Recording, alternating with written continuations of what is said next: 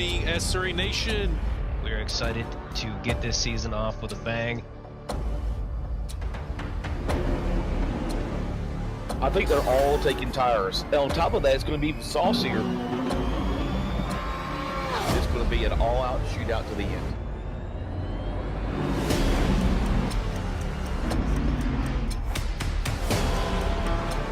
He's got line of sight on these guys. I commend you for the bravery getting this close to the diffuser.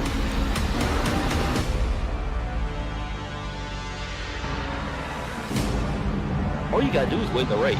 You don't have to lead a whole bunch of laps. Oh, they're going to be side by side going into the next corner.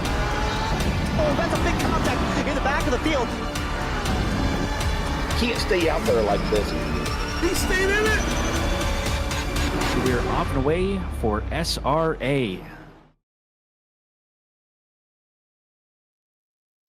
Hello and welcome to SRA 12 Hours of Spa. I'll be your lead broadcaster for this race, Arjun Lakshmi Narasimhan, and we are in for an amazing race. The last time we raced here at a dry spa in SRA, it was an absolute banger of a race, and we're gonna have another amazing race here. Only this one's gonna be for 12 hours instead of 90 minutes.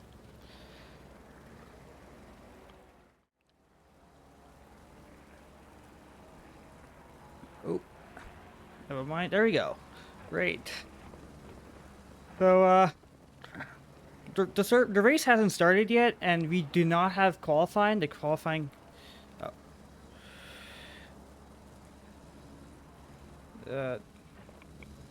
Ignore that. I'm still trying to get used to broadcasting with the Discord overlays. But yeah, we may have a wet race, judging by the track conditions here. It is raining. We might have a wet start. We might have a dry start. We might also have a flooded race, as we've seen in practice. So I'm looking forward to this race. It is gonna be a crazy race. Also, we did not have qualifying. Qualifying has been done over the course of registration. As of way of entering to the event, drivers have to qualify by setting valid hot stints. That determines the qualifying position for the race, so we're going to move from practice to race in around 2 minutes.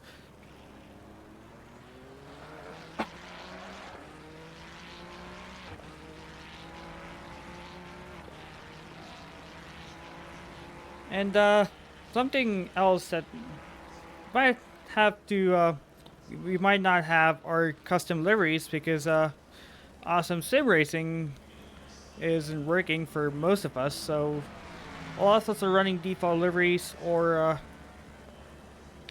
we're just running a carbon car, so bear with me for a bit.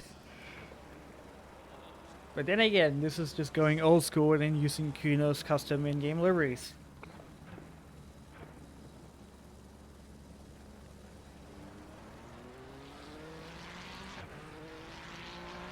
And right now we have around 29 cars in the race, which is a great turnout, especially given that this is an endurance race where teams will be fielding mostly 3 or more drivers. Some teams have, well, actually, some teams have 2 drivers, some teams have 3 drivers. We do have a couple solo entries possibly. As you can see, the number is 64 Honda of Blisk, and I think we also have another solo entry who hasn't joined the server yet, but it's mostly going to be 2 cars and 3 car entries. Also, let me know if the audio sounds good, because this is my first time hosting in a really long time, so gotta set up everything from scratch.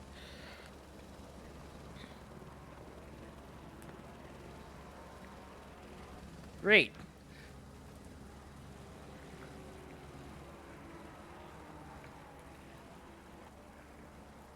Press insert.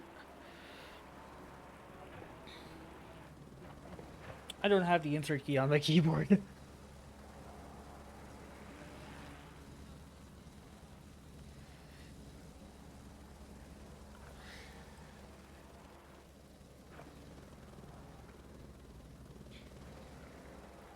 But I think the deltas would show, if I'm correct, when I get to the race server.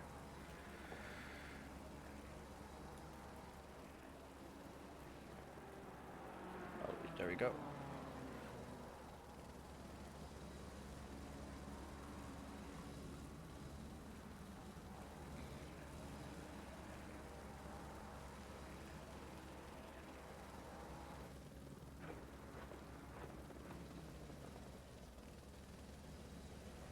You're not showing.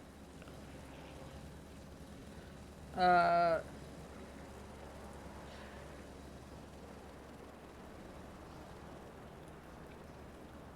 I'm just gonna try rolling with this.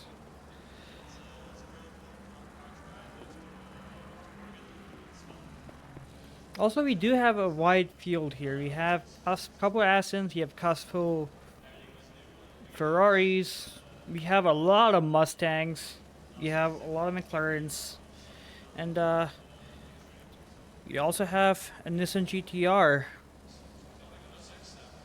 Let's see if I can find them. There they are. So we do have a pretty varied field. But we also have a Lambo, but yeah. And a Honda, if I remember, and a Lexus and a Honda, if I can find a Honda.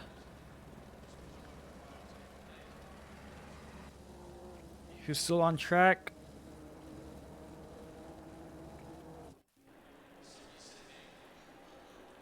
Oh.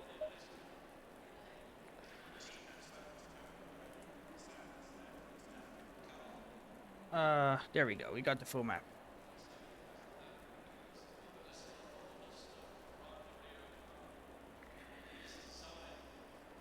But yeah, let's do a livery walk around.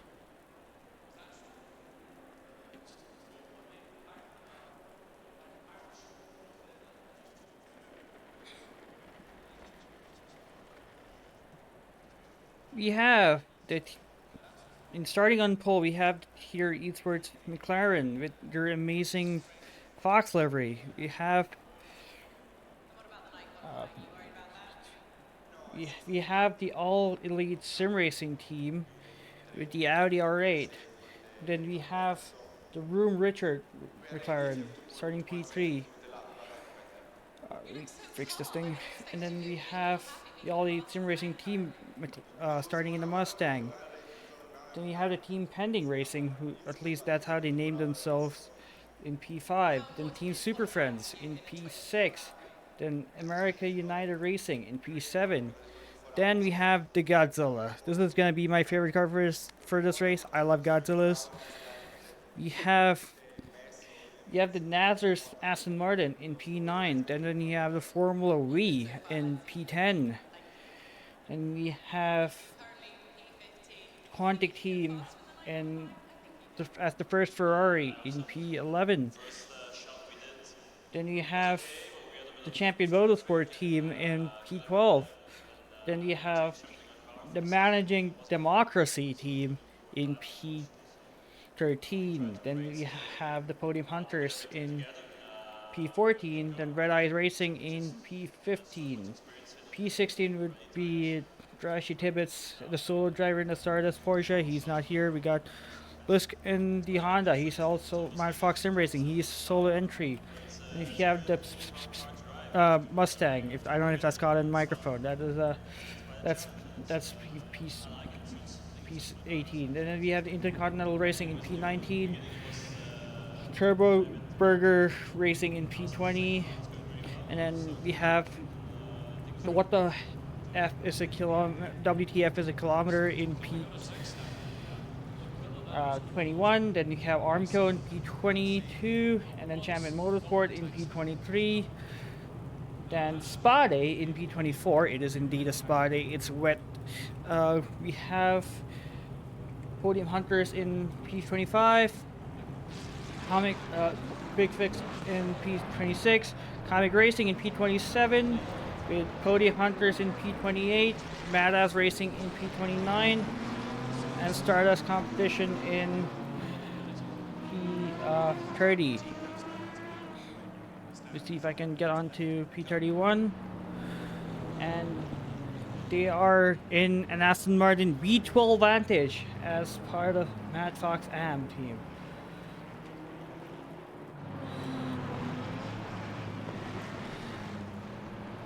And we have a wet start.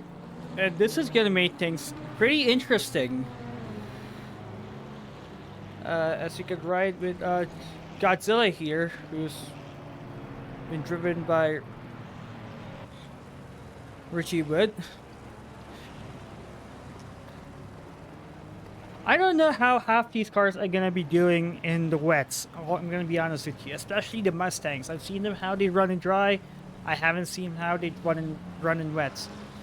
And I also don't know how the Audis run because I haven't raced with a lot of Audis in the wets. So it's gonna be interesting, especially it's Spa. It's wet. Like Spa dry starts are difficult as it is. Wet starts are gonna be even more trickier. So it's gonna be interesting to see how the drivers navigate a wet Spa, especially a wet Eau Rouge. Because you're not going to be taking that flat out even at the start of the race. You're going to be lifting. You might also get under brakes. And we are going to have rain for a good chunk of the first 15 minutes at least. Because this is double time. This is double time progression. So the race is going to start at 4 p.m. and it's gonna end at 4 p.m. on the next day. Well, in game, not in real life, because it's a 12-hour race. Yes, we do have do I read? We don't have Philip Ennis-Muller. We have a Paul Mueller, so it's a different P. Also, Diego, do you want to hop into the booth with me?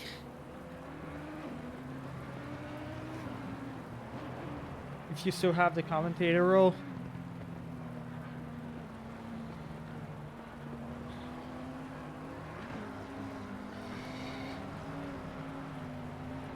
Yeah, I don't think PNS is driving this race. Or at least I don't see him on the entry list.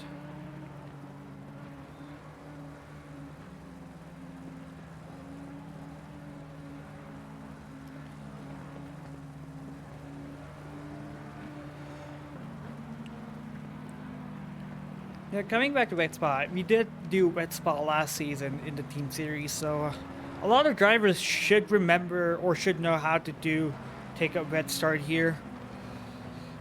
So maybe it might be cleaner than what most Wet Spa starts would be.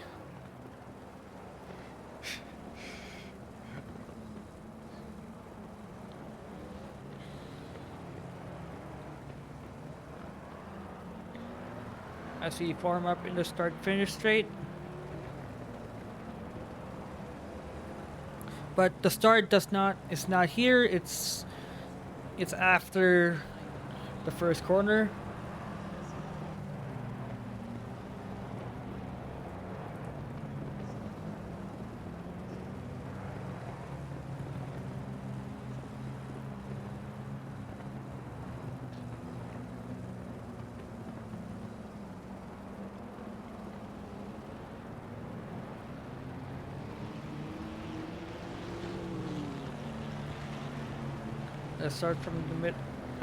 Let's watch Richie as he takes the start for the Godzilla.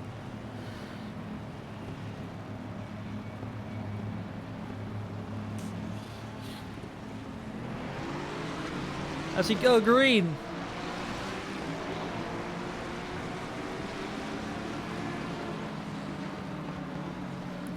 It does look like it's a clean start as they go 3 wide. Oh, that's a Ferrari touching another Ferrari, but they make it out unscathed. I think everyone survived Radion.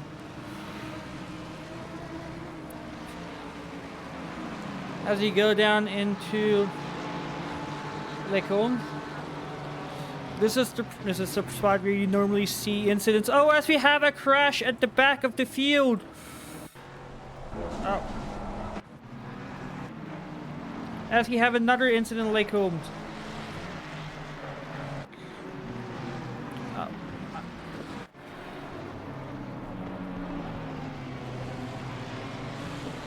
There are a lot of dead subs. But it seems like everyone has started going again. Or have they? Or is my relative just bugged? No, we are actually on the last car.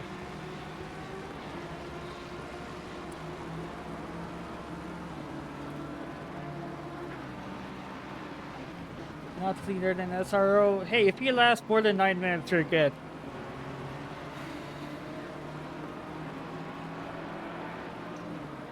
As there's a battle, there's already hard racing going on. They try to find the closest fight happening here. There's a large gap between P8 and P9 already. As you have two McLarens here battling out. It's actually three McLarens.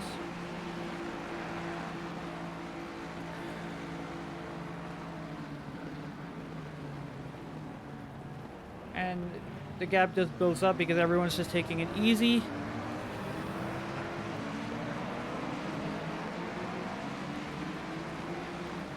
Oh, there's more incidents towards the back as they're going too wide into the chicane with Mark Reckton not able to make the move on the Lexus of Andrew Rife.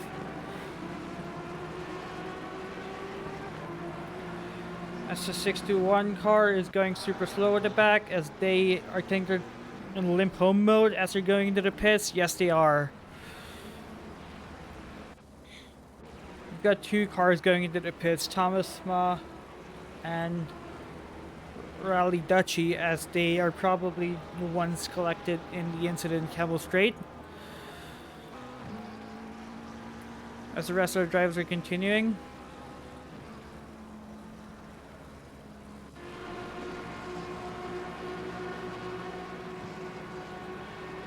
We have an incident, you have an overtake for position up ahead.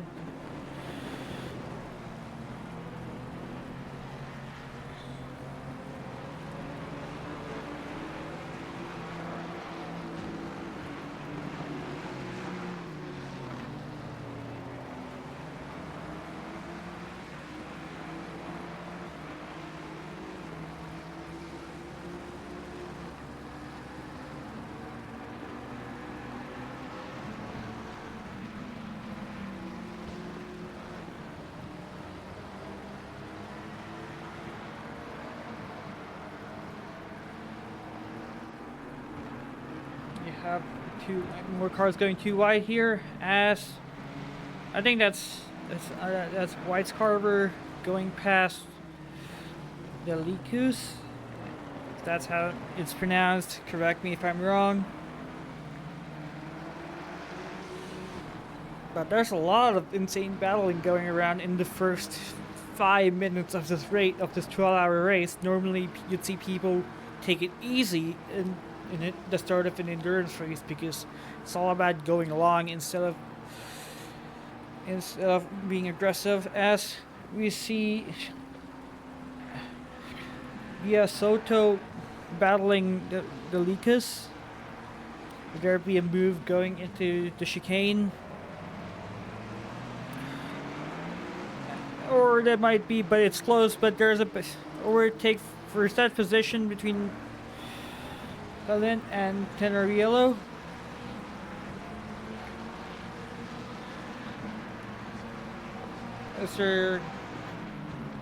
Will there be a move going in? Oh, he sends it around the outside going to Los Oros.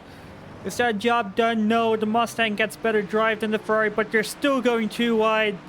Would they keep it running to Eau Rouge as the pack ahead also goes too wide up Eau Rouge.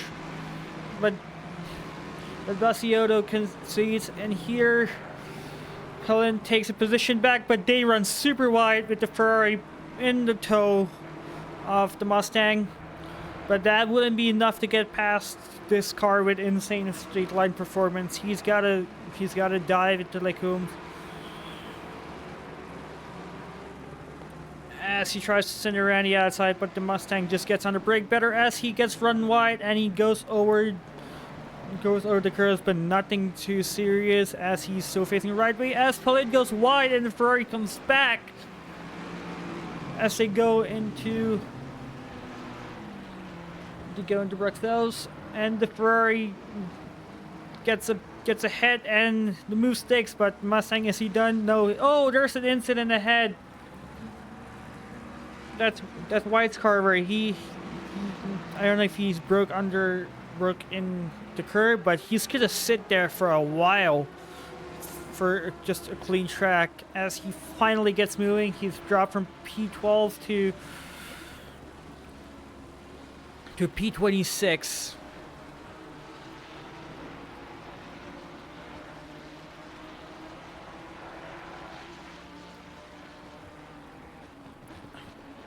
As we have a train forming ahead, in more cars battling for positions, and if you go to P3, we have a 4-car train as Menard goes wide, and the Mustang looks to the inside, but he doesn't commit.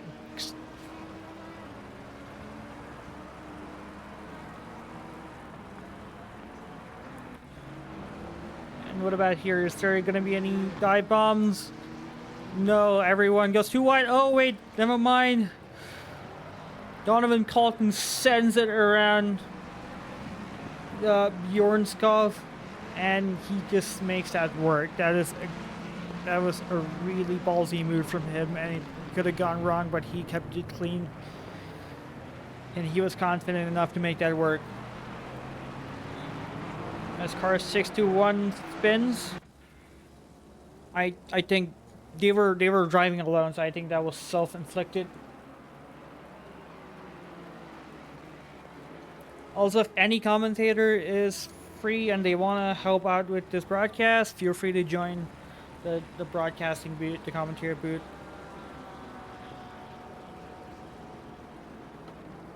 As you're already seeing 20-second penalties being given out, I do not know if these are penalties given by the stewards for turn 1 incidents, or they are actually. The stewards are already out giving penalties, so if you see time penalties, they're probably given out by stewards. If you see drive-through or stop and go 30, they're given out from track limit infringements or speeding. As you see this battle getting even more closer with the Mustangs of Busch, Boardman, and McCroat, and the Aston Martin, it's Opel Russellinen putting the pressure on Menard.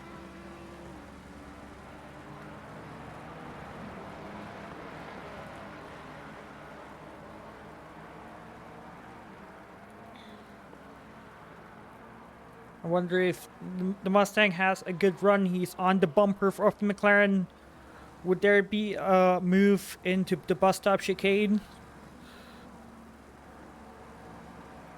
Welcome to the broadcasting booth. Ooh, we gotta move.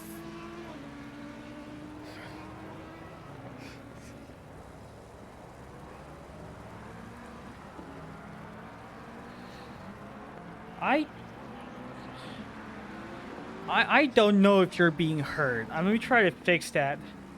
I actually don't know. Chat, can you hear Alexa, or have I goofed up?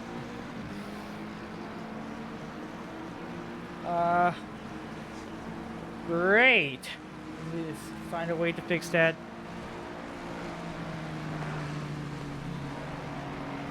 Just me? All right. All good, all good. Let me try this if I can.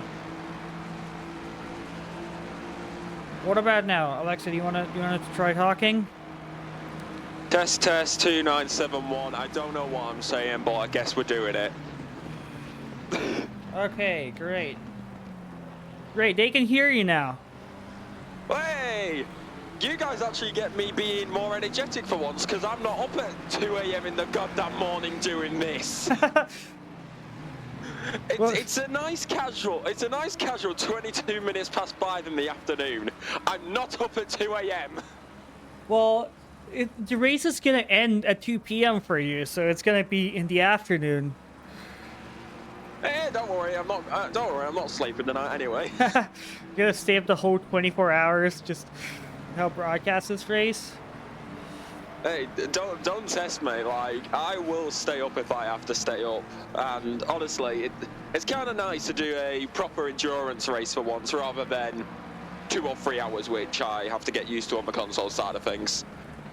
Definitely, yeah. Endurance racing is always fun to watch because, especially with SRA, you have a long race. Like even Nürburgring was 12 hours, but there was so much action right until the checkered flag.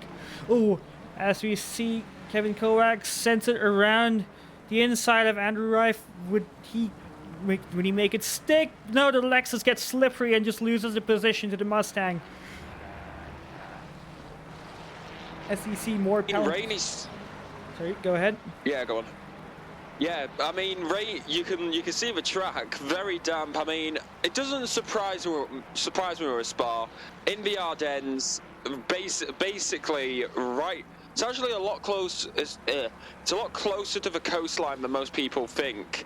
Realistically, Europe ain't that big compared to America when we think about it. So, realistically, we're actually getting pretty close as we head down towards the bus stop chicane. Watching Kovac down the inside, but keeping it clean as everybody else just gets through nice and easy. Thankfully, no big incidents from when I've joined, which is honestly what you love to see. You missed a whole incident.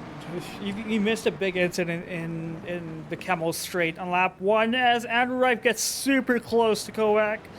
That was too close for comfort there. Yeah, I mean, it's what you get used to at the end of the day, realistically, as everything does seem to be chilling out a little bit, thankfully. I believe that is a 10-sec. Yeah, that's a 10. I'm on my phone, so it could be a bit awkward for me.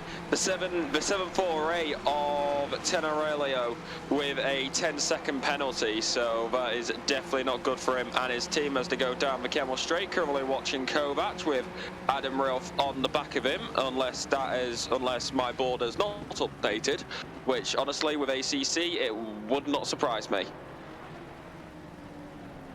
Yeah, I haven't figured out how to get the relatives to show because my keyboard is much smaller and I don't have an insert key.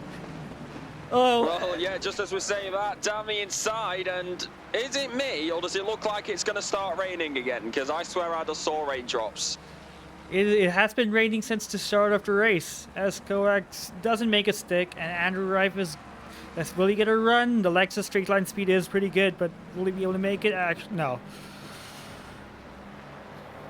You don't want to push it too much. He goes wide. Especially into that corner. Yeah. The problem with the curves is that once you get on the curves, unlike the tarmac, they do not have any grip. Once you get your wheel onto the curb when they're not supposed to be there, you're just gonna run wide. You're just gonna lose all grip. Yeah, I mean, especially in the wet weather. In the dry weather, you can usually stick it on the curb, like you can get pretty on them. But when the rain starts coming down, the tarmac is all right, but you've got to remember that those curbs, they are painted, and rain and paint definitely do not go together. That will get on your tires, that will basically make it so your grip is non-existent, and you will most likely end up either doing a 180 in the barrier or in another car. So you go on the curbs too much, you got 3 options: pain, pain, or more pain. Yeah. As we see Lucas spins around the inside of Recton. Oh, and they touch, but and did we have Bliss capitalizing on the opportunity of the Mustang being unsettled and going past him? Also, I must preface that the Honda here we're seeing, the 64 Honda, is a solo entry for the 12 hours. Bro's crazy. Yeah. Bro's crazy. He is crazy. He's driving the Honda and Red Spa for 12 hours. It is similar to Michael Manning driving the Honda in Bathurst last year for 12 hours straight in the rain. Also, I did drive the Honda here for last season Team Series. The car is not too difficult to drive, surprisingly. It's much easier to drive in a wet spot than dry spot. It's just, the Honda's just impossible to drive at dry spot. Yeah. I mean, we got it there is one car. Oh. It's Thomas Martin, and it's an unsafe rejoin from the Ferrari of Christian Tanarillo. He already has a penalty for that. I don't know if the stewards will be looking at that incident again, but that just puts Thomas Ma, who's already a lap down, even further back. I feel like my soul left my body just watching that. If that was real life. Yeah, I've seen that incidents like that in real life. If that was real life. It is scary. If that was real life, I would have probably died for half a second. Especially because head-on impact on a standing car, its speed is super catastrophic. Yeah. Also, I mean, yeah, go on. I'm going to check on, we have an Aston Martin V12 Vantage, who's, I think, still in the field somewhere. Yes, they're P20 right now. Let me see if I can hop onto them for a bit. There we go. This car is a great sounding car. Let's hop on board with them as they're getting hunted down by White Scarver. And they just get spun. And Spinala. Well, that's commentator's curse if I've seen one. Yeah, ladies and gentlemen, perfect example of commentator's curse. I was literally about to say that. I'm like, I saw it, I heard you start saying it, and I saw him in the mirror. I'm like, he's going to end up, in my head I was like, he's going to end up getting hit. He's going to end up getting hit. 2 seconds later, gets hit. Yeah, I just wanted to hear that commentator's curse. Let's check back into our leading V12 Aston Martin, who's gotten caught up by McCroat, who has a 5-second penalty, and Jess Spangler, who started, I think, P14 in his Helldivers car, which I can't see, unfortunately, because of Awesome Sim Racing being broken. Yay. Which is a shame, because that livery is such a good-looking livery, and as someone who makes liveries for both Madhouse and outside SRA, I love them, and it sucks that I can't see them. Yeah, fair enough. I mean, there's stuff what we kind of know. Peter O'Brien, at least I think it's Peter O'Brien, currently leading this race in the 114 McLaren. It is, of course, I am not yet. There he is, Peter O'Brien for Trice. Here. Tia. Yes. Tia Sim Racing Esports. I get I'm European, but it doesn't mean I can pronounce things correctly, okay? I'm from the north of England. I may be European, but I can't pronounce all the stuff. But yeah, Peter O'Brien currently leading. I have a feeling it might have some Nordic influences in the name, but correct me if I'm wrong. I mean, it may do. It may depend on who currently runs the team, because I do believe that it did pop up for a second. Peter O'Brien, I do believe he's Italian, so... Oh, he's not. Probably some Italiano. Oh. Thanks, game. But I'd like to bring attention... Sorry, go ahead. Yeah, I mean, maybe there is the influence, what you said beforehand. Yes, Speaking of your sim racing esports, this exact squad of drivers, Peter, Eric, and Jeremy Mercer, Peter, Eric Neville, and Jeremy Mercer, they have won a couple 24-hour races in the McLaren at Spa. These guys are no strangers to leading the pack on this track in an endurance race. And I think they're probably the favorites for winning this race, with P2 actually not falling too far behind. This is a team of Paul Mueller, Aaron Williams, and Marcus Pilkington. Both of them are British. You're welcome. Yeah, I'm not alone. But it'll be not lonely.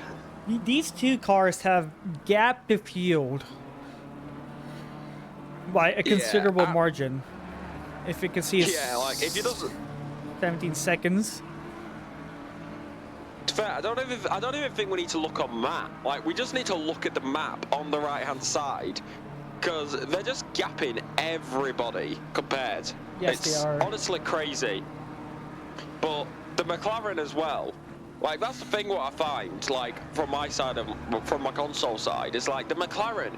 Yes, it's a very good car, but it is incredibly hard to master.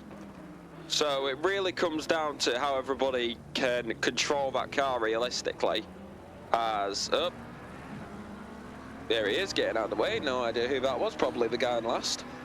That's the 317 BMW. Let's see if I can hop onto them. They do seem like they have a really loose bumper. Yeah, they have a considerable amount of front end damage there, which is probably hindering the race a lot.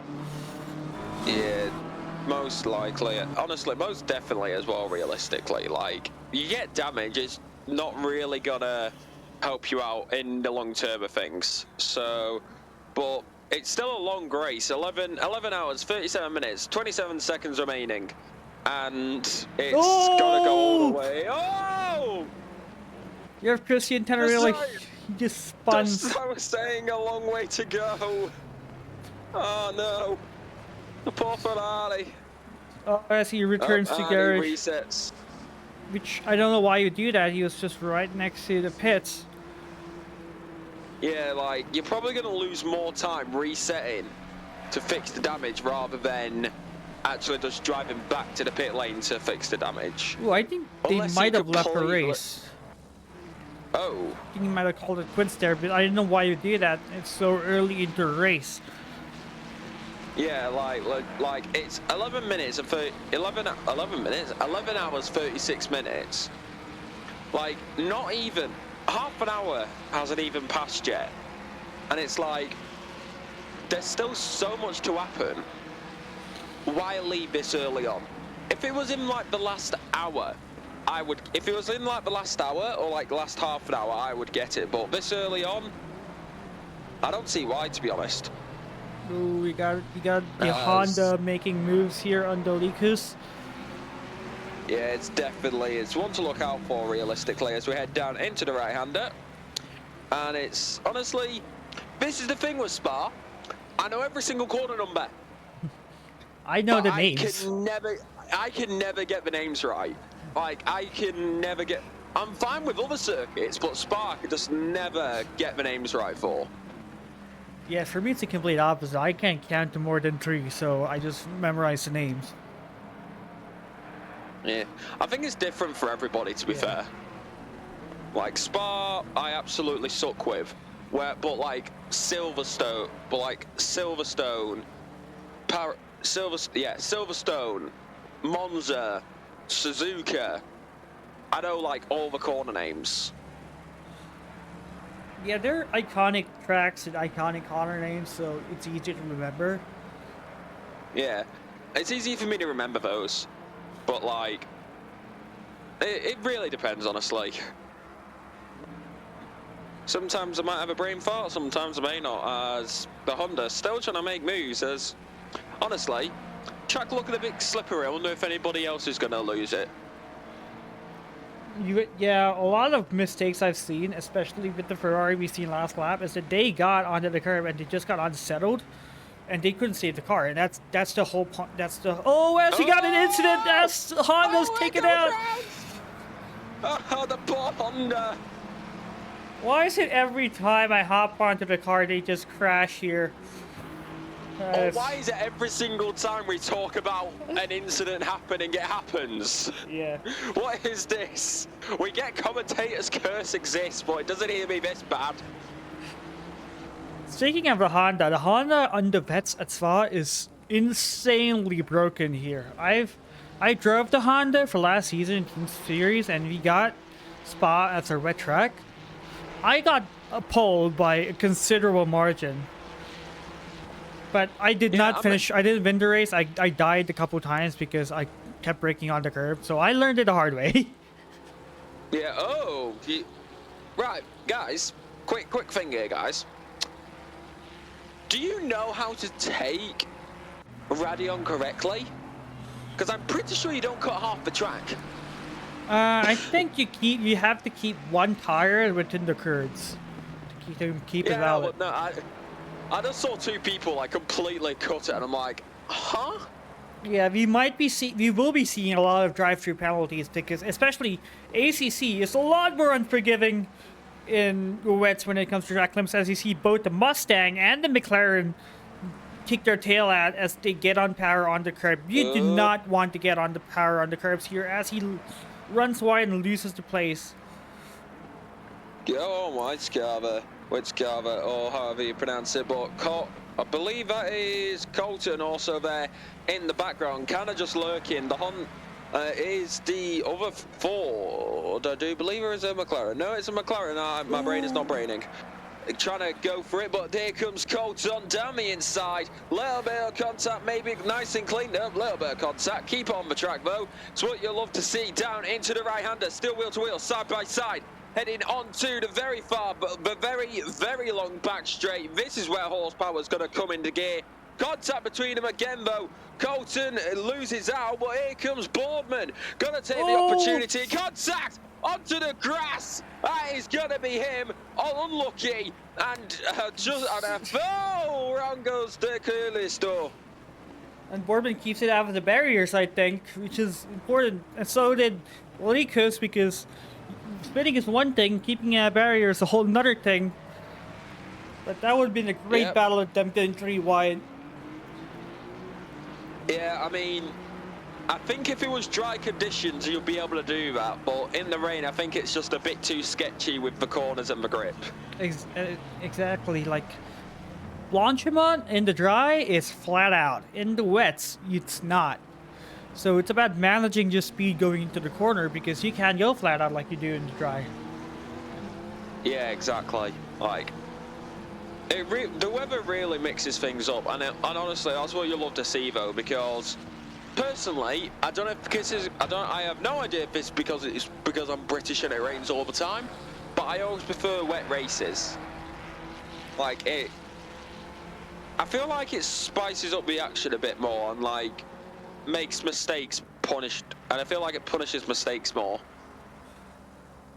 Ooh, the 305 car has spun, but they've rejoined without any major incidents.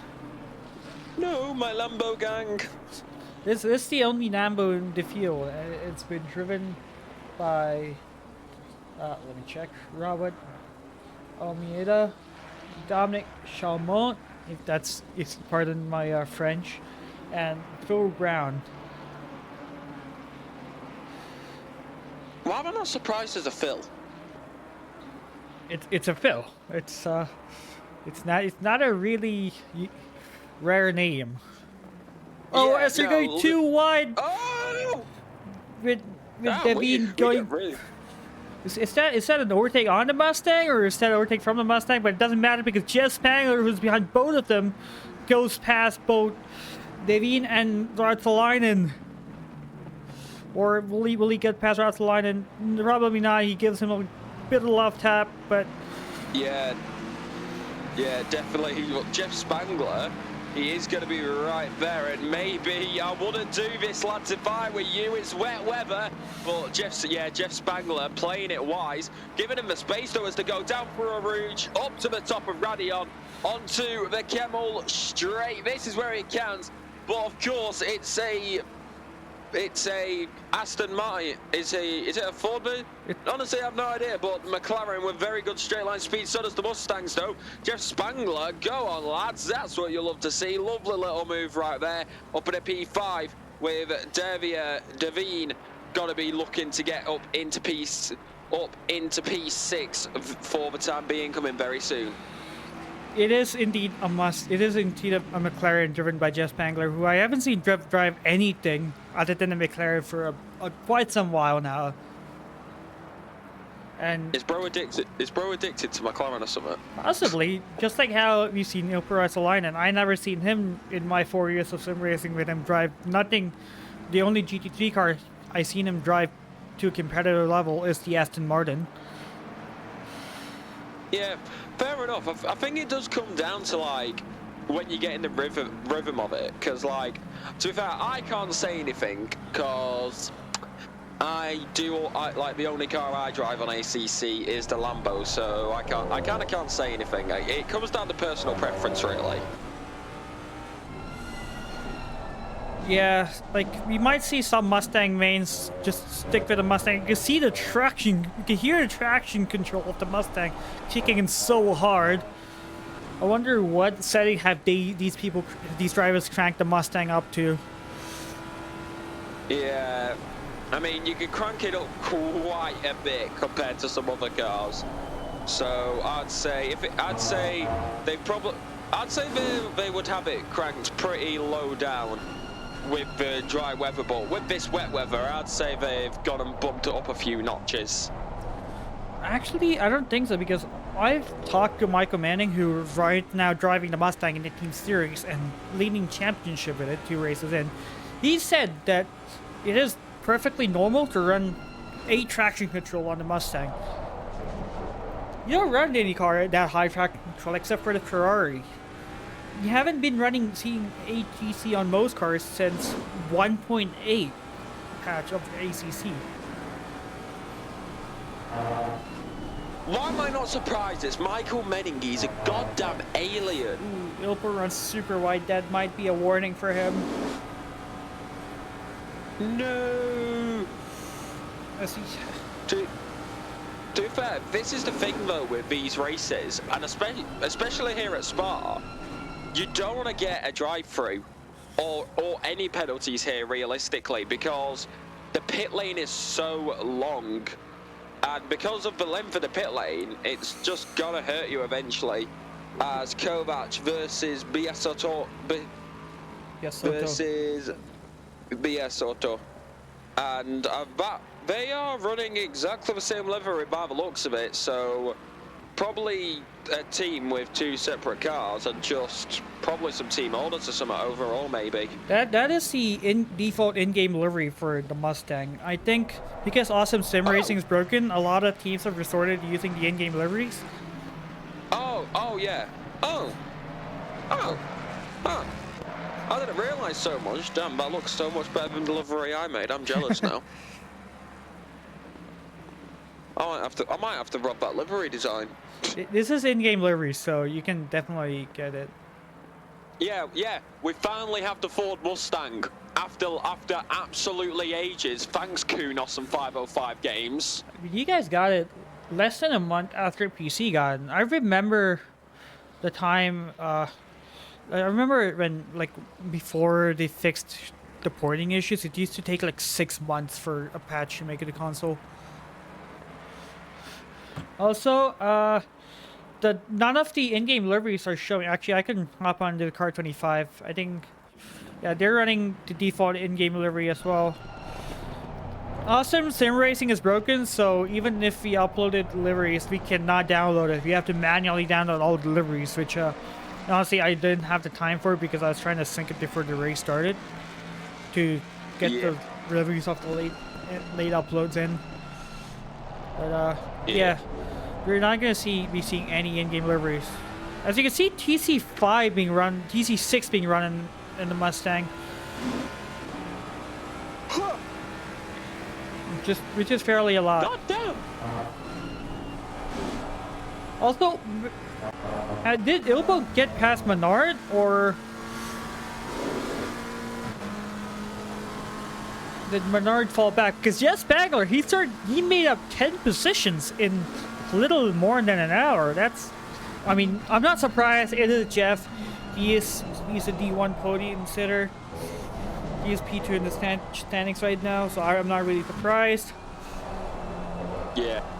I mean, watching him do D1, but even in like the box when I see him, he's like, Michael Menning is up there, but Jeff Spangler, one of the good ones as well. I mean, also though, like, I don't think she's racing unless she is this afternoon, but Mia Rose, she's also a pretty good driver. There's loads of there's so many underestimated drivers in this league, in my opinion, and honestly, it's what you love to see, though.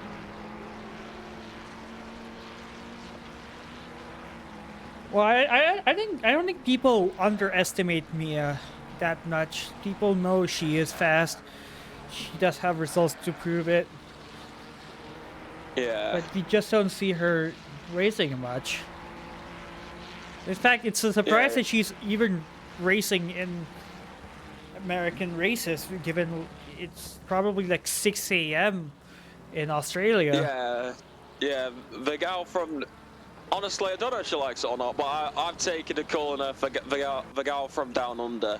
So, like, you're welcome, I give her a new nickname, but, like, the gal, like, legit, the gal from Down Under just appearing whenever, and, like, just doing it at those times. Like, I'm doing comms at 2 a.m. in the morning, but, like, racing, like, earlier than that is, like, mega props, because I would never be able to do that. Andrew Rife here taking a big left going into Bonchimon. Who doesn't love Andrew, eh? I love seeing Lady Lexus being run here. Lexus also being one of the strongest cars in the rain in the past. Our tire updates have made it not as broken as it is now. Still pretty decent, but not the best. Yeah, I mean, it really depends, honestly. Everybody, like, this is the thing. Cars can be broken. However, even if the car's broken, the drivers need to put what they can into the car, because if you have a broken car, but the car may be too much for a driver, so they just end up doing absolutely shocking, realistically, as Andrew Rife currently going down the Camel straight on the back of Bisato. And looks like it's just a simple move, nice and easy, down the inside, heading into the chicane. Oh, once a Lexus gets a run on you, you cannot do anything against that straight line speed. It is, for all intents and purposes, an engine on wheels. Yeah, very true, actually. That is a very fair point. I feel like that's the reason why loads of people use it at the Nordschleifer as well. Because as long as they can keep the car on track through the majority of the circuit, once you get onto that back straight, but you're going to get divided by the Lexus. As David versus it's David versus Godo Rossatiliano. No, it's believe Ivan McProat in the Mustang behind. Yeah, there we go. Corrected it as he's in the 69. Okay, we get where that's from. It's not even a funny joke anymore, it's dead. Yeah, this is what happens when you get a Brit in here. We got no filler. As we head just down towards the bus stop, but the gap's opened up quite a bit, so... I guess I hype that up for absolutely nothing. Oh, we do have a battle for P3 going around between Jeff Spangler and Archie Bush. Jeff's been on a roll. Yeah, Jeff, Jeff, similar way to call him, an absolute madman. Because let's be honest, as he goes for that lovely switch back, what a move! You cannot deny that. Jeff Spangler. What a madman as they head down through Eau Rouge and up to the top of Radion. I am surprised how many... Oh! Ooh, You're that in was there, Bosch. close. It's a Mustang. Yeah, Oh. true. It's a bit of a tank. Yeah, it just gets loose, and it does get loose. I don't know if you can save it. Yeah, do we have battle brewing up here? I don't think so, but there's cars going. Oh, it is Andrew Reifhonor. Wait, you see? Oh, he got past Basioto. Now he's getting past Koag. The Lexus is starting to come alive in the later half of the stint. I don't know if the Mustang's tires have started to run out. But it seems all Mustangs are starting to fall behind now. Yeah, maybe. I mean, the Mustang does very much go and eat away at the tyres, especially the rear tyres, I do believe. So, and with it being wet weather, like, if your rear tyres start to eat away, you're going to have no grip on acceleration, which will make you eventually lose time and lose positions when you come to the straights. This is what I like to call a Multimatic moment, given Multimatic manufactured both the 992 Porsche, which is already notorious for its tire wear, and the Mustang. Both of them heat up tires, so this is a certified Multimatic moment. Yep, absolutely. As we head through the right hand, as we head into the nice little chicanes, and nice and easy. Nice and easy. Don't crash and you'll be fine. You've got 11 hours, 18 minutes left. Let's got a battle forming up ahead. As it said Menard slowly creeping in, or I'm pretty sure he's been falling back in the order. As we see here, Devine looks to the inside of McRoad, but he does not send it around his inside. Yeah, probably a bit too far back, honestly. A little bit too far back. Ooh, we got a battle brewing up behind, back in P17. A couple yellows here and there, but we got Zane Blisk still running in P19 after getting taken out. He hasn't fallen too far back. Yeah. Okay, wait 1 second.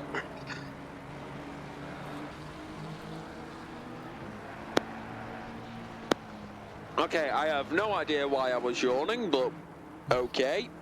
It might be 3 a.m. for you. No, no, it's not 3 a.m. It's 7. It is 5 minutes to 6 in the afternoon. Oh, okay, it's in the afternoon. Okay, that's fine.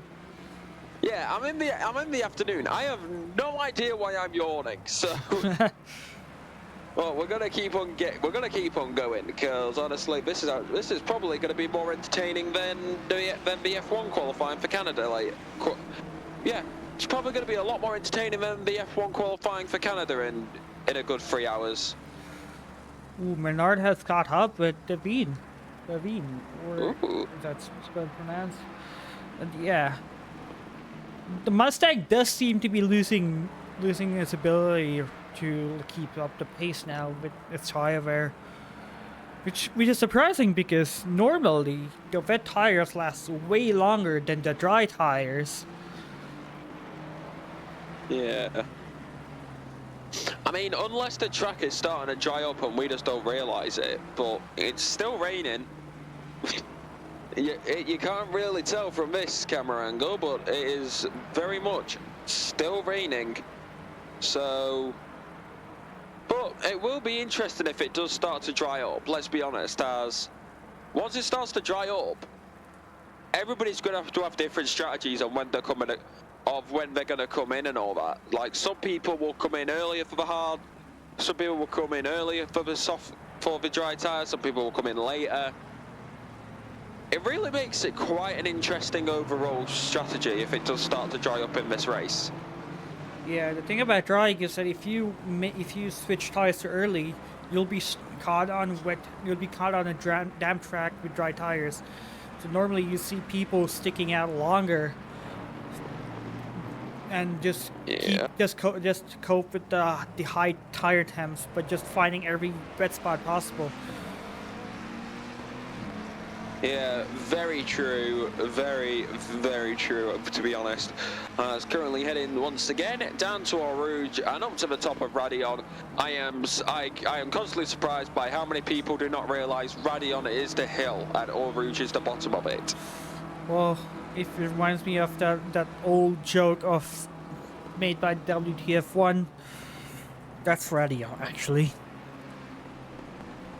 Yes, that is Radion actually.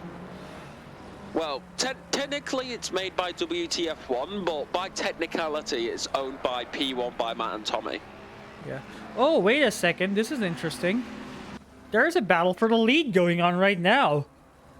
Oh, finally! Hello! I don't know. Right, lads, get ready. I don't know if Peter O'Brien lost time or if Mueller just like turned on beast mode and just caught up with the McLaren, but they're 25 seconds clear of Jess Spangler in P3, and they're getting into a battle for the lead of the race. I'm gonna quote the Gran Turismo movie here. It's like he's got a cheat mode engaged. And Paul Mueller does have the fastest lap of the race right now. It's like he might be pushing super hard as he just closes the gap in with Peter O'Brien now. I don't think the McLaren is struggling for tire temps. I think the Audi is just absolutely flying because the McLaren isn't super hard on the tires. Yeah, maybe true actually. Maybe true. It may be the tire struggle, but it may just be a skill issue. Like, we're just gonna have to wait and see, because it's one thing to catch up to a driver, but it's an even harder thing to get past a driver. So it's basically two stages. One, you got to catch up to them, and two, you got to get past them. And is it me, or did it look like we just went on two wheels momentarily? That might be you. As Paul looks to the inside, I think he was just trying to get his windshield cleaned from the spray, because that is one factor, because the spray at ACC is kind of insane. It doesn't seem like there's a lot of spray now. As Mueller looks to the inside of Peter O'Brien, he thinks twice about sending it and keeps it behind him. I mean, if I were him right now, I would just be chilling behind, because if you push your car too much, then you're just going to be wasting tyre sets and all that. So, for me, if I were in his situation, he's got the fastest lap, but I would just chill behind right now, stick in the stick with him, and then when it comes to the stint, and then when it comes to swap drivers or switch stints, it can realistically come down to, they're pretty close, who's going to have the better changeover.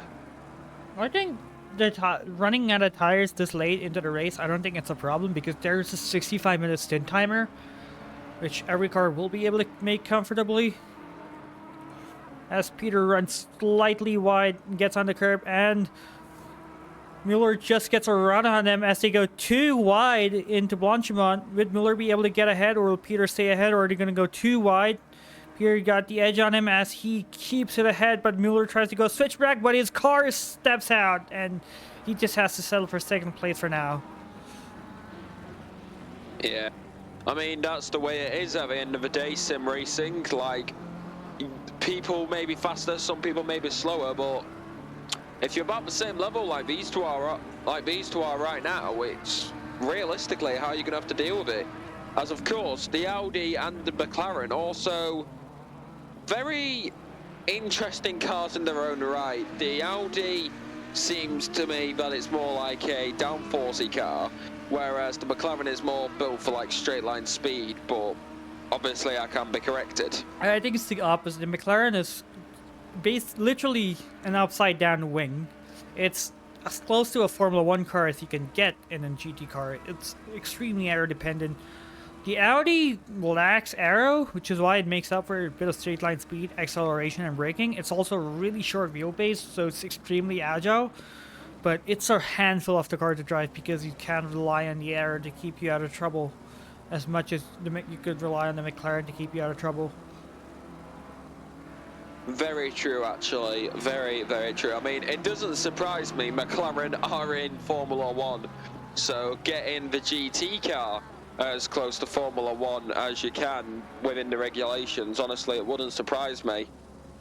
So, yeah, you've actually got a fair point there. I stand corrected.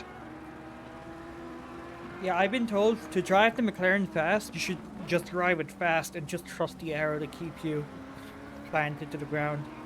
Because the McLaren has really bad slow speed handling characteristics, which the Audi does not. The Audi excels in slow speeds, but the McLaren makes up for it with just high speed cornering ability and just stability overall. It's just a really nice and comfortable car to drive. Yeah, I mean, I guess that's what it is at the end of the day.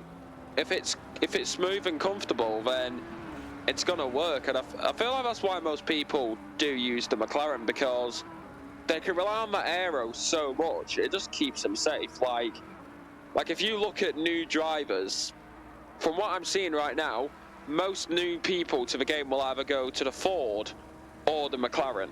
Like when I started, the McLaren was to go to, as the Audi seems to go a bit off track there. Unlucky, as we continue to go down into the bus stop chicane. And the Audi is going to stay there, looking for the switchback maybe. The McLaren tries to defend, gonna keep it there nice and clean for the time being. Peter O'Brien doing his job, and he goes down towards turn number 1. The Audi looking to the inside, probably getting out the spray momentarily. Looking for it, got the tighter line down the inside. Paul Muller gonna go for it, wheel to wheel, side by side. Audi versus McLaren. It's going to be all the way down to Eau Rouge and up to the top of Radion. They're going to keep it in there, but it is going to be Paul Muller who backs out momentarily, and it tries to keep it in the slipstream, heading down over the top of Eau Rouge, and now down the Kemmel Straight. This is where it comes down to it. This is where it's going to keep on going. Over to you, Arjun. As Paul just backs out because going too wide in the too wide in the Audi up Eau Rouge is, if it isn't scary enough, going too wide with another car who has the ability to comfortably take the corner is even more scary. Which it makes sense for Mueller to back out. As I'm just fumbling for words there, as this insane battle just happens. Yeah, I mean, that's kind of the way it goes at the end of the day. Like, it's the aero dependency that the McLaren has definitely helped out in that situation, though, because it's that the McLaren is really planted through Eau Rouge. Let Eau Rouge and Radion, like, we've got to be honest with that. Yeah. Also, we need to keep an eye on the number 9 car on the map, as Jeff Spangler is actually closing the gap. In the past 3 laps, he's closed in 3 seconds. So the more these two duke it out, the closer Jeff is going to get, and he might also enter the battle for the lead of the race. But he's not fighting for the overall win. He is comfortably leading the class right now, as Jeff, as with the silver number plate, is in the silver class. Yeah, I mean, that's kind of the way that it is at the end of the day. Like, leading the class, Jeff Spangler, are you sure you're not secretly an alien? Let's be honest.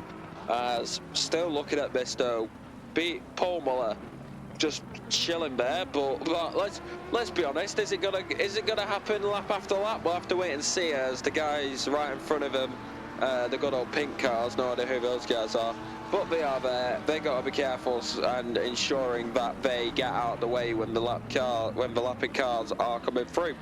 Lap traffic is definitely going to make a huge impact, as Paul Miller tries to look up the inside of Peter O'Brien for the 2nd lap in a row, but he just backs out. He might be thinking of a slingshot. But let's see how dirty air affects his ability to stay behind the McLaren. He keeps it going. He has a good run. There's a lap car as they go around both sides of the McLaren, but you lose a bit of time.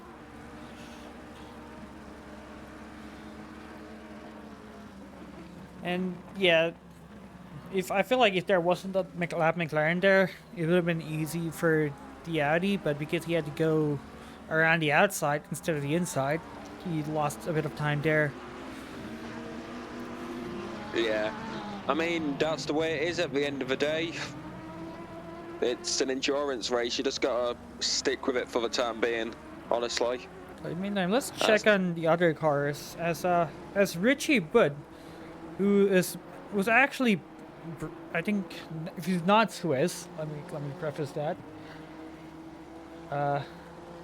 He is Canadian. He's driving Godzilla here. Oh, so he's got the maple still up, has he? Yes, yes. Godzilla here, we have a battle brewing in front between Donovan Colton and Blisk. If I can get this thing to work, there we go. As actually Quesco into the pit lane. Is that an early stint? Queso, I saw Queso spun at the exit of Pouan, so he might be going in to serve an early stop to repair damage. And this is around the time you see people also make pit stops as well, especially those who picked up damage earlier in the stint. Like Queso's in the pit, Delikus is in the pit. Actually, he's serving a drive-through, so I think that might be for track limits. Super early into the race. Most likely. That is incredibly unlucky. Well, I think Mueller's also... The Mueller has lost he lost time to Peter O'Brien. The gap is now up to 2 seconds now, with Jeff Spangler only 20 seconds behind Mueller. Yeah, fair enough. Well, I shall return a bit. I'm gonna go get my dinner, so I'll be back in a bit. Gotcha. As in the meantime, let's go over the actual engine on wheels, who's climbed back to P1. As I think they're fighting for positions against. Well, actually, they just got lapped by Peter O'Brien. Let's hop onto the wonderful sounding Aston Martin V12.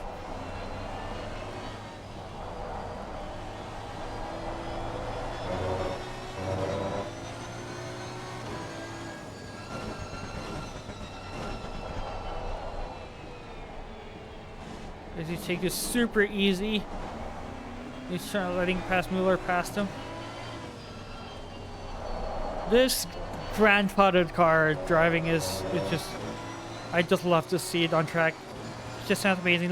I'm gonna shut up and let you guys listen to this car and all its glory.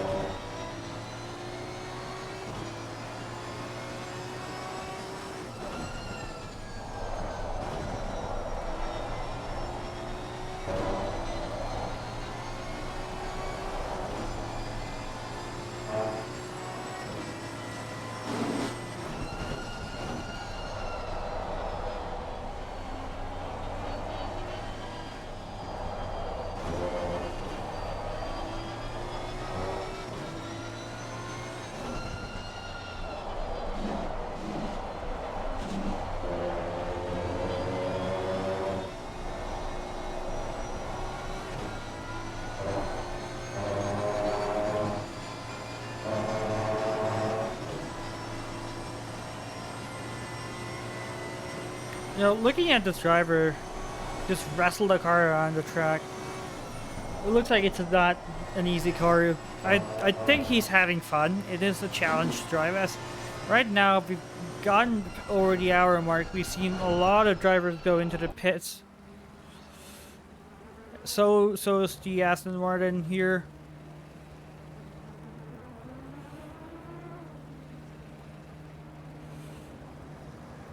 You also see Paul Mueller in the pits. This is also around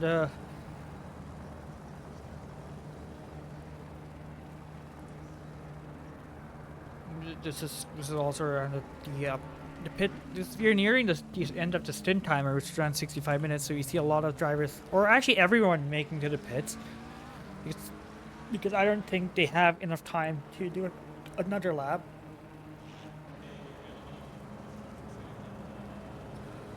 As you probably see the quietest part of the track now, with Jeff Spangler still out. He hasn't pitted, I think. He's running in P2.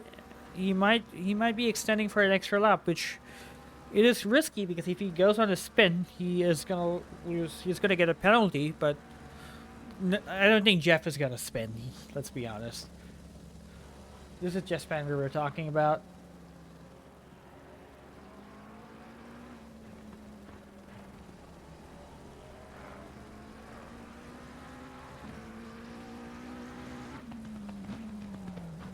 And speaking of people staying out, even Peter O'Brien stayed out. As he's still running P1.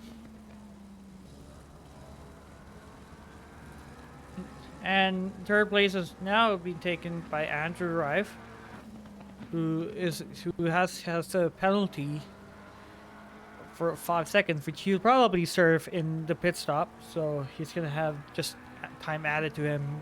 So he'll probably lose positions.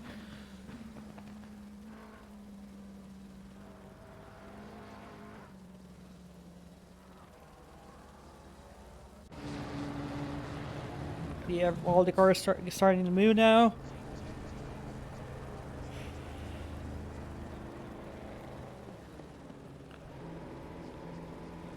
It'd be interesting to see who jumps who at the exit of the pits. Open Russell actually possibly losing that. Yeah, I don't think he lost position. Driver swap happening for car number 13 as Williams takes over from Mueller. There's Russell, which is a two driver entry, still sticking in with Oppo in the car.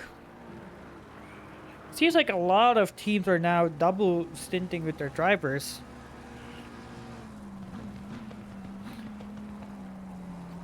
Which some drivers seem to prefer double stinting, some prefer to do single stints to just conserve their energy.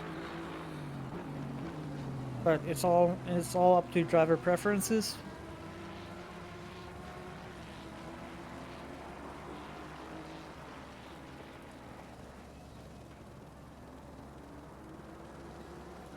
As we see, most drivers leaving the pits in the same positions they entered. Oh, as Andrew Rife got a drive-through.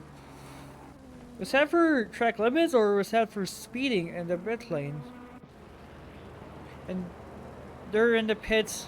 The leaders are in the pits. No one got any penalties for stint timers.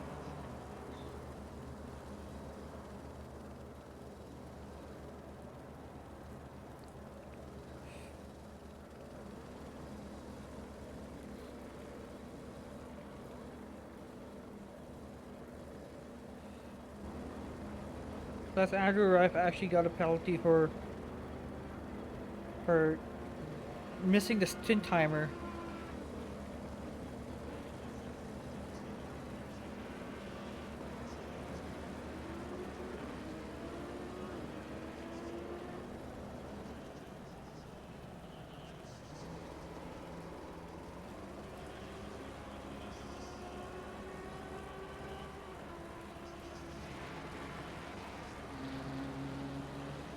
I don't know what's happening with the camera here, but yeah.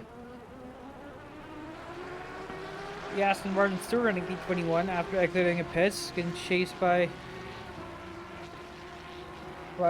Felipe Ortegon.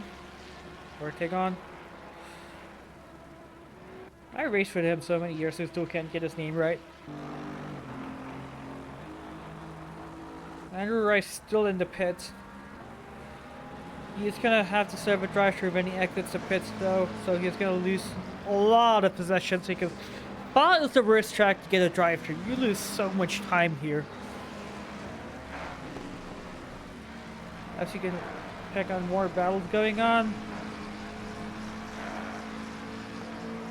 Not a lot of not a lot of cars within a second of each other.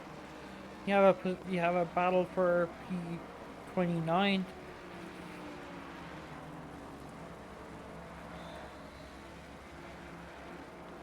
Or P24, which is super close between Almeida and Brown.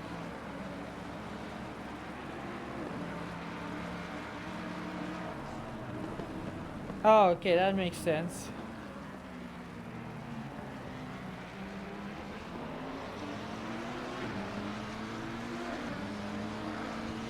Yes.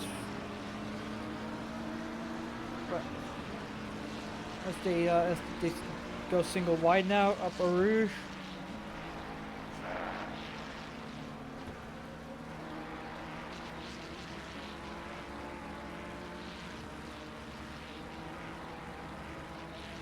Will Brown be able to? I don't think he's gonna make a move down Lacombe as 3 car number 350 spins. Let's see if I can hop onto them.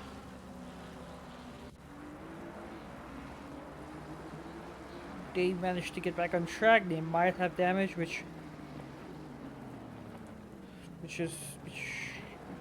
oh, as he just comes to a stop to make sure he rejoins safely.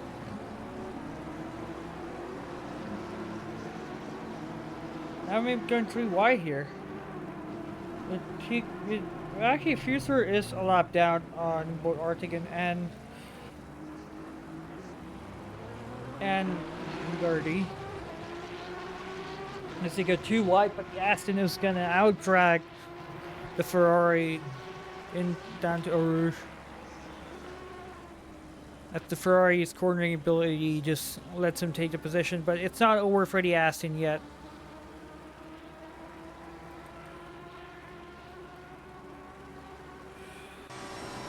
The Aston does have the straight line speed, but I don't think it's going to be enough to catch up with the Ferrari.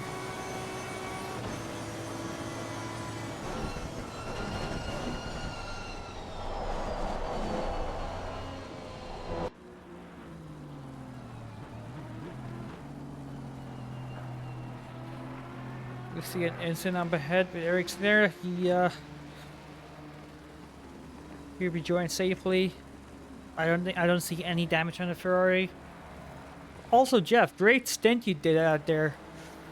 Now you're just giving it to, I think, Brian Anderson. You're one of the few cars that actually did driver swaps.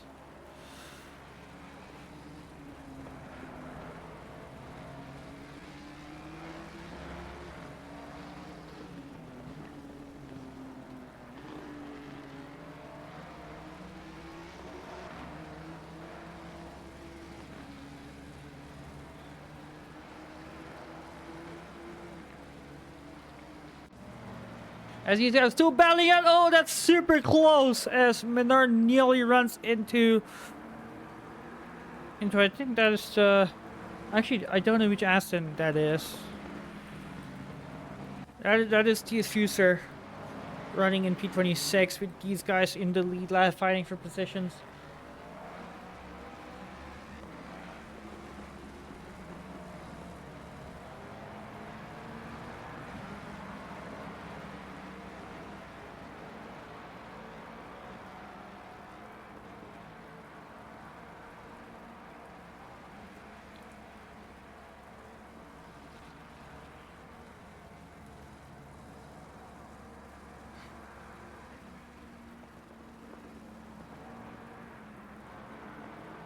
Red Spitspot's fun. I don't know what you're talking about. wet spot is, well, all wet tracks is super challenging. It is a fight between you and the car. And if you're a fan of wrestling, you're probably gonna enjoy this as I think that's 2 cars in different laps. Yeah. Yeah, setup does make a huge difference, especially if you're driving in a McLaren which already runs lower wing for a track like Spa. It's probably going to be a handful to drive if you have a dry setup on. But unlike Bathurst, which was dry for the whole race, there is a lot of wind, so we might see changing conditions the next couple of hours.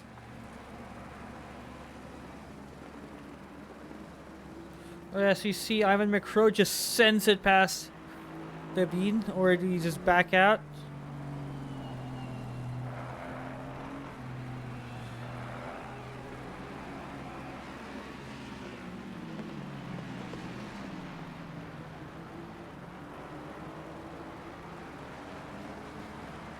That's why I'm gonna do a call out again. If any commentators or ex-commentators or if anyone wants to get in the booth, let me know. I can probably pull you into the commentator's booth if you don't have the ability, or if you are a commentator, it'd be nice to have you in the booth.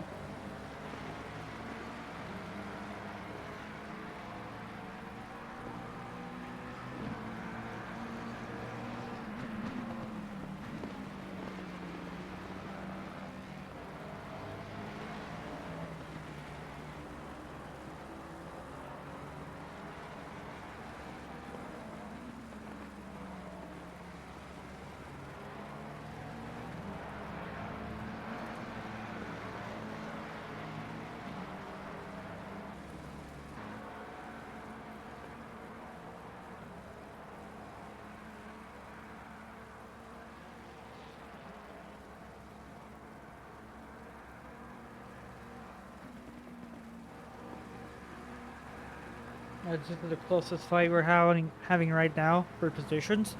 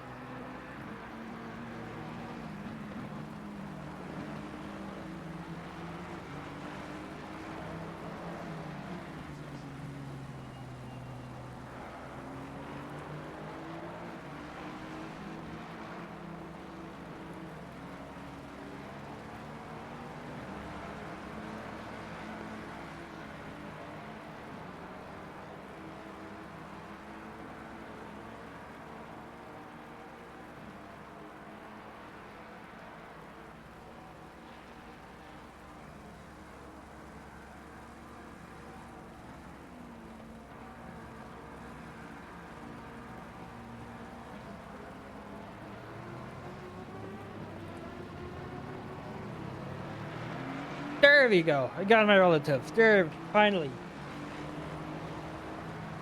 It only took me 1 hour to figure that out.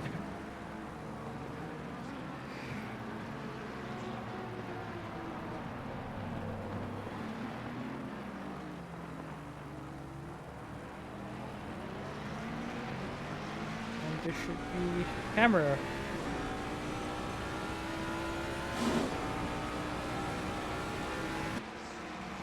That's not the wrong one. That's not the correct one. Yeah, this is my first time hosting.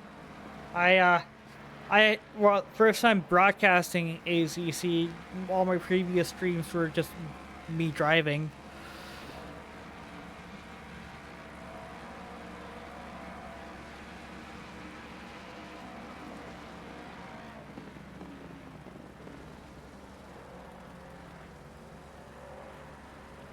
Do we have a pit wall? We do not have a pit wall. Unfortunately, I don't think so. You should probably ask that in the endurance text chat.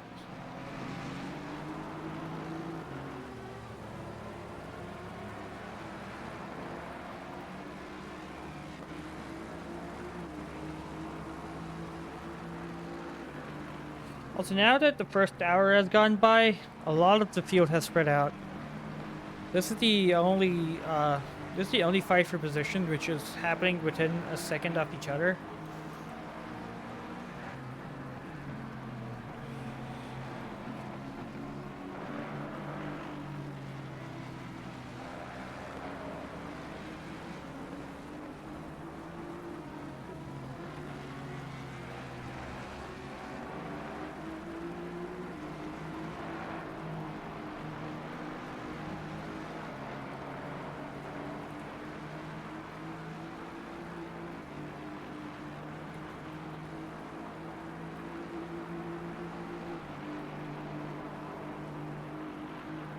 Ooh, the Mustang is getting super close here.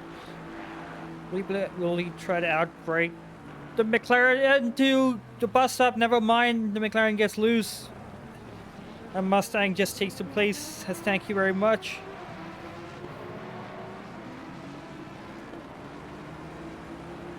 But as we've seen in the previous stint, the Mustang does start strong but gets super weak in the second half of the stint with the tire wear.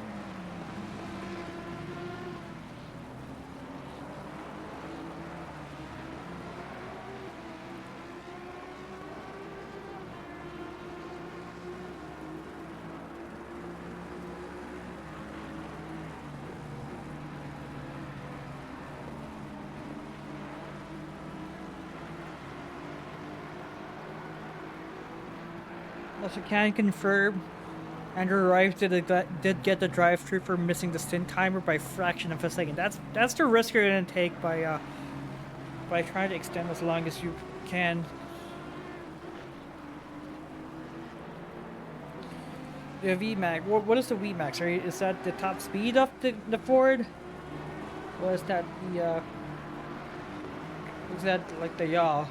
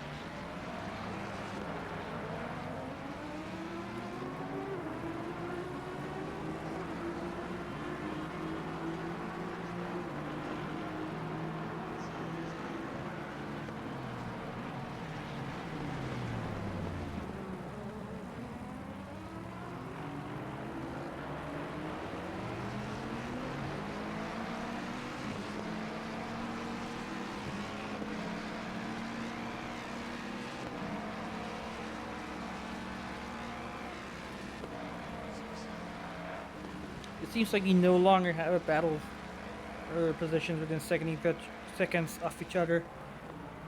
But we are seeing Land Shark getting close to Yosoto. As you know, sharks live in water, so you might see Land Shark actually driving pretty well now that he's taken the car over from his teammate.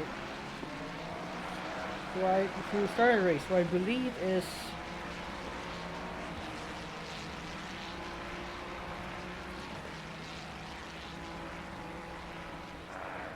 okay, I'm just having R4 for a moment.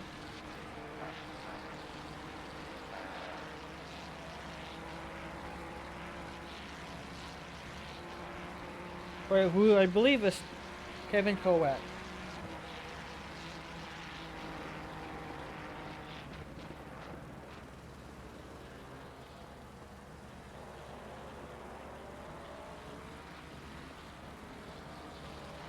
As Ivan McCroat is caught up with the 404 Aston of Ryan Balloon.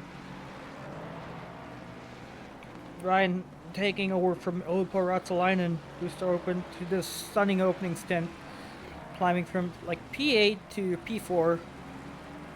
P Brown.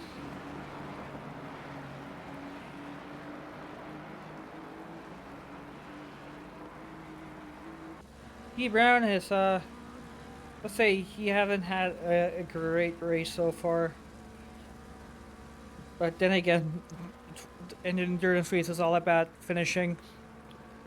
Even if you crash, you did get back on track and you try to finish.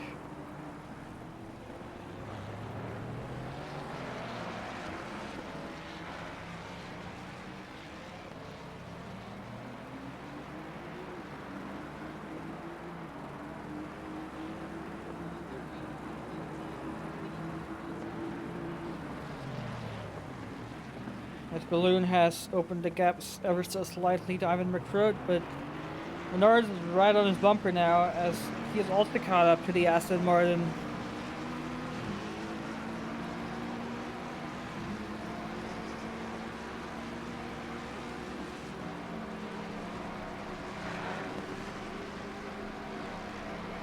As Balloon goes super wide, that's probably going to be a warning, but when McCroat gets a run on him, will the Mustang's straight line speed be enough to get him ahead going into the braking zone of Blood Booms? Yes, it does. That is an easy move from McCroat as he takes 5th place.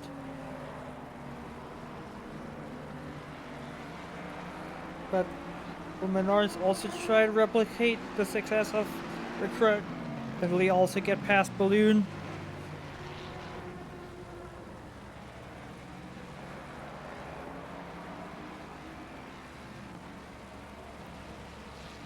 We shall let him cook. But Fantasy unfortunately does not get points from endurance races. If I remember, it's only just team series.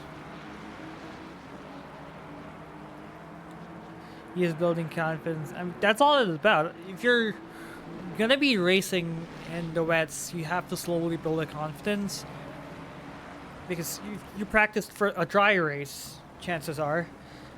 And having the taps open on you will result in a loss of confidence, which you do gotta build up.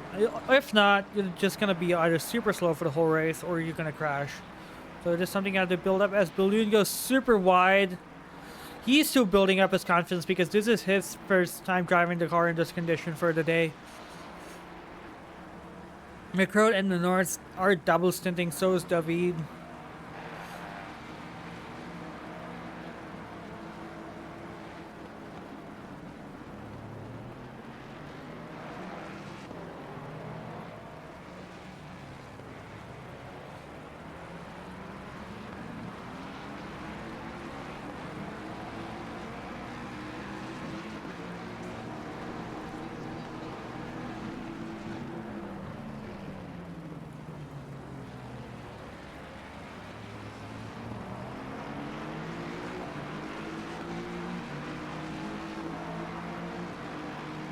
As Evine gets within a second of Balloon.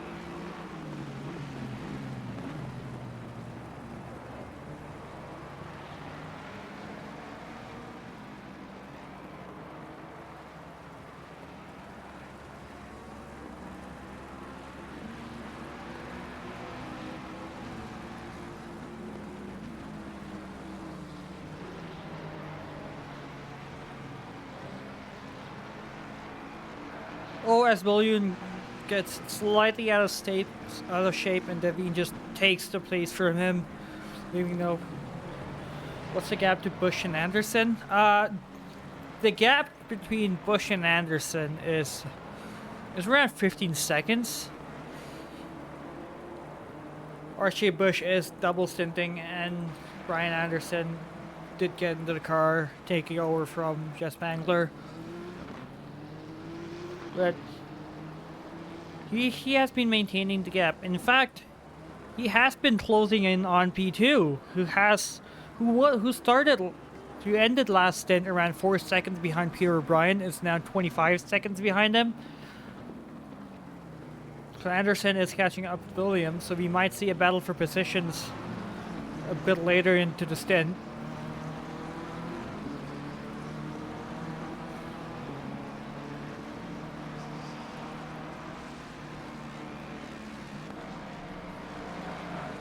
Also, Jeff, how do you get into silver with Brian and what's the other teammate? Brian and Curtis? Like, I'm pretty sure you guys are supposed to be in pro. I sense some yeah, I know it is you. I sense a bit of sandbagging going around here. Would you care to explain that?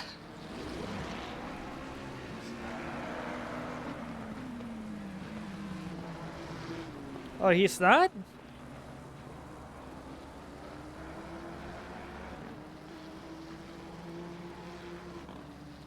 Curtis was one thing, but I was kind of expecting Brian to do around 17s. Like, he did 17s for, I think, season 8 qualifying, which was also at Spa. Which helped him get into D2.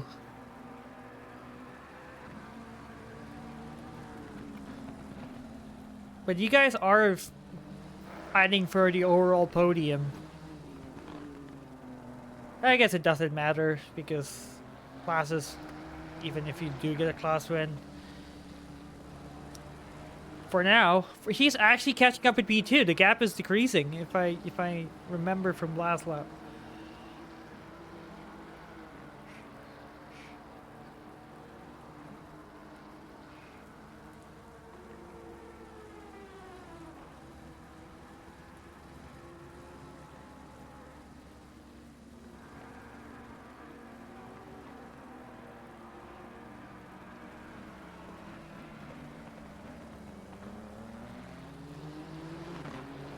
I should have tried to get a fantasy team. Feels like I have a better idea about the SRA roster now to do fantasy. Fantasy is fun. As long as there isn't money involved.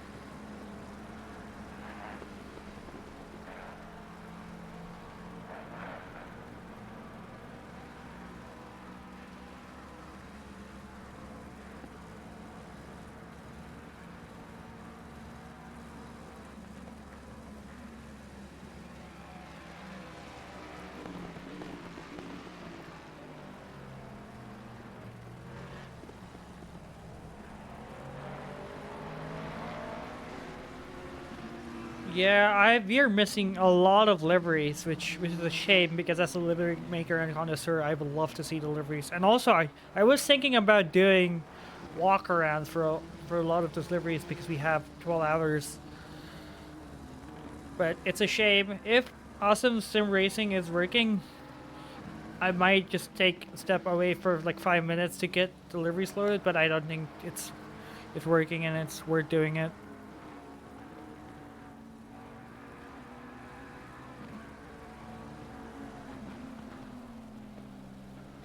No problem. If you guys want to hop into the booth, give me a bit of company. By all means, I don't know if I have the ability to move people from channels. But I really appreciate some company. you guys are interested.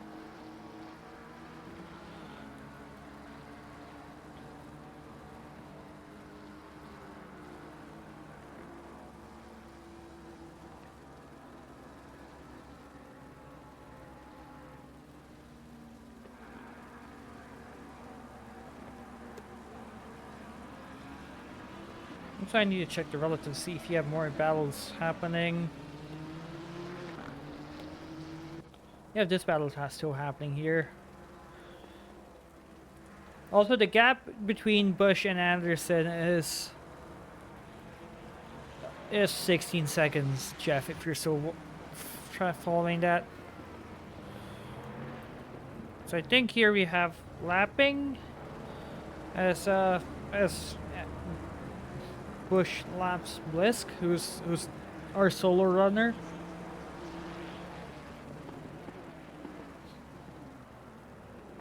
Yes, it is the black and red color scheme. And I'm surprised that no one's running the Emma Fry livery, which I think it looks cooler than the Tech 1 livery for the Lexus.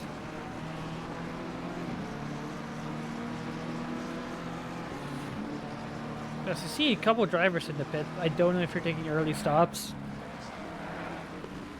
Oh, as we see a car go into the barrier, getting loose at the top of Radion.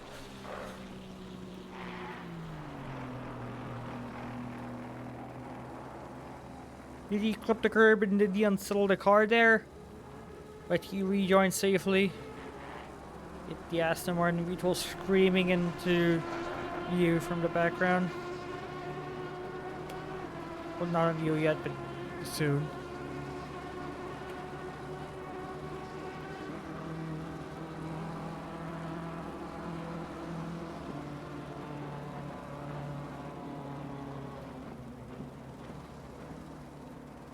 The V12 is such a good sounding car.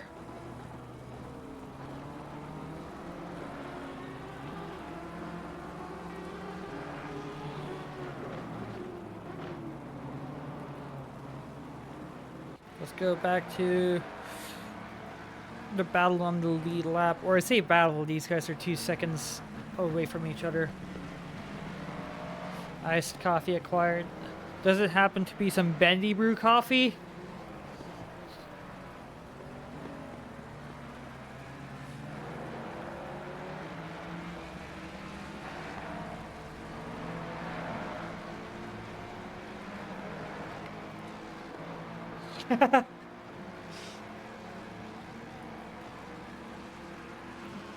You should consider Bendy Brew. You might be able to bribe Bailey for stewarding. For legal reasons, that's a joke. Please don't fire me.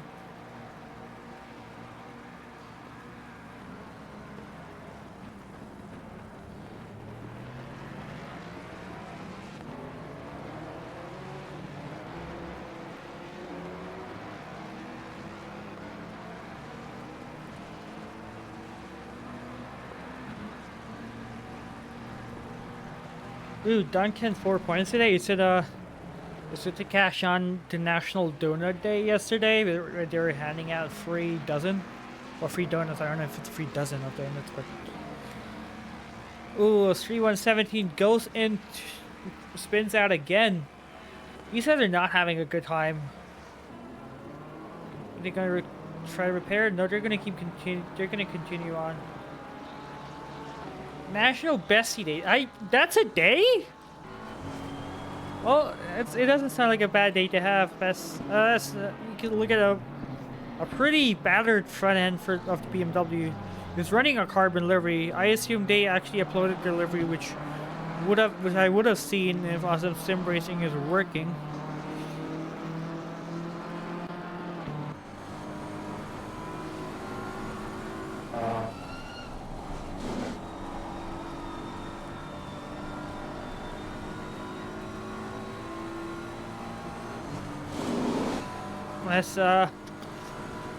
Yeah, Spa is an interesting track in the rain. If you heard him going over a puddle, that's a puddle on the Camel Straight, which is kind of hilarious because if you're exiting the pits, it will catch you off guard. But once you go over it a couple of times, you get used to it?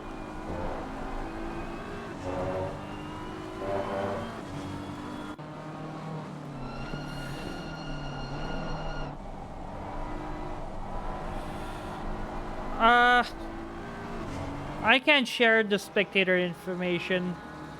It's only for commentators. Sorry about that. But what I can do is just hop onto. I can just show the drivers who I can show your friends driving.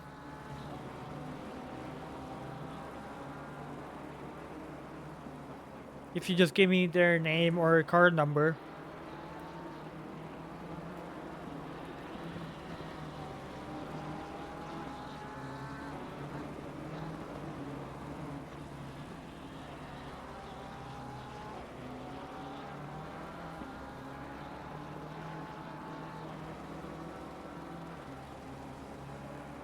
As you see a battle for position here, as David just laps Lisk, who's the solo Honda runner this race.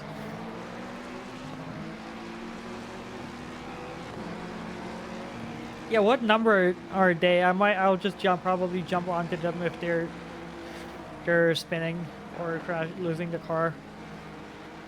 This is the 317 BMW, which I've hopped onto twice.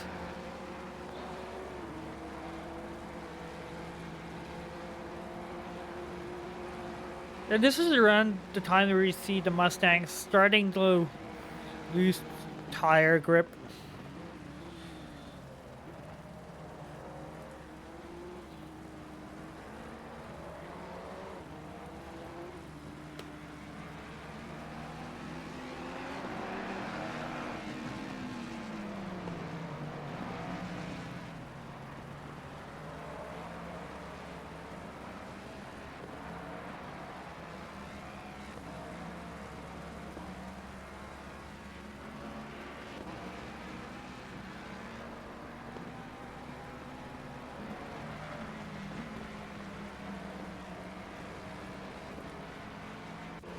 Give another battle here, but Andrew Rife catching up with Palon. I think I mispronounced that name for like 5 different ways now. I'm still getting used to it. Forgive me. It'd be like Justin McKechnie and just phonetically rewrite your name. But this is a battle that was brewing up. Rife was 1 second behind, within a second behind of the Mustang in front.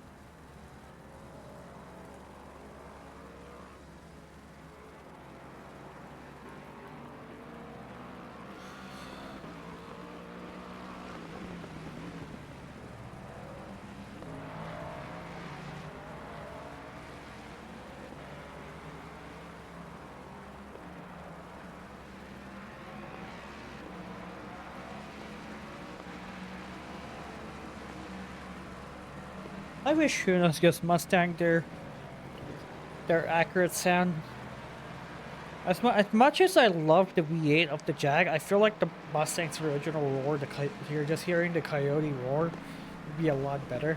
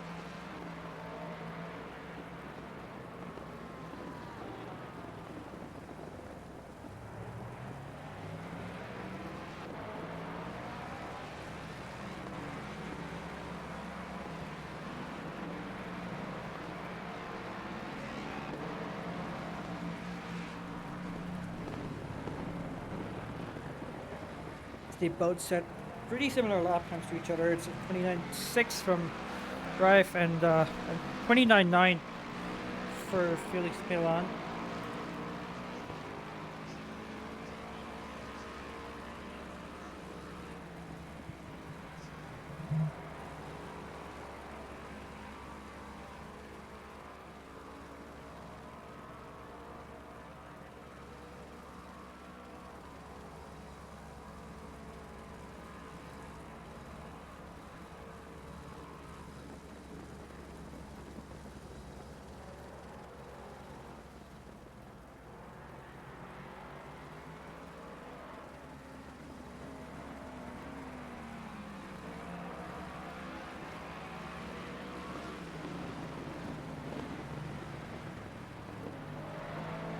Yes, Andrew Rife is super close to the Mustang, who's probably losing a lot of tire grip right now.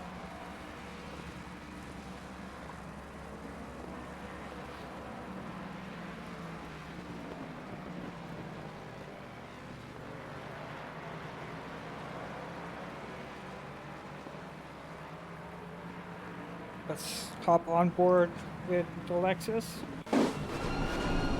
As he just missed a car in the wall. That was a bit terrifying.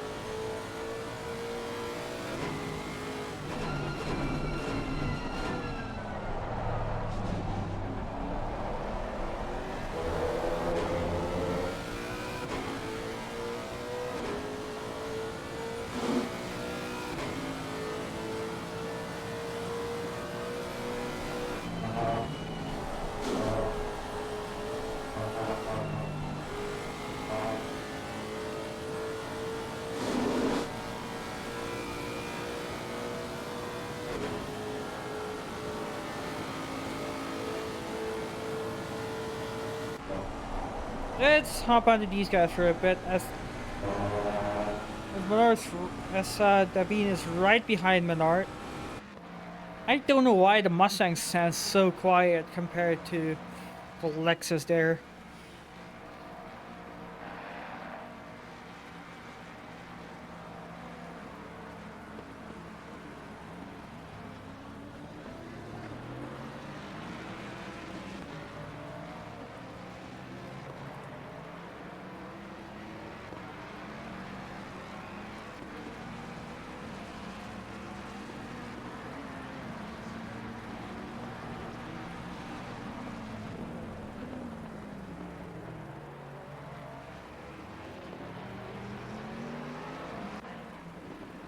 Right, it's super close with Palin.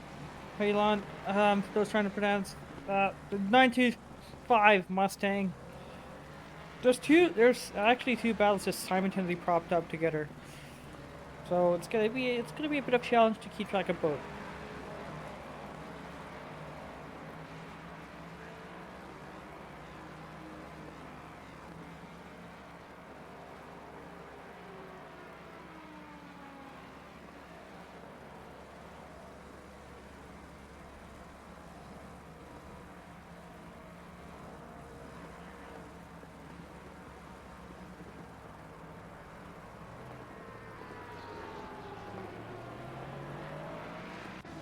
There's a even bigger battle brewing up. With McCrow also losing time to Menard. Mustang does really struggle. I never see a car struggling this bad with tire wear, especially in the wet. But here we are.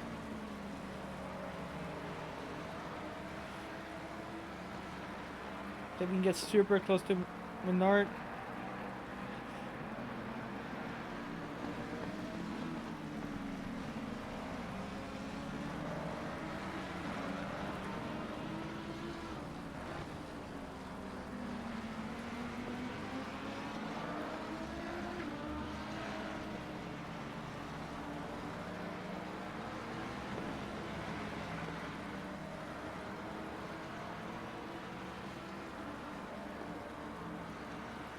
Gets a good run on.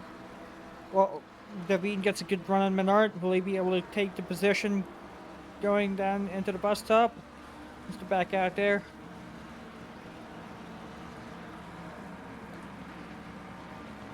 I don't think he was gonna dive, but I can't be too sure. As he takes a bit more cautious approach, I don't think that surely wasn't enough gap.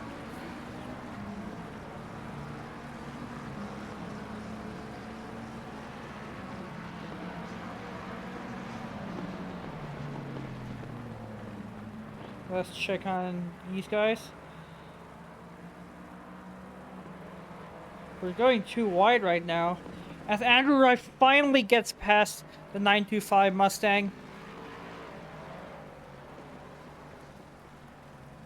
Going into, I think the track, the corner is called Fifth Path, or it's Campus.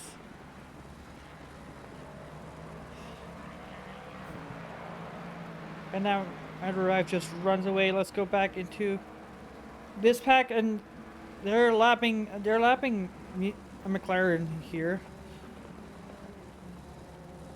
But I think it's now 2 laps down on them, so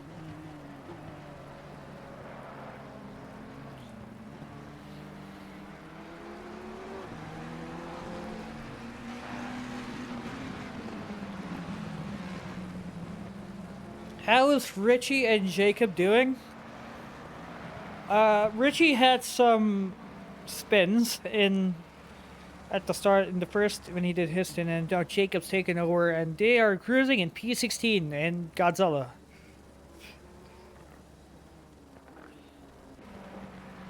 And let's go back to here where there's a battle going on.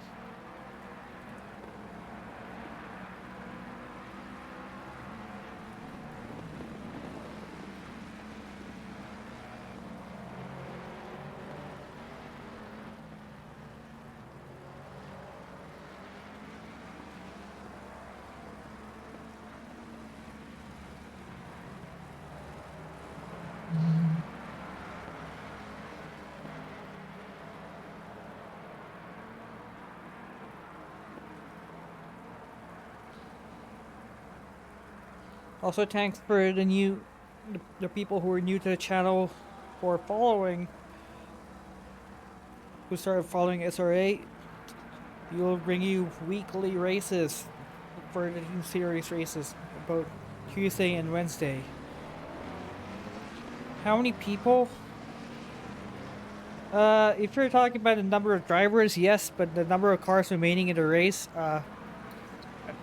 there's 30 cars remaining. I think we started with 33 or 31. But you still have a good number of cars running in this race.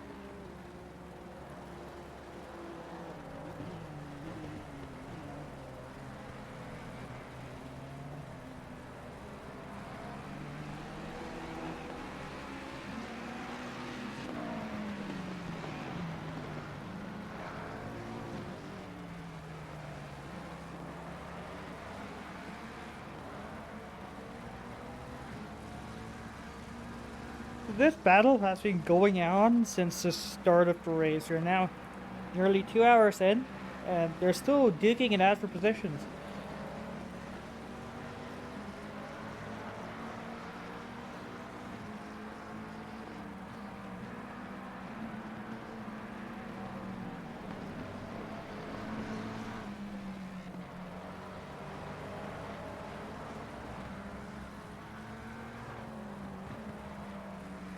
And you're soon gonna be entering into nighttime in a little more than half an hour, because we got double time progression. The race started at 4 p.m. and we're 2 hours, and then 4 hours have passed in race time.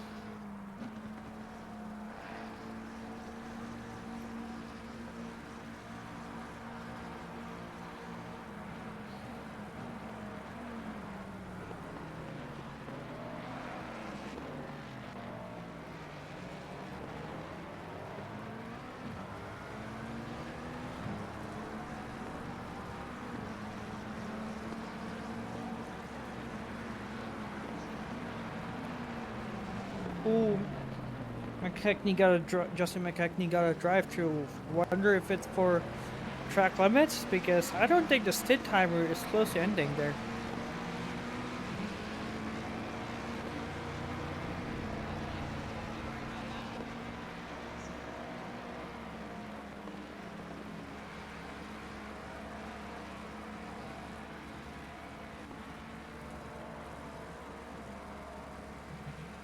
Now that we're about to enter the pit cycle, let's talk about a bit of statistics.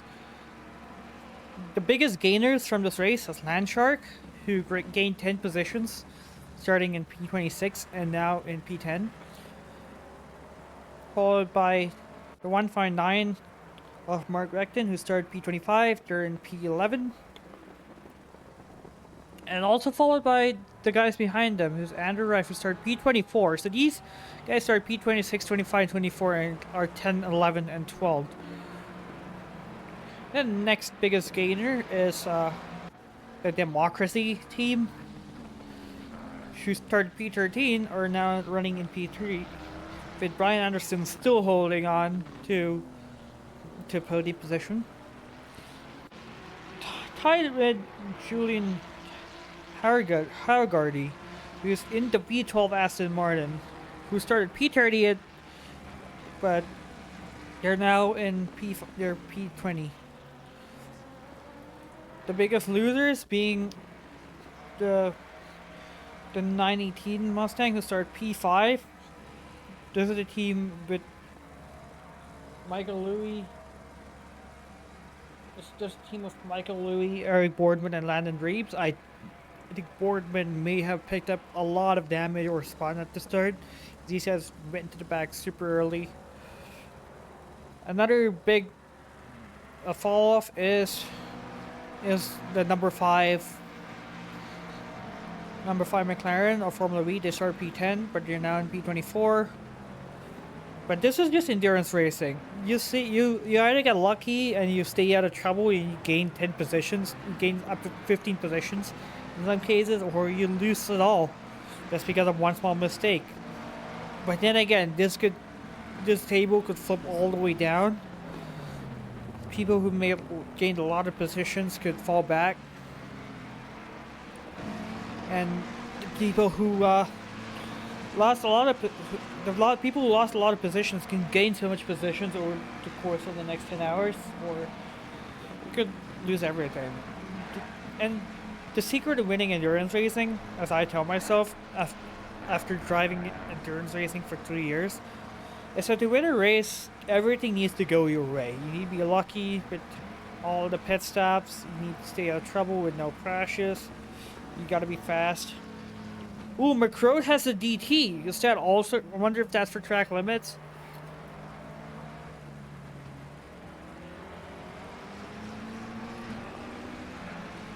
It might also be for track limits. We will be seeing a lot of track limits, more than we would see them in drive, because it is very slidey, yes, but if you go wide, ACC is a lot more strict when it comes to giving out warnings in the wets than dries. Even if you do lose time. And in Spa, there's a lot of places where you can actually get warnings. You can get them at the exit of Blanchimont. You can get them at the exit of No Name. You can get them, or Rouge, even if you slow down a lot. So there's a lot of places where you can actually get drive-thrus.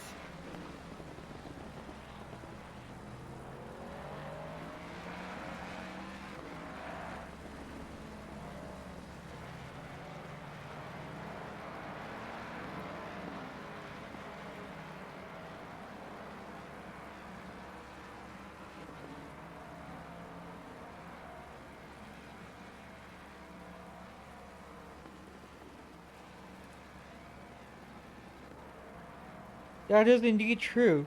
I think the drive-thru resets itself after every stint, and when you put on a new set of tires and you come out of the pit, it's based off your relatives, so it just resets itself. As Simon McCruz goes into the pits to serve a drive-thru, you did not want to get a drive-thru on this track. That's a really long pit lane. You're gonna lose a whole minute just driving at 60 kilometers per or 50 kilometers per hour.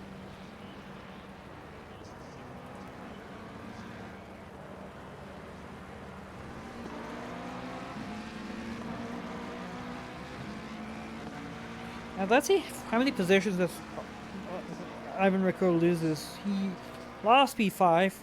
Let's see where he comes out. As these two are going too wide here. Will Davine finally get past Menard? And yes, he does. He makes it look super easy with this straight line performance of the Mustang.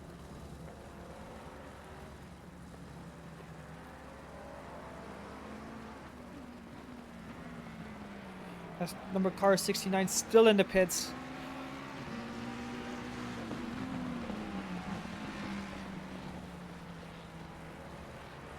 Oh! Nahmeen runs a bit wide. Menard still goes back in. But he doesn't get the move done.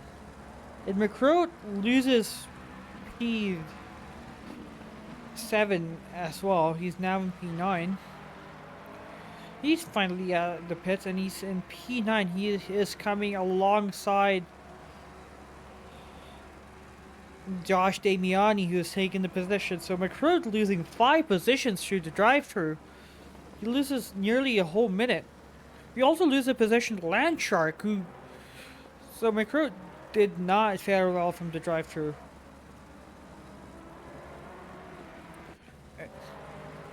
A bit further back in the field, we got another battle rearing up between Felipe Ortegan and Justin McKechnie. I will never get the name wrong.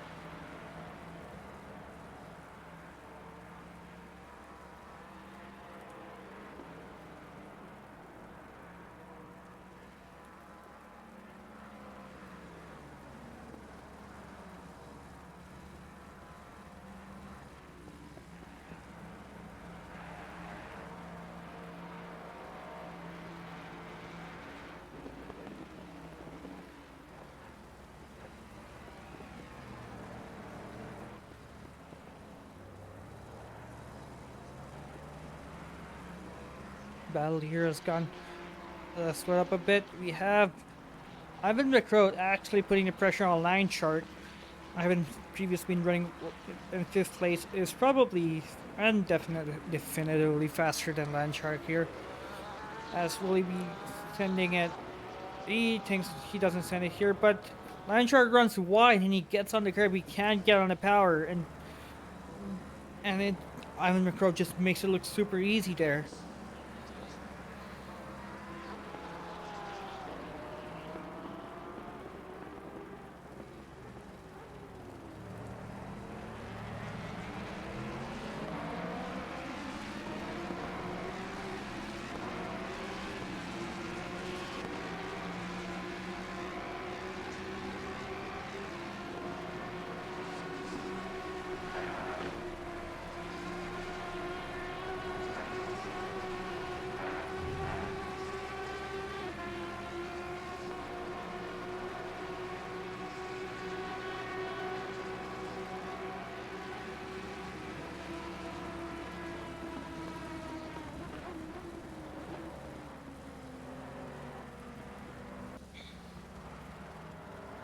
As this battle keeps going on.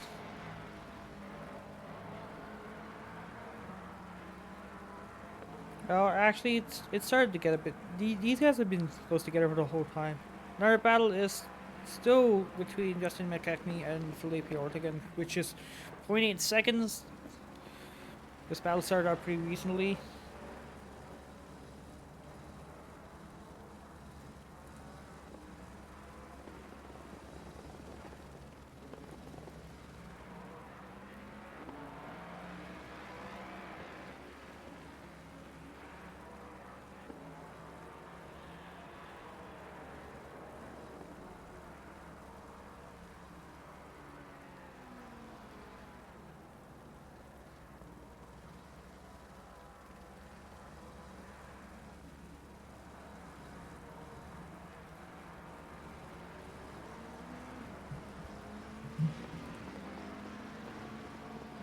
as this battle. Well, actually, you're so close by.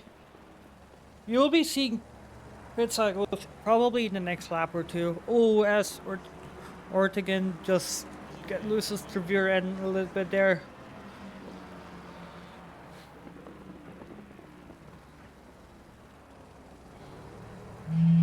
You're already seeing the P2 car exit the pits right now after the driver swap. Is it their third driver getting into the car?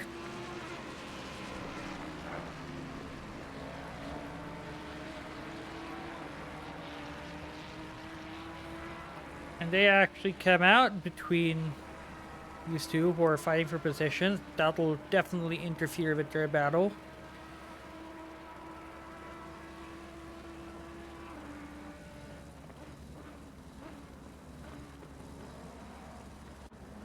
Yes. Okay, this is just pitting.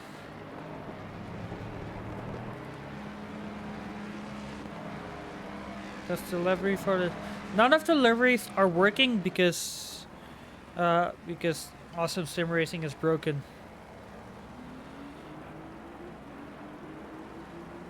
I could not sync with Awesome Sim Racing, so unfortunately we did not have any liveries. Yeah, it is sad. I would love to see a pretty colorful grid, but it's mostly just carbon.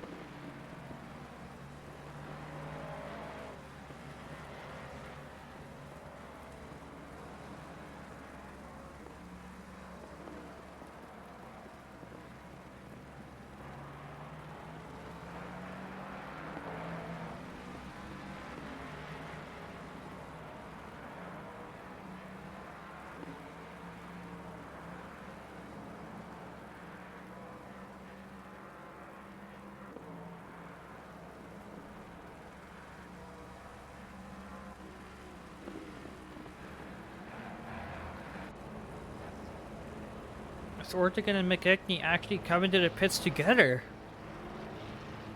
Wonder if either's gonna jump each other in the pits. Same with Landshark and Ivan McCrody also come into the pits. Andrew Rife goes past as he obviously did one extra lap, unfortunately picking up a driver for missing out the stint timer by just margins.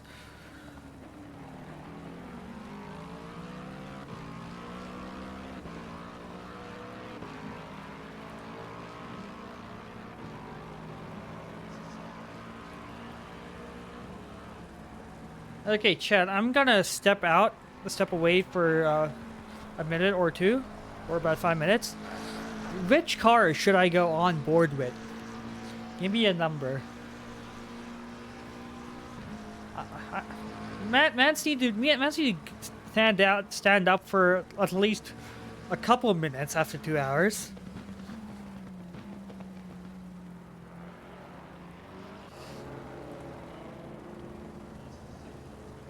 So yeah, let me know which car you guys want an onboard on.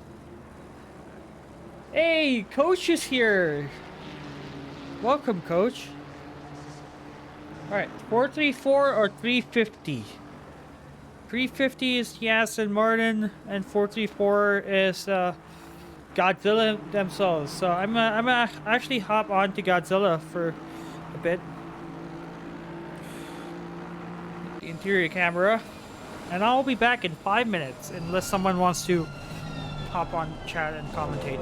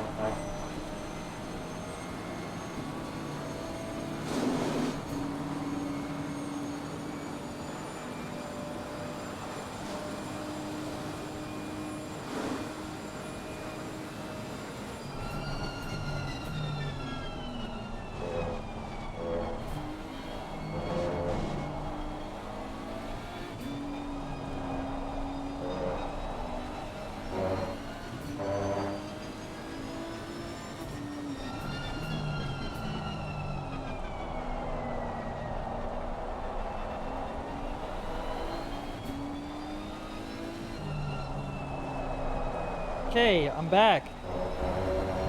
Hopefully, you guys appreciated staring at Jacob's hands and feet, or you know, you stare at the Godzilla GTR.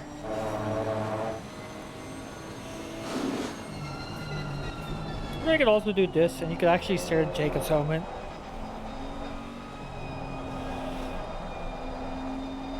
Or this, which I think is a better camera because it shows you how he's just wrestling the car around the track.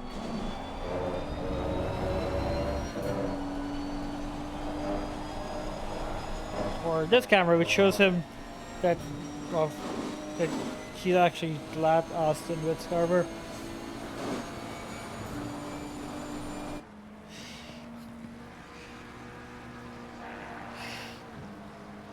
Indeed.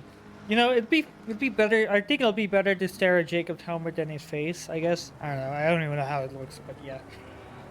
Right. Well, I'm back, and you're done with the pit cycle, so let's try to see if you have any battles going on. And in fact, we do. We have Dean Bliss catching up with Snare, or is that has an accent? I don't know how to pronounce that. Snore or Snare?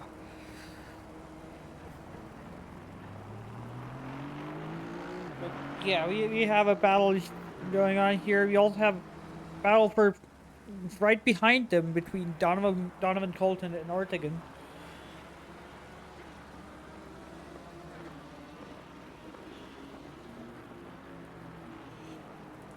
Let's see, do we have any other battles going on?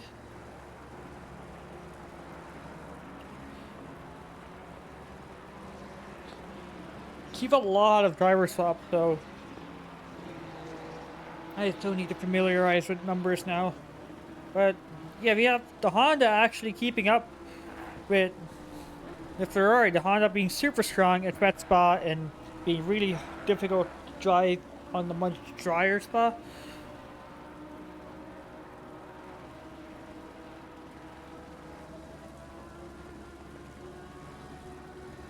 I think it's super close here. Let's change up the camera a bit. Let's go with TV cam for a bit. Obviously, helicopter needs refuel, so let's just send it back to the ground.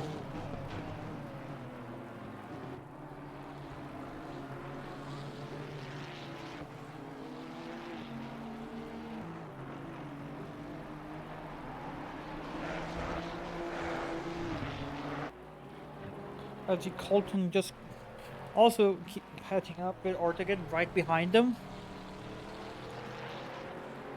These guys are going fast. These guys are lapping the same time as Snare or the 607 Ferrari and the 64 Honda.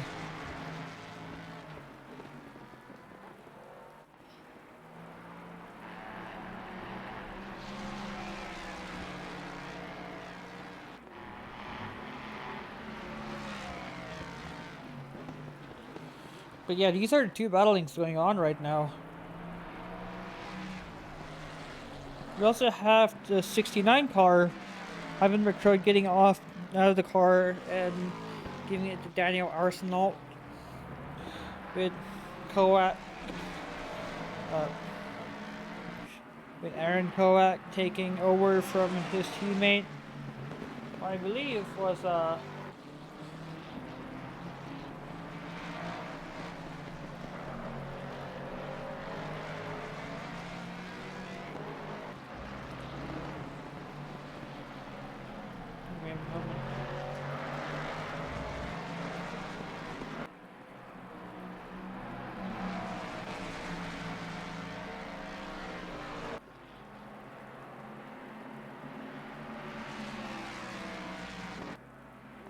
who was actually Lanchard driving the car. As Arsenal gets super close to Kowak.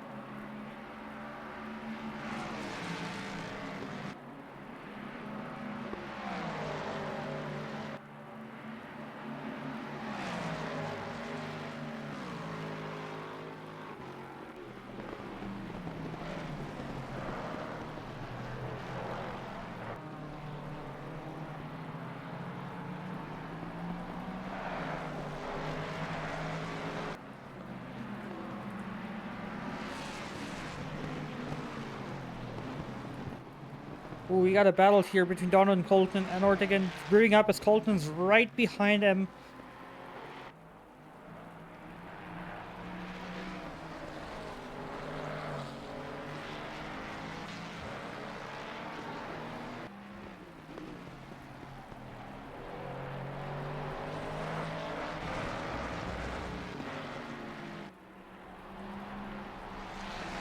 Arsenal also trailing behind Kovac.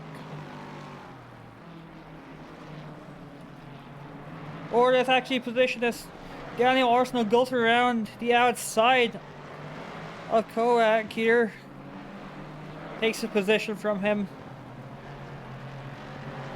Into P9 they go. And it's a great recovery drive from them after starting the drive-through. They are probably looking to make as much ground as possible to get back to 5th place. And they're on a mission.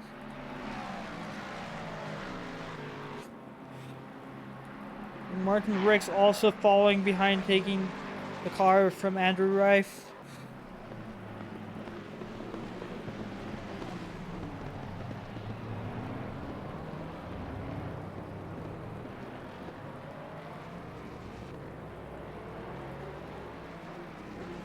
As Martin Riggs decides to do a couple donuts here, as his car just snaps around the exit.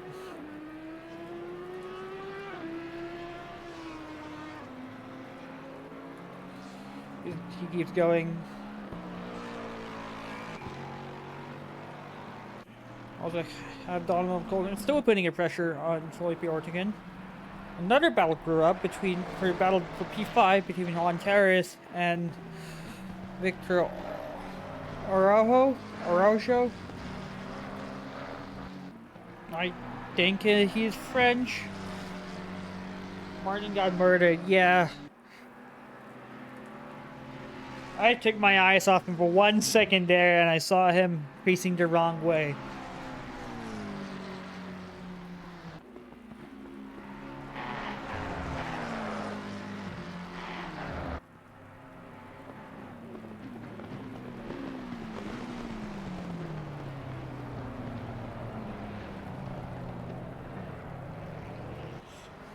So I think his name's pronounced Victor Araujo because he's French.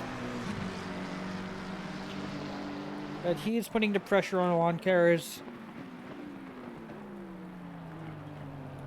With Jacob Palmieri, he was a lap down on them, putting the pressure from behind. Knowing Jacob, he is probably not going to sit around and let them duke it out. He's probably going to try unlapping himself, get himself on the lead lap.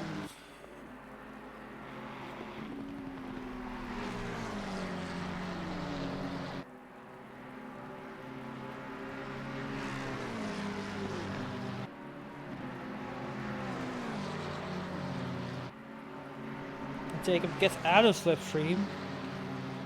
Maybe just to clear his windshield on spray.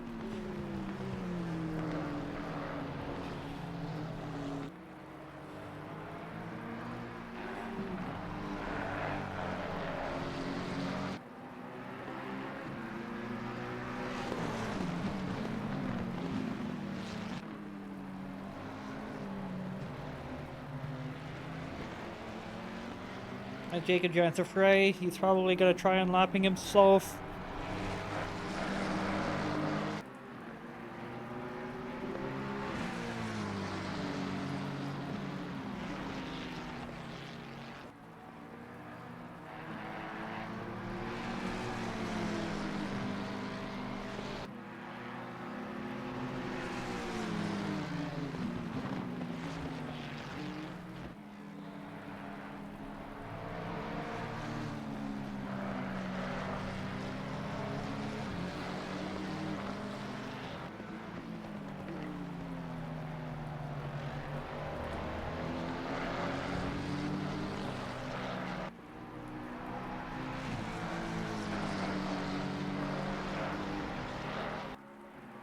Will Jacob get? He's flashing the McLaren.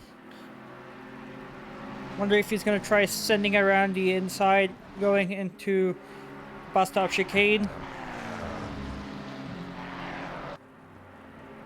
Probably not. He decides to think twice and back out. So there's another battle going on here. It's now a three-way fight between Kemba Stewart, Emil Snor, and Zane Blisk. I think it's pronounced Snor because the driver is Finnish. If there's any Finnish or any Scandinavian people in the chat, please feel free to correct me.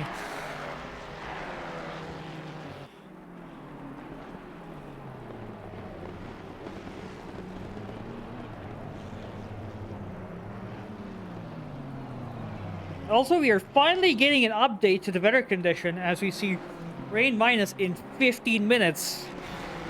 We might be transitioning into lighter rain or possibly even dry weather conditions in the next bit as Nord since passed. What is that? As the Stewart still is ahead with Snake Bliss sending it past Nor. As Stewart runs wide, he still has to run on the Honda, but the Honda is about to get overtaken by the Ferrari. But he does have the tow. And the Mustang opens up the gap a bit because of its straight line speed as North goes too wide with Bliss. Well, he tries to do, but he decides that it's probably not a good idea, especially with how far back he was. But he did look at the booth.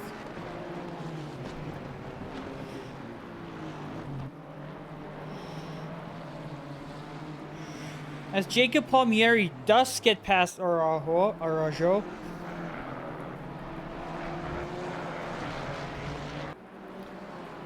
Stewart runs a bit wide and the Honda gets a better run outside No Name as they go into Puwan.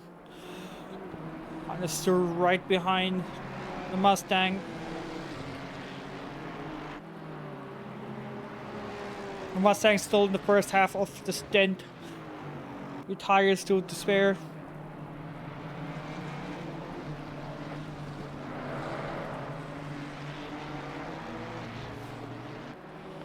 Snorr tries to look around the outside of this. We're gonna hop on for a second for this battle here with Jacob Palmieri getting past both Juan Carres and Victor Arajo. Arajo right behind the Mustang, who has to tow off the GTR in front of him, who is absolutely flying right now. But this battle's still going on with Mills Noor right behind Zane Blisk. He's gonna send it around the outside, or is he? He's not.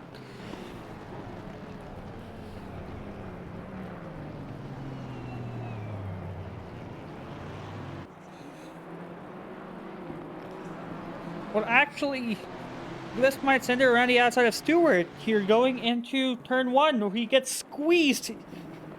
He outbrakes the Mustang and gets past him, but the Mustang has the better exit because he's not on the curb. The Mustang's also better on the straight line than the Honda.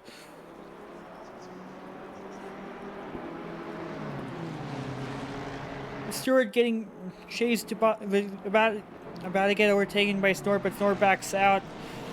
As they go around the lap car, this is gonna be... This may get messy, but depending on how they get around the lap car, as Nori gets on the grass, that he managed to get back onto the track, and the Mustang tries to look around the outside of Bliss, but doesn't. Yes, we are getting less rain on the forecast. We're also getting colder temperatures, and in around 15 minutes in game time, or around 7 minutes, we're gonna get nighttime conditions, and we will be seeing lights being turned on. Actually, I know what, everyone already has their lights on because it's rain. But this battle has seemed to calm down as Bliss is actually getting away from Stewart. He's opened up the gap to a second here.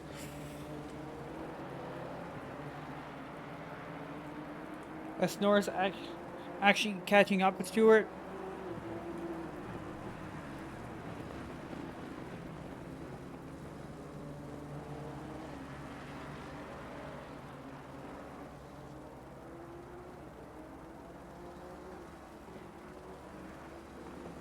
Hello, hello. Hey! Welcome to the booth, Andrew. How you doing? Hey, Arjun. Been holding it down, I trust? Yes, Having some good battles. I have. Oh, man. Ooh, we are. Speaking of, there you go. There's the action. It's a bit of the commentator's curse, I guess. There.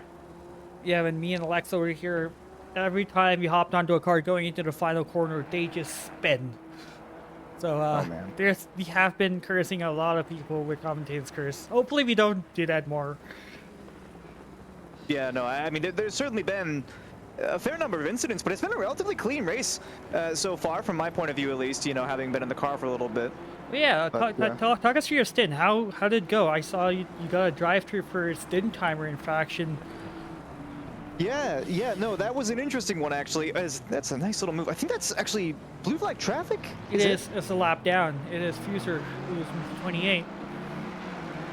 Well, mapping themselves quite nicely at that, but yeah, no. As far as the stint timer goes, actually, it's a bit ironic that a blue flag should be going through right about now. I do fully believe that the reason I ended up missing out on that stint timer actually was I went one lap. I crossed the start-finish line with about 2.5 minutes on the stint timer, and based on the lap times that I've been doing, I would be able to just barely make it into the pit. And oh, that could have been a big spin. He saved it. Sorry, just watching every little thing happen right now. There's a lot of battling. I'm just keeping an eye on the relatives as Jacob Palmieri actually closed the gap on Torres here. Yeah, Palmieri, gonna get a little bit impatient there. Almost some contact up on the inside. Palmieri, not so happy about that one probably. Thought they had the move just about done. Very challenging to get moves done here in Sector 3, but...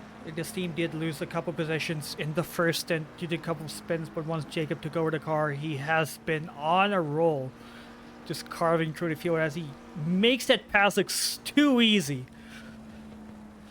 For him, it probably is. It probably what kind of lap times is he even doing? As he goes a little bit wide there through Blanchimont on the entry. Jacob is on track. the second fastest car on the track right now. And the purple lap, if you know what it is. The purple lap is a 57 dead, said by I think Peter O'Brien or Eric Neville. Right now, Eric is doing 27 nines, and Jacob is actually, well, the lap before was a 27.5. So lap times are going down. The track is getting drier or less wet. If you might indulge me, actually, checking in on my teammate right now, Martin Riggs, actually with a half-second gap behind Recton. Yeah. That is for position in bronze. That's for the podium positions, actually, with Aaron Kovac, the leader in class, just 6 seconds down the field. So this is kind of a bit of a POV into specifically what I'm watching right now. Riggs just a little bit wide there, entry to Puon. That might open up an opportunity for the Mustang behind to get a little bit of the run. But speaking from experience, that Lexus is surprisingly good in the traction zones here in the wet. And again, just a little bit wide into the right-left. But Recton can't quite find that gap. And boy, am I really counting on him not to do so, because I would love for Riggs to stay ahead in this one. Yeah, the Lexus has always been good in the rain. Before the 1.7, its insane front end grip with this old tire model just made it one of the strongest cars in the wets. But even now, it has really good traction. Well, all cars with not a lot of low end torque actually fare better in rain and low weather conditions. Cars like the Honda and the Lexus and the GTR. Oh, that might be it. That might be a move up the inside. But no, he gets on the brakes a little bit early there. The 303 stays ahead with a bit of a slide, but oh my goodness. Maybe Recton's trying to force an error out of Riggs instead of playing it risky. Riggs, though, I think Recton is probably on their second stint of the race. I could be mistaken with that. I think they are. Yeah, I believe I saw them in the car earlier on when I was driving personally. Martin just starting his first stint of the race a little shy of 30 minutes ago, I want to say. So, as his teammate, pretty proud of the way that he's been able to pick it up. I think his last lap, a 2-minute 30.7, so put under a little bit of pressure. I saw it was a 2:29.7 prior to that. But that car being so close up behind is certainly going to be causing some problems. I'm looking down the field as well and seeing a couple of closer gaps. But yeah, no, we did have a little bit of trouble with the drive-through penalty being sustained there. And like I said, you know, got some blue flag traffic through Lavage and lost about a second on the lap. And I ended up being about a half second late across the pit entry line. That is really frustrating. I think that losing that little tiny bit of time where we just saw Riggs going through there for me on the first stint may have cost us Yeah, roughly however many seconds. That's a huge mistake from Riggs, going a little bit wide there at No Name. Opportunity up the inside of Puon. It's not really a classic overtaking spot, but here in the weather, there's loads of space being afforded on the inside, front to back. And there goes the car behind Recton. Riggs almost even looking for a switchback, but that little bit of wheel spin unsettling the car. And that's going to be the move done. He almost went tandem drifting there. Certainly wouldn't be the first time. I'll say that for free. Especially once you get on the curbs, it is super difficult to get control of the car again, because you're just going to be struggling with traction until you get back onto the tarmac. And we did see a lot of spins with people just running wide or traction zones. As we hop onto Daniel Arsenault, he's actually caught up with the car in front of him.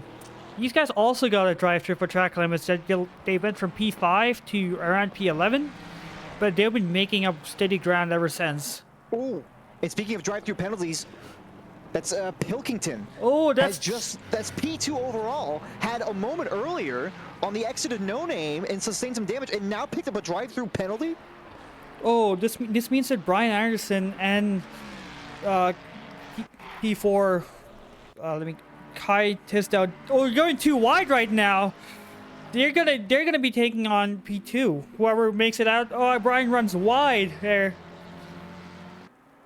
And Kai Tisdale takes P2 right now after Pilkington goes while Pilkington serves his drive-through.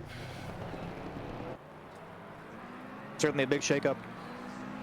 Although, in all honesty, I wouldn't be surprised if more drive-thrus come down the pipeline for some of the top drivers. Even in the midfield, you know, you have to take a Rouge and Radillon with a certain degree of bravado, if you will. You know, a very, very cavalier line going through there, as we'll likely see here in a second. You kind of have to get very, very familiar with the inside apex at Radillon. So it's a little bit challenging. You'll see right here up on the left-hand side, Kai actually taking it a little bit conservatively, but they get those left-hand tires over that curbing. And if you end up with both of your right-hand tires over those curbs too, you can get warnings. And while it's not terribly common, you know, over the course of 12 hours, things do end up getting a little bit out of hand, if you will. You know, one tiny slip-up can cost you a track cut, which it only takes 3 or 4 to cause some issues. I see car 132 has just received a 5-second penalty. I'm going to go ahead and check the live stewarding, and it does look like that was actually a penalty for contact with my car for an unsafe rejoin after going deep at the bus stop chicane. So I'm a little bit pleased that justice has been served in that regard, but I do feel also a little bit biased in that Speaking of situation. your team is right behind Recton here. As they're actually coming up to form, well, I wouldn't call it a train. The train is actually from P8 to 10. Wait, that's Kovac immediately ahead. What's happened to Kovac? Hang on. So when we picked up on this fight before, it was Recton who was chasing Riggs, and Recton did get past. It was a nice little move at Puon, but the gap to Kovac at that point in time was roughly 4 seconds, if I'm not mistaken. And now Recton is the one leading this one, and that's for the bronze win as well. The number 159. The plot thickens. I think Kovac may have had a moment in Puwan, which, if you run ever so slightly wide at Puwan, you are gonna go off track. And I think that's exactly what happened. You'll just lose a heap of time in one small mistake.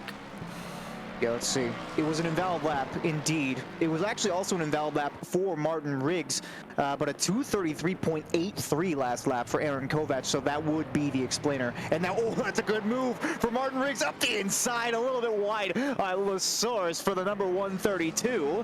And I have to say, I'm quite chuffed to see the driver for Spa Day right now. That's the 303, get through that one, but you still got to keep it clean through Radillon and Eau Rouge, and it looks like you'll just about have that one sorted. And on your way through that puddle at the pit exit line. He's going to use the Lexus straight line speed to open up the gap going into Lacombe's. Yeah, just ludicrous stuff. We've been able to get all over the curbs with that car as well. So yeah, I see the car 918 is in the pit lane right now. It looks like it's going to be for stint change, potentially a driver swap. Oh, Riggs. Oh boy, that's a big slide there through Ravage. Able to save it though. That's actually been a point of contention when he took over the car. One of the pieces of advice I gave him, we actually had the brake bias running fairly frontwards, which isn't really the common wisdom for wet racing, but I was running it actually at 60.4%, just because of Rivage. Just getting in that braking zone, getting a little bit too friendly with the left-hand pedal, and causing a very slight rear locking. In my experience with the Lexus, well, this is like when I used to main the Lexus back in 1.95, or if I recall, the braking performance actually decreases when you put the brake bias more rearwards in the Lexus.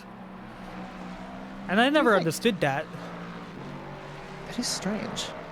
I don't know. Martin was telling me, and he's driven much more of the Lexus than I have. So I would expect his experience to outweigh mine in this regard. Seeing as how I've only really driven the Lexus actually in preparation for this specific endurance race. So I would say that he's probably the expert in this regard. He said that it does a little bit better with the rearward brake bias, at least for this. Oh my goodness! Car number 13 just got disqualified for track limits. Oh that my was the God. P2 runner. And car number 99 just got to drive through for track limits. That's Fernandez running in 21st in the silver class. This complicates things. As Fernandez is in the pits. Wait, Pilkington is in the pit lane right now. How do you get disqualified for track limits when you're in the pit lane? This has got to be some sort of ACC shenanigans, yeah, surely. This actually happened. Oh, he got reinstated. Yeah, it reinstated him, but he's gonna miss out a whole lap, and he's gonna fall probably a lap down on Eric Neville. We're gonna have to. I'm gonna ping Jason actually and ask him about this. Well, this actually happened in D2 Paul Ricard last season. I was following a driver, and they actually they actually crossed the line, I think on the 3rd lap, and they got disqualified because they thought they had one more lap left to serve the drive-through. But turns out it's not. The numbering, you actually get drive-through when it says 0 laps left, or you get disqualified. Yeah, I just saw that from Peter O'Brien. He mentioned that exact thing. Didn't serve their drive-through penalty. So that would explain the disqualification, and of course the disqualification being removed because we don't want to play by that rule, which I think is fair. Yeah. But that does beg the question now: what would be the appropriate punishment for that car? If they did not serve their drive-through penalty, they got teleported to the pit lane, and then their penalty was cleared. They may have gained an advantage. How do you mention it? They probably I did not see. Oh, they were served. They've just been served a stop-go 30. So it may be. Yeah, it may be that the admins do not see fit to allow that. Yeah. Which I would understand. Normally, if you get disqualified and reinstated, you'll lose the whole lap. But because they crossed the line, they actually got sent forward because the spot I think they are starting at the front half, so they don't have to drive the whole pit lane. Mm-hmm. But yeah, stop and go 30 is a lot more fair than just an outright disqualification, especially this early into a race. Yes. Yes. But as a disqualification in any endurance race is it's not fun. Seeing gap pretty low here for P16 and P15. That was Blisk and Stewart. I think actually Stewart lost that position down towards the source as they go through Lake Home right now. Ooh, yeah. Showman behind in 23rd position, so blue flag traffic. Not a huge deal. Yeah, Snore actually got past both Blisk and Stewart. Blisk is already ahead of Stewart, but this Ferrari got past both the Honda and the Mustang.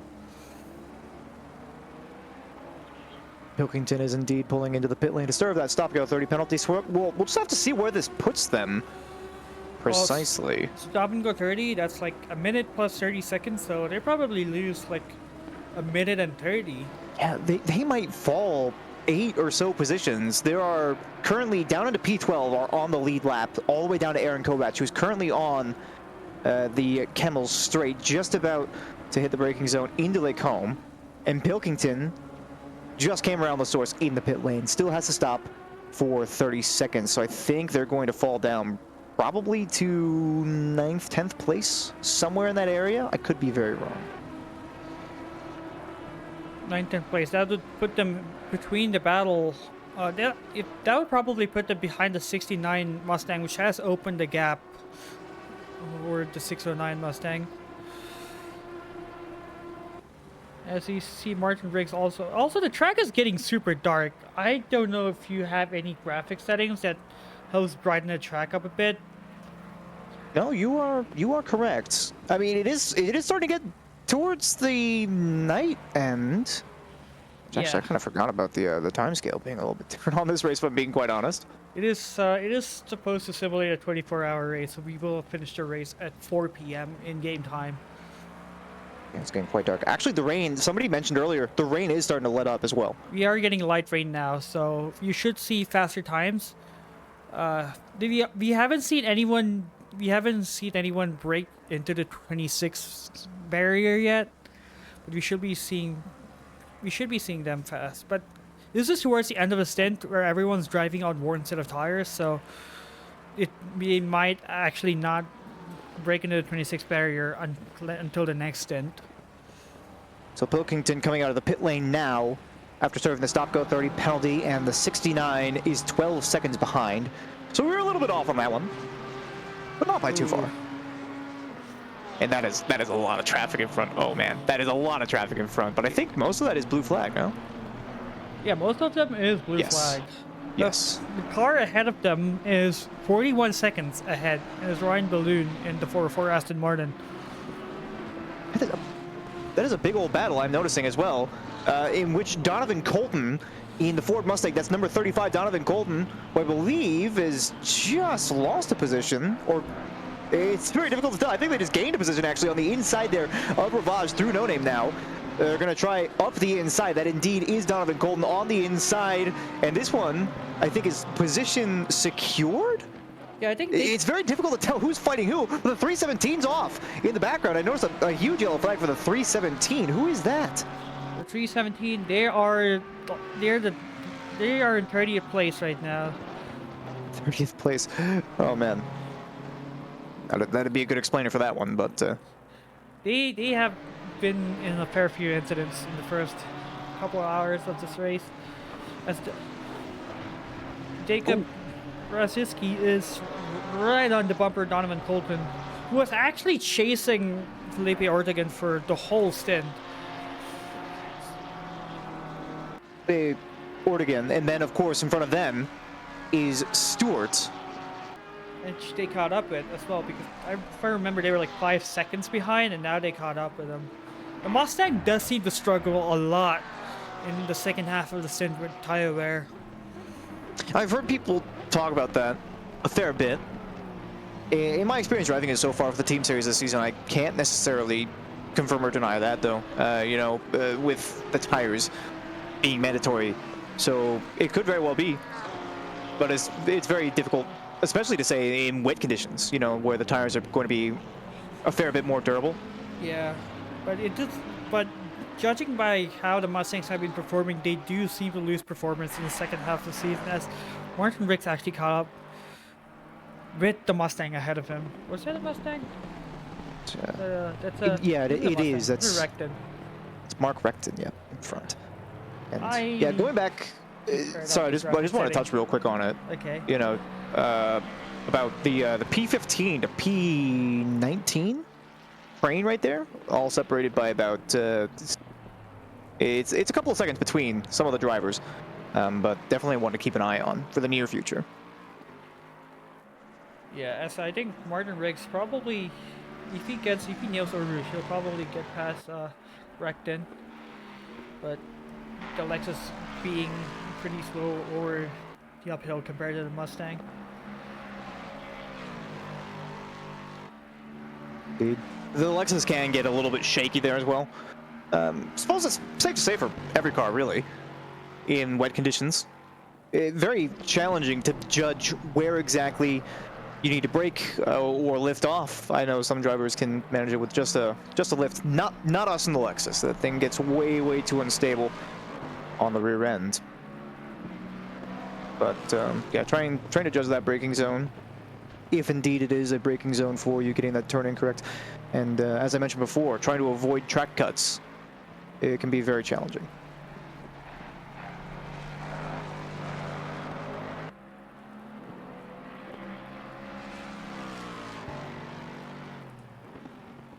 See the gap for P3, Brian Anderson chasing down Kai Tisdale right now. About 1 second. And then... yeah, after Tisdale got past Anderson, Anderson's been right on his bumper. Yeah. And it was P4 and P5 also in sight lines of each other. Not necessarily having a go at it just yet, although I suppose the same could be realistically said for the previous fight. And at this point, if you're not being held up in terms of race pace, there's not necessarily a whole lot of incentive to go for an attack unless you really think that you can benefit from it in a reasonably major way, because you want to start making up a bit of ground on the lead. And speaking on that note, actually, on board with Victor Araujo here in the McLaren, chasing down Kairos in front. That gap has come down quite significantly here in the last couple of corners. It looks like there might be some sort of a battle on the horizon here. These two have been battling since the start of the race too. I think Ivan McCroat was also in the 69 Mustang, was also in the battle, but he picked up a drive-through. But this has been a 3-horse fight, 3-horse race, which has been turned into a 2-horse race, which an actual horse and a McLaren. I just seen Donovan Colton, I think, got taken at La Source. And I believe I might have seen him flashing his lights a little bit. I'm not sure if he was too happy about that one, but the move is done one way or another. They are dealing with so much traffic here. It's a whole party of cars here. It's definitely the spiciest part of the racetrack right now. You know, it can get a little bit lonely at some points on the track, but definitely not here. They're having a grand old time. It was Thomas Maw is only a couple of tenths here behind Korsman for P25, and then Aaron Moreno is just behind that as well. Zakars has gone off at no name, and Korsman's actually going to pick up that spot. Thomas Maw is going to take that spot against Korsman, who went wide at no name. Korsman driving the legendary Aston Martin V12 Vantage.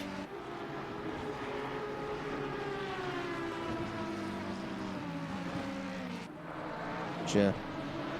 The kind of track car that performs better on the track, I would assume. Maybe the reason why they lost that position after going wide. These guys have had a pretty stable race, but they have been caught up in incidents. I think they started P30, made up to P20, got in an accident. They got taken out. They got sent to the back. They made it front. Then they're in the back again.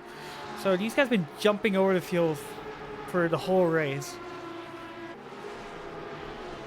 Well, wouldn't be a very good race if there weren't some stories to tell, though. That's for sure. Such as missing the stint timer by, half a second. That is that's tragic. Say that's a pretty good story, yeah. As tragic, yes, as it may be, it was also kind of funny at the time. As this pack has actually gotten smaller, with Ortegan being half a second behind Stewart, and Colton being half a second behind Grasiski. Or Grazi. I wonder if it's Gratchik? Is Gratchik? We have no idea. The number 309, Jacob. 309. I mean, I think there's 3 Jacobs in this race, so yeah. I've just seen Donovan Colton completely cutting Radion again. Oh, as these two are going side by side here, as Ortegan finally takes the place from Stewart. Stewart, who has been issued a penalty for being unpredictably slow at the apex of turn 1, leading to a collision behind. It's a 5-second penalty, which is an incident that I am almost dead certain that we did not see. It might have happened with the pack in front with Storr and Blisk, because they were actually battling out. Battle for P4 continues to rage. Victor Araujo is up right behind Kairos in front. That's Juan Kairos. Oh, one and only one. That Aston Martin. Oh, that's a nice little move. Sneaking up on the inside, but going side by side through Eau Rouge is not going to end well for anybody. And it is going to be the Mustang. Appears to have the straight line power. And Down the that exit as short well. run. Yeah, well, going a little bit wider through the source, it does make a reasonable degree of sense that the Mustang have the run, and that's going to be a wide moment almost for sure. But Victor actually keeps it inside the track limit somehow, even with the foot in. How's the dirty air following other cars? I assume that's gonna make following up over in radio even worse than it already is in the dry. Well, the That's McLaren, I feel, is particularly susceptible to the aero wash now. It is. That's Garzinski also or Jacob Jacob. Jacob, the 309 Porsche, the only Porsche in the field. Wait, really? Yeah, I think so. That's... No, you're right. Yeah, the only Porsche in the field. As they almost overtook Stewart, but Thomas Mann got in the way. The Porsche flashing being extremely fast is all. It's the light does not even go off in the headlights. I believe that's blue flag traffic. I can see one of the marshals waving one, but Actually, wait, getting. Thomas Mann got past Stewart, and the Porsche got past Stewart as well. What happened here? That was, I believe. Wait, what? That was Stewart. Hang on. Yeah. I'm trying to figure it out myself. I thought there was blue flag traffic at the apex of turn 1. Martin Riggs. Oh, Martin Riggs has picked up a drive-through penalty. He's in the pit lane now. Car 350 has also picked up a drive-through penalty. That's P27. That is. I am not going to pronounce that name. I'm not going to pronounce that name correctly. P27. Car 350. Oh boy. Yeah, you guys can read that one and look at the letters and try to make some sense of that, because I will not be able to read it correctly. Yeah, I guess apologize. endurance races is one of those races where we actually get Europeans and even Asians to join us in the races instead of it being just an NA community like it is in Teamsters and MCM. So True. you're gonna see a lot of names we cannot pronounce. Yes, I am but a lowly American. There's only so much that I can do. Agreed. So my apologies. As now the gaps have opened up slightly, there isn't any battle within a second of each other. Closest one being actually Donovan Colton behind. He actually catching up with Stewart, who did get overtaken, but I think that is an Arsenal. Who is actually right behind? Who's actually right behind Plinkton? Pilkington? Or This is such an interesting one. I don't know where these gaps are coming down, because as you were just mentioning, you know, the gaps were up. Oh, Thomas Mons just picked up a drive-through penalty. You're starting to really see them come out in force now. I did mention that throughout the course of the race. You're probably going to see a fair few, because it is quite easy to pick them up. Exit of Blanchimont, especially in the wet, you can get a little bit over-eager on the power there. as Eric Boardman also coming in, these guys started P5 and fell back behind P20. And that's the team with Eric Boardman, Landon Graves, and Michael Louie as well. That is a fast team. See a little bit of caution being shown there for Donovan Colton. Trying to go side by side through La Source, but I think trying to err on the side of caution and left loads of space, probably a fair bit more than was actually needed. That's a wonderful take of Eau Rouge, though. I think he's going to have the advantage, and indeed the run. You got to avoid the understeer there through that puddle of water, but Donovan Colton's going to have that one up the inside for the entrance to Lake Combe. Who's going to be braver on the brakes, though? You can absolutely go on the outside of this, even in the wet, and it looks like they're just about going to be side by side. Donovan Colton makes contact with the car on the outside, and he's round. And they're both just about going to be able to get it back under control, but that's a big moment for Colton. He goes down to Eric Boardman. And Boardman, I think, is going to try to get through Stewart as well, and I'm not sure if there's much that Stewart's going to try to do to contest this, considering. That was a tandem drift from both Mustangs.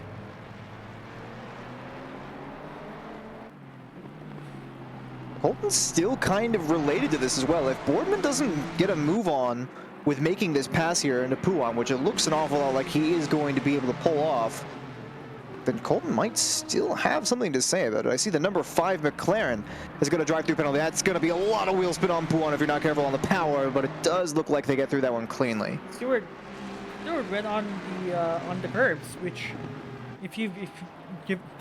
given that you have driven Lexus, did 2 stints with it, you know how slippery the curbs can get.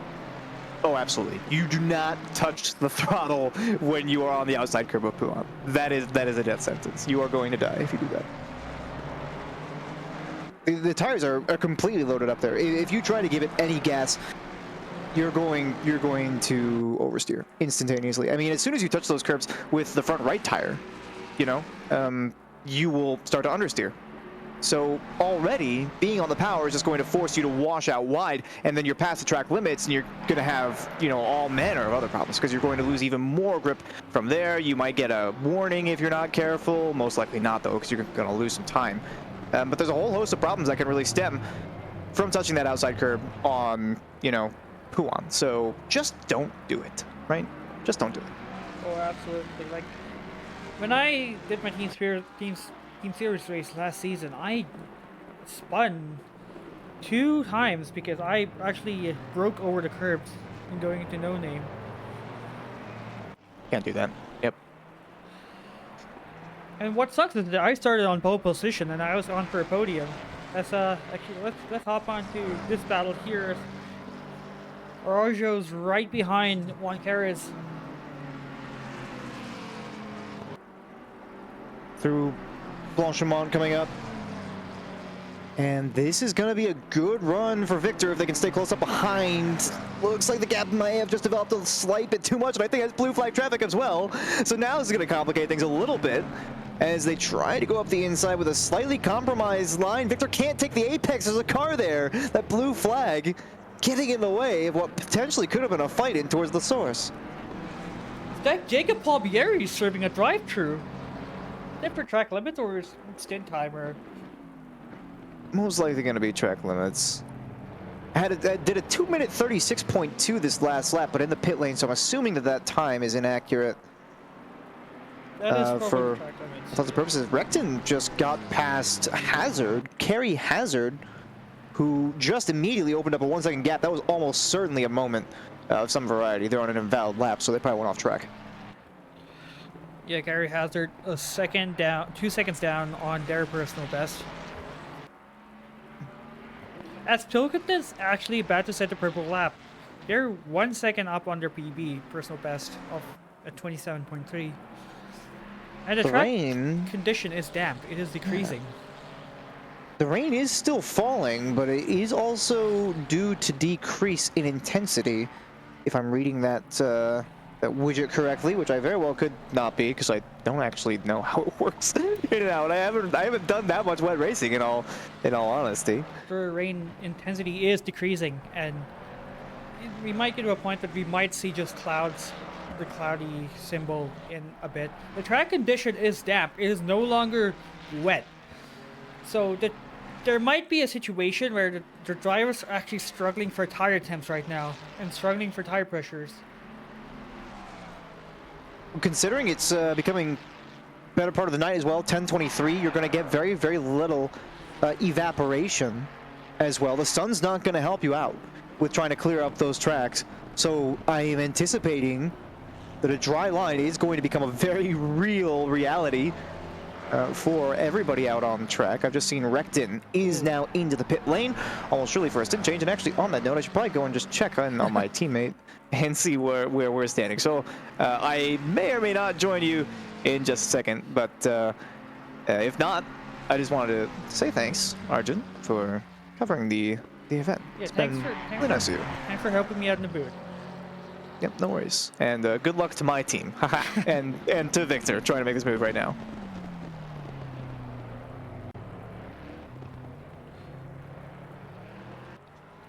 And yeah, Victor's still on the back of Oncaris.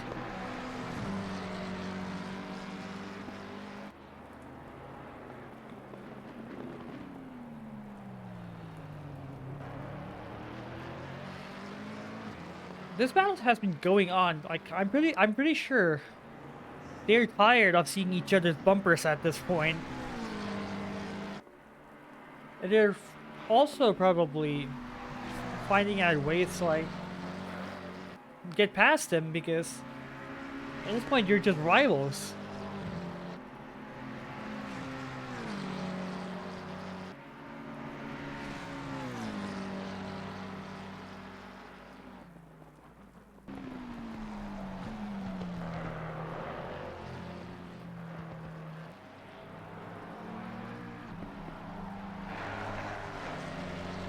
And we are entering a time where everyone goes to the pit. We also break the quarter race mark. With 3 hours gone and 9 hours left in this race.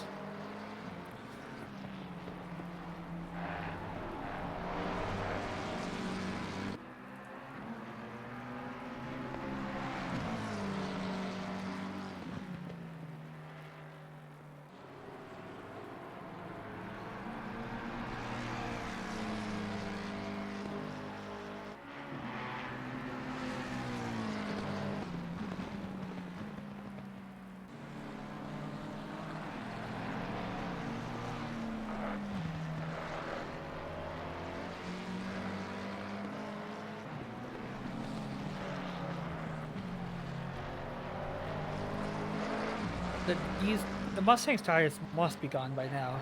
It's damp, it's hot. As we see in 15 minutes, the rain is gonna stop. We're actually gonna be entering no rain condition, but this does not mean that the race is gonna be dry. So I wonder what the drivers are gonna do. I wonder if anyone's gonna try going into dry tires, or are they gonna stick with wets, because your track's not gonna dry up fast because of how cold and dark it is. So now we're gonna see actual strategy calls being done and see who wins and who wants. It's all gonna be a gamble now. And this is one of the beauties of endurance racing, is sometimes you just gotta be lucky with your strategy, and sometimes there's gonna be so much risks that you have to account for. F1 Terrace gets a bit loose at the exit of turn 1.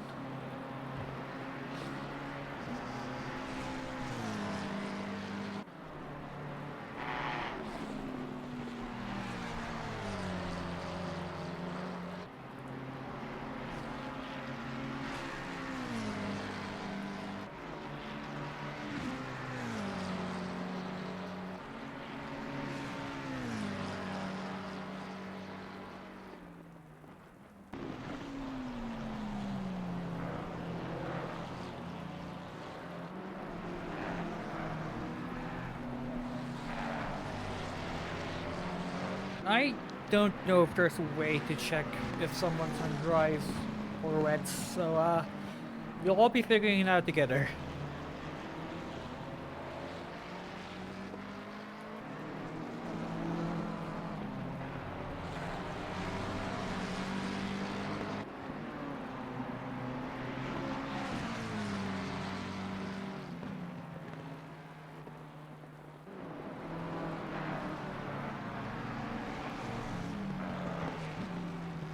Oh, as Victor Araujo runs into Rodriguez, who just spun at the exit of Buon. That's gonna throw a spanner into the battle, as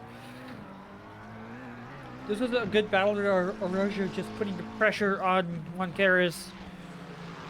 The McLaren's probably gonna have so much damage from that incident. He's probably gonna have to make a pit stop right now.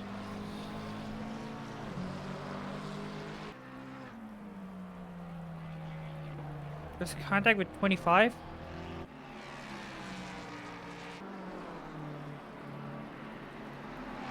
I did not see any LOD contact between these two cars, so it might just be a spin.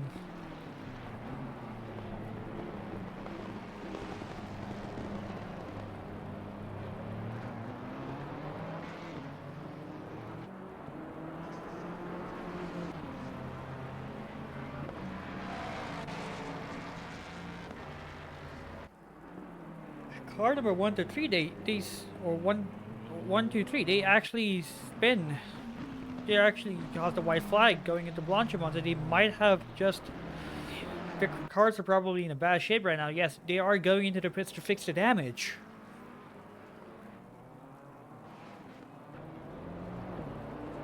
Just limps into the pits. He's gonna lose a lot of time. Even with the damage, he might be overtaken by Ryan Balloon, who also just entered the pits right behind him on a clean car. I mean, Ryan having double stinted, I think he'll be giving the car back to his teammate Ilkka Ruotsalainen. As Kevin Kovac also enters the pits, or Aaron Kovac. Sorry, I got confused with the other Kovac. But Kovac's in the pits. Jacob Palmieri's exiting the pits after serving his drive-thru earlier in the stint. Dry in 15 minutes. Yes, it is. I wonder if the drivers are going to go on dries or are they going to stick it onto the wets because the track's not going to dry as fast. You check on the leader, Eric Neville, who's been double stinting. Actually, this is his first stint. This is the end of his first stint. He hasn't pitted yet.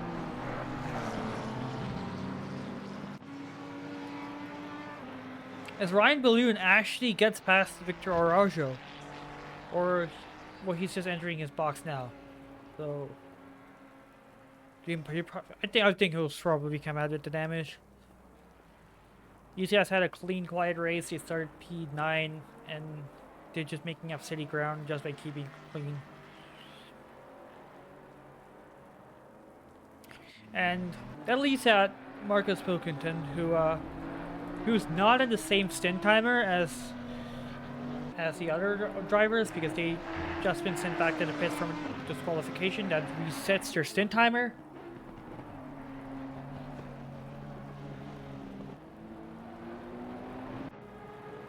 Well, I think Araujo actually exits the pits ahead of Balloon, but they're right behind, and Balloon actually stays in the car.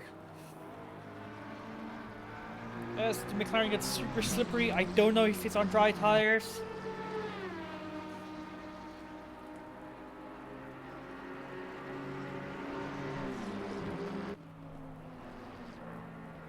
Because on one hand, you are going to get a damn track in 15 minutes, but who knows how long it'll take for wet tires to actually become viable. As I think Araujo's actually on wet tires. He got to stop and go 30 instead of speeding in the pit lane.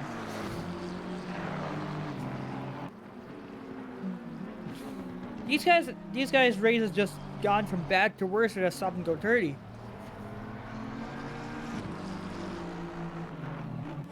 You check on Fire Queso, he just gets past Zane Blisk. These guys are fighting for position. I don't know if Zane Blisk is also on wet tires, because Queso just made that move look super easy.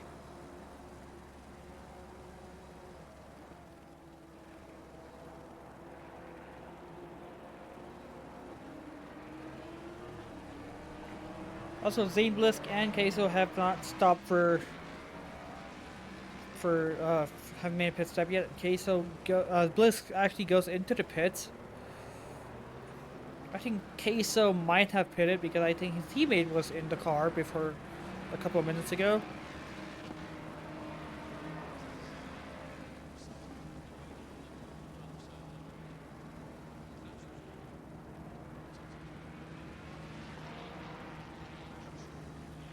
Ilkka Ruotsalainen actually takes the car from Ryan Balloon, and they're still behind Araujo, albeit closing in.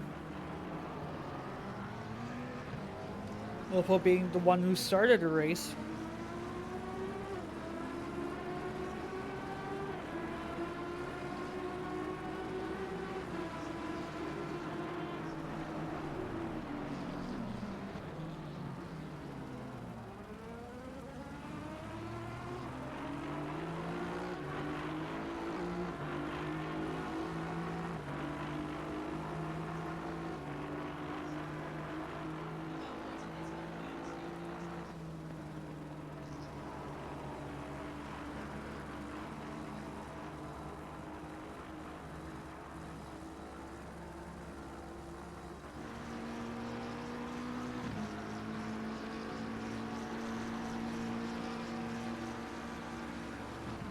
Ilkka Ruotsalainen he gets past Arosho, who actually had to serve the drive-through.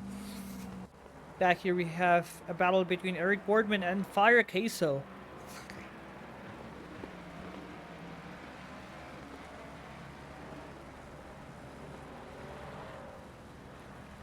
Boardman looks to get past Queso. This might be different tire sets. As here, Riley Fair's also getting past Arsenal. They might also be, Arsenal might also be on dry tires.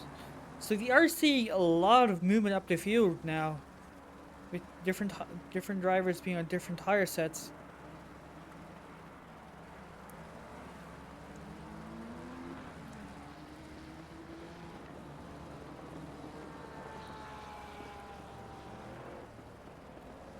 As the leader now, Eric Neville's in the pits. We also have another battle here, or actually it's the Porsche coming out of the pits.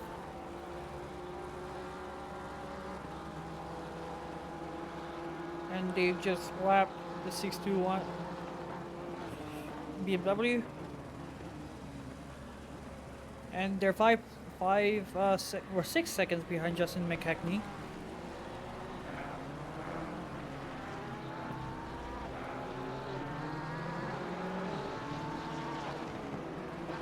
Check on the leader here, who are about to start rolling. Or not. They just entered the pits.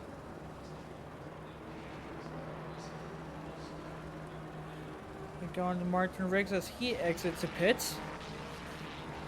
You might see Andrew Rice back in the chat. Or back in the booth. Oh, that's a dead car. Is that? Who's that? That's a 925.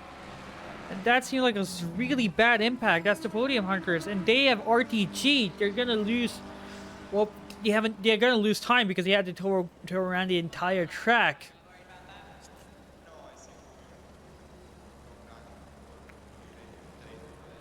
It is enough moment. They had to get towed around the entire track, but they're not gonna lose a whole lap because they just crashed in front of the pit exit.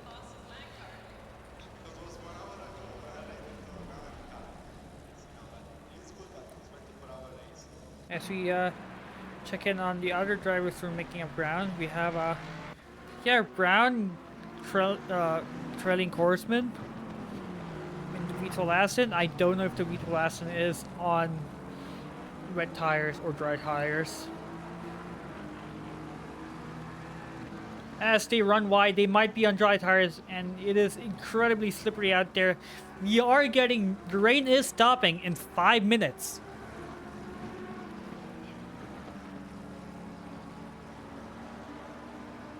Let's also check in here with Danny Arsenault. They have actually caught back up with Eric Boardman.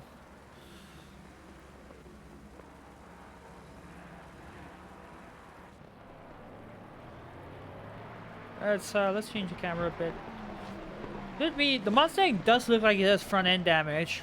I don't know if they picked it up at a collision on the air out lap, or if they're having any tire warming issues. But Boardman actually,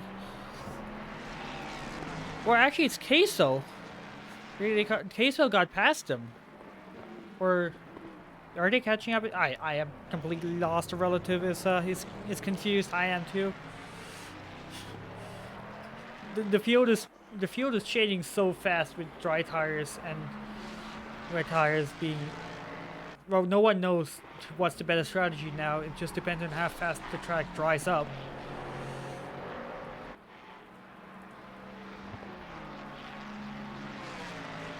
But it might not dry up for another 40 minutes, giving the drivers a chance to actually stop on the hour clock and reset their stint timers.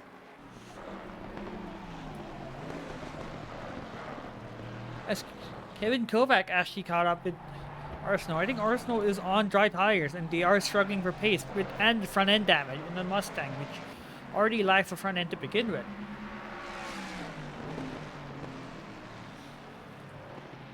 As Kovac just breezes past Arsenault.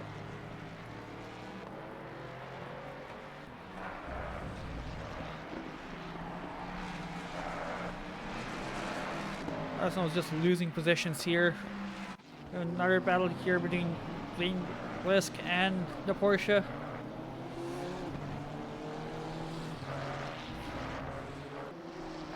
I said Ortegan actually catching up for them. This might also be on dry tires, and the Honda, as if it wasn't scary enough to drive on dry tires, is gonna be even scarier to drive on wet.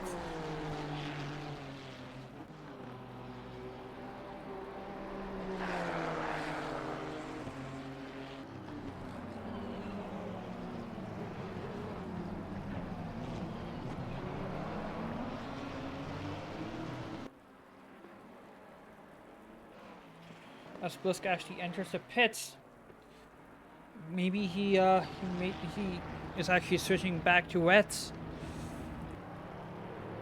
You check on Boardman, who actually got past. He's actually catching up with Riley Fair.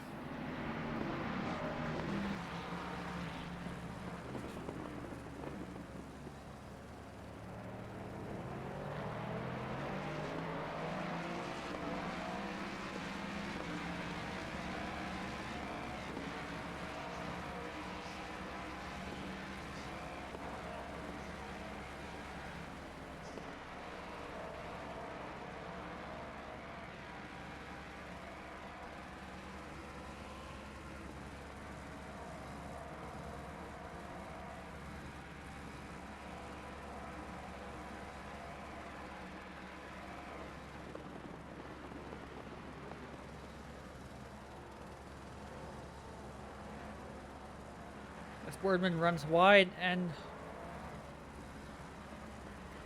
Fair overtakes him, and Boardman's just...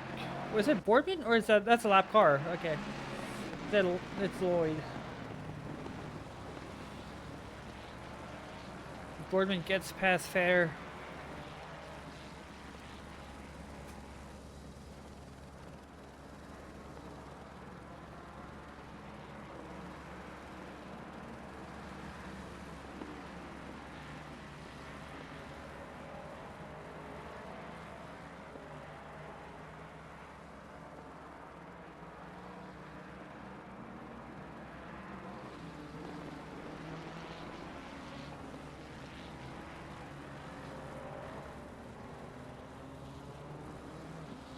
I am actually going to try making the stream a bit brighter for you viewers that can actually see what's going on. Let me just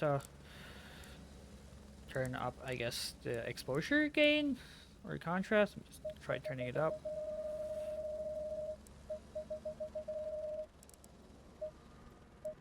How does it look? Look darker, or does it look worse? I don't know. I'll just go back to the original thing.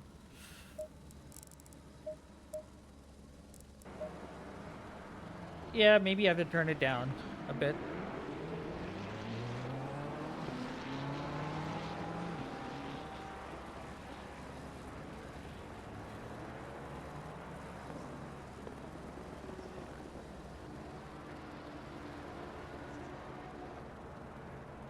Just increase exposure, not the contrast. Wait, actually, Eric Boardman's coming into the pits. Is he switching tires? Have a lot of drivers actually... I think a lot of drivers are actually thinking they're on the wrong set of tires and they're switching instead of committing, which the track is drying, but they're on the wet, they're on the dry tires. Let's try increasing the exposure again.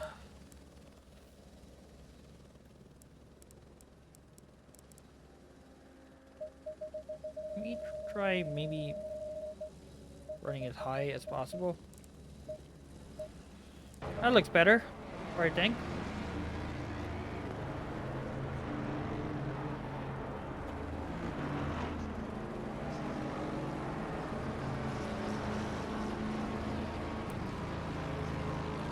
So you're also seeing Martin Riggs make up positions. Boardman, Fair, and Kowak have entered the pits. 3 of them actually battling out for position. So is Justin McCackney and Brown. So these guys are gonna lose a lot of positions, and that means Arsenal, who's still out there, I think on dry tires, struggling for grip. I think he's gonna brave out, which means Martin Riggs actually inherits P10.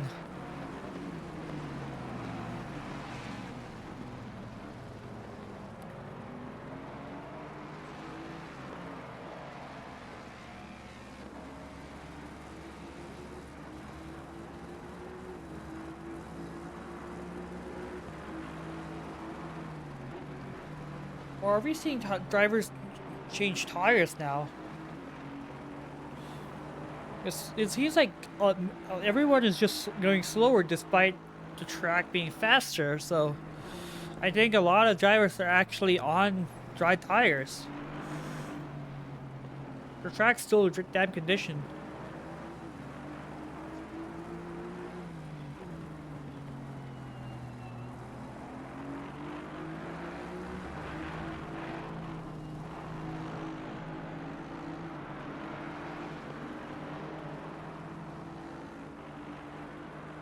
Kevin Kovac just comes out right behind Riley Ferris. He actually goes past him.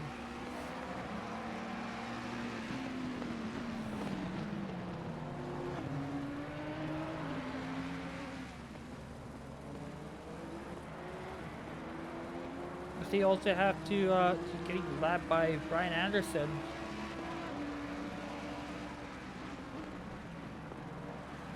Who breaks them apart.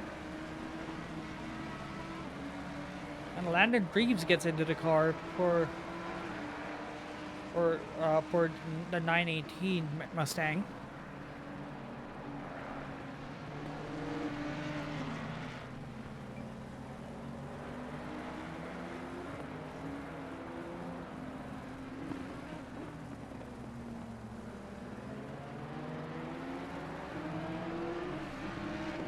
The field has shaken up so much in the last 2 hours.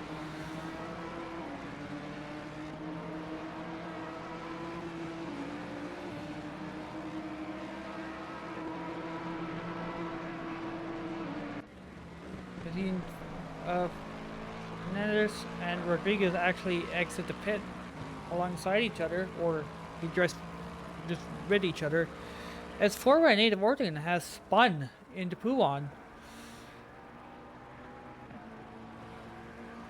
Hernandez drowned on lapping himself. He's rejoined the track safely, but let's go back to Fernandez and Rodriguez, because that's a battle actually happening right now.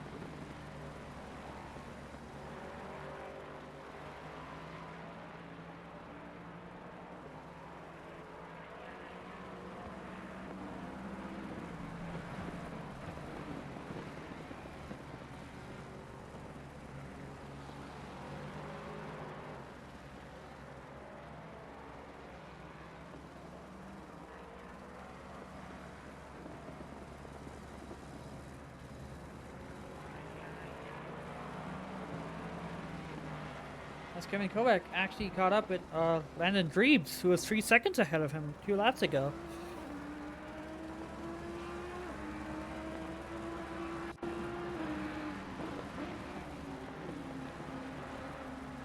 Coming back to Fernandez, who was right on the bumper of Rodriguez. Oh, they touch, and Rodriguez actually goes for a spin through Blanchimont. Coming back to Kovac here. Kovac is right on the bumper of Landon Dreebs here. There's just so much battling happening right now.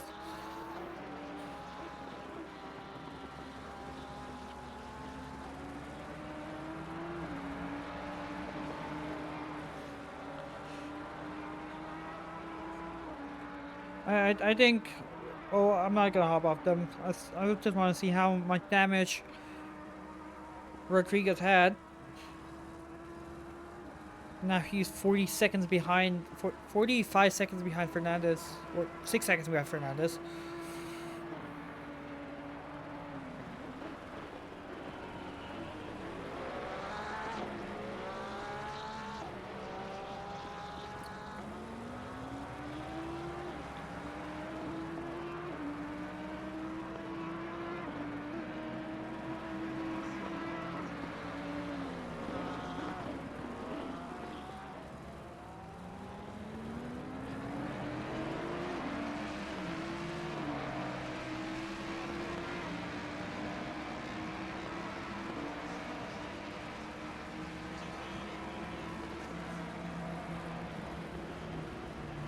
Let's go back, gets a better run on Landon Greaves.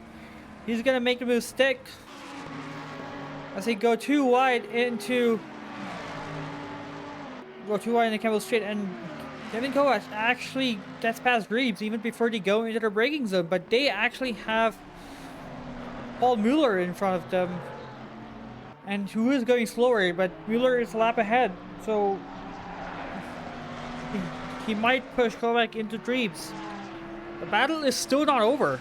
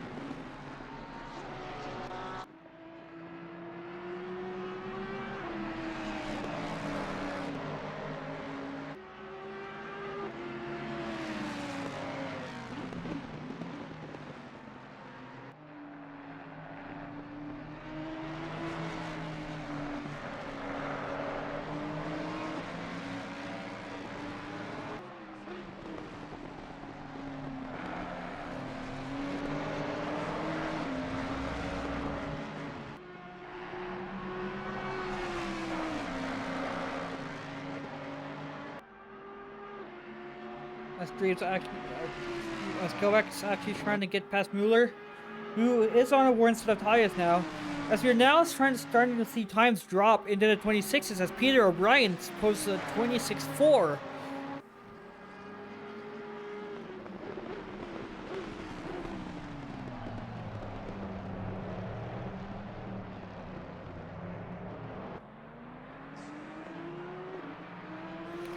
As now Dreams tries to get past Mueller as the Audi between the Mustangs breaks up the pack.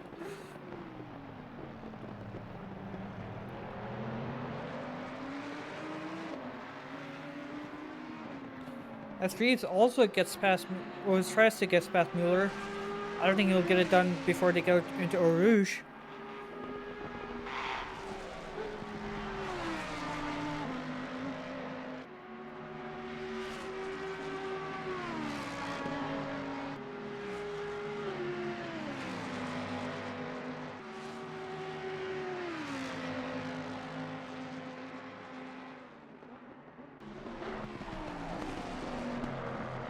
Now this battle's breaking up. We can go on to Martin Riggs, actually trying to get past Arsenal.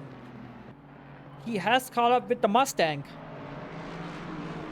Maybe this team has actually made the correct call with the tires. Because they are now in P9 and threatening to take P8.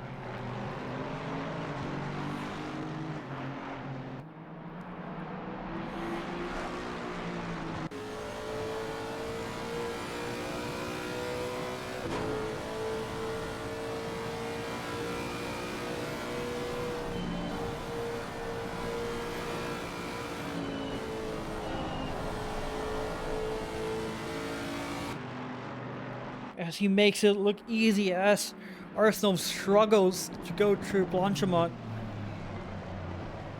The track is now entered the greasy stage. We are gonna be entering the territory where the dries actually start to shine, but given that these drivers may be on dry tires for longer than they're intended to be, or longer on cold, cold, greasy, damp track than they're intended to be, they might have a lot of grading to worry about, which would be hindering their performance, even if the track dries up. So you might see Martin Riggs actually stopping earlier once the track gets into the territory where the dries are faster. And so Austin Whitescarver is actually in the pits. I think he might be switching to the dries. Same with Kevin Kovac, who did make a stop, presumably to switch to the wets, now stopping to switch to the dries. You do not want to do this. You don't want to do this in endurance racing. You want to try avoiding as much as possible, but being on the wrong set of tires at the wrong time is just unlucky for them, as they're just gonna fall down the pack.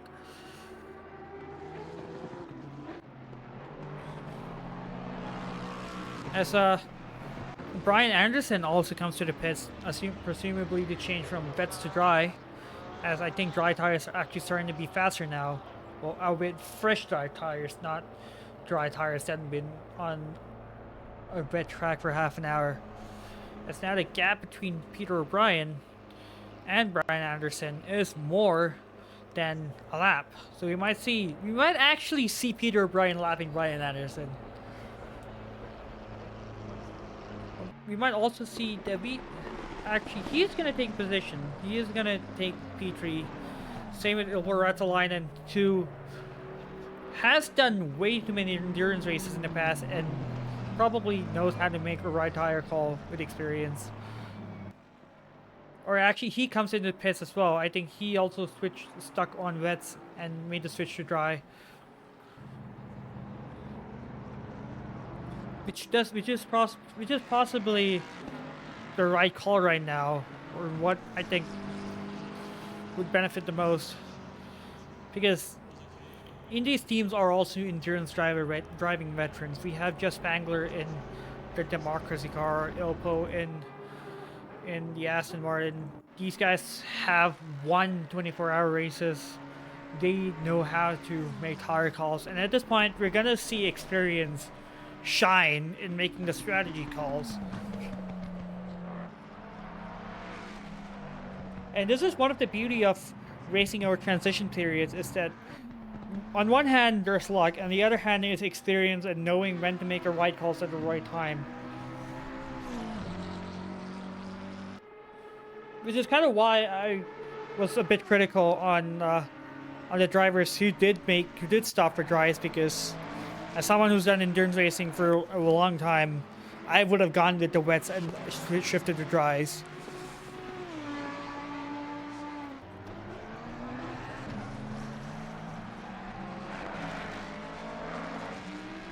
But then again, this strategy might not work. Their stint timer may have been screwed up a bit, and they would may have to make a splash and dash at the end of the race, which could cost them positions. But we'll never know until the end of the race.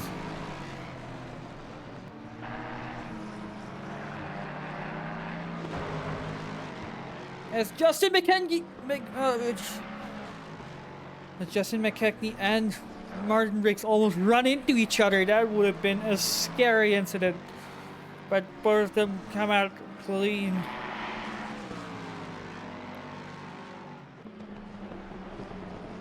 As Peter O'Brien now sits at 24.5, they're slowly inching towards the dry times now.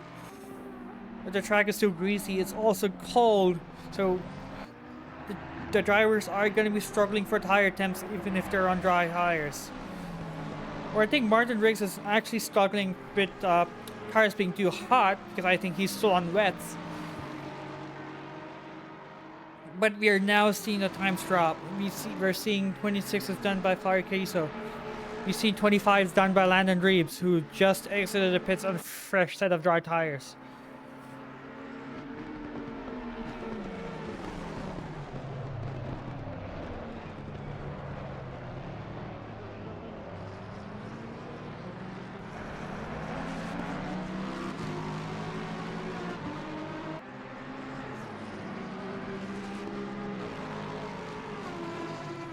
As Landon Reeves just gets past Menard, who were sent back from P5 after an unfortunate incident. with a car lap down spinning.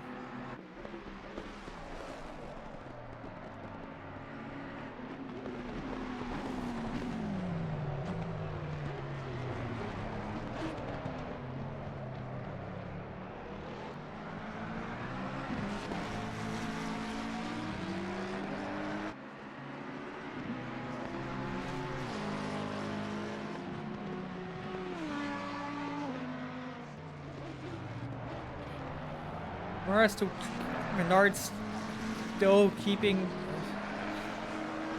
up with Reeves, but for how long?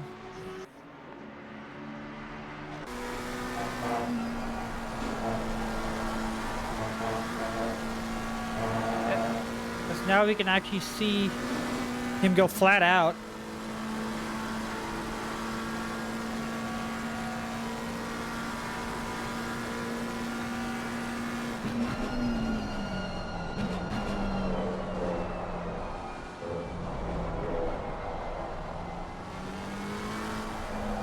Still being gentle over the curbs. Still going to be struggling for traction.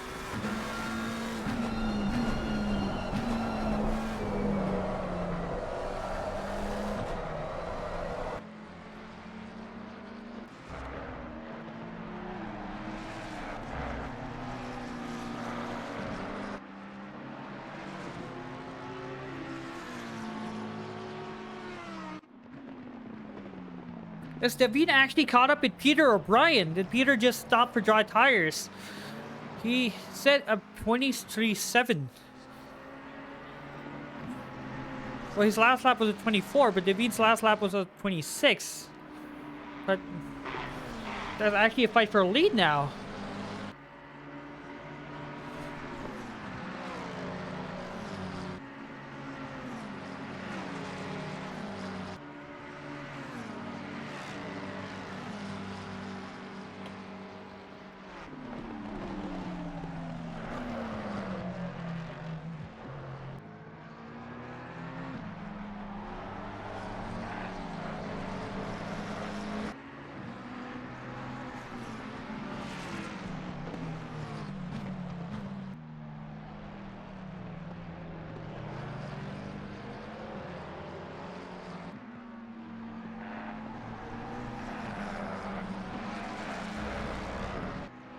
As Peter just opens up the gap immediately. And back in P13, we have Jacob Palmieri actually catching up with Ryan Fair. Ryan being, I think, on a wet set of dries, if I remember, as he's just struggling for traction there. I think Jacob may have just made a pit stop as he gives him the good old flash. I think the flash was more of an indication of I am coming rather than get out of my head, get out of my way. But Jacob just runs to the inside? Might have lost traction there, but just slingshot past the Mustang as he gets super close here.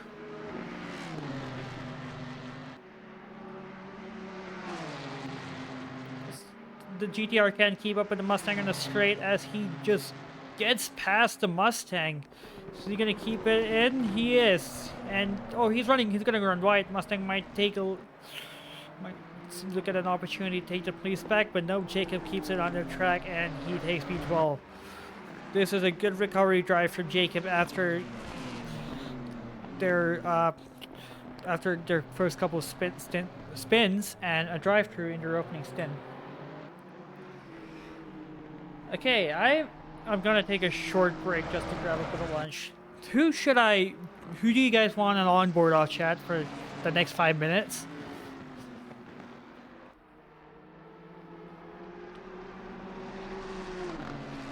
If not, I'll pick a car for the onboard for 5 minutes.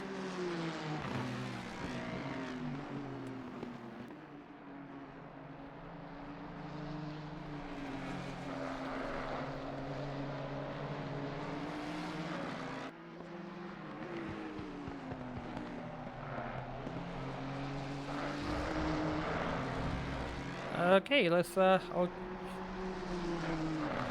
because we already saw Jacob's feet, let's actually follow our solo of drivers, Zane Blisk.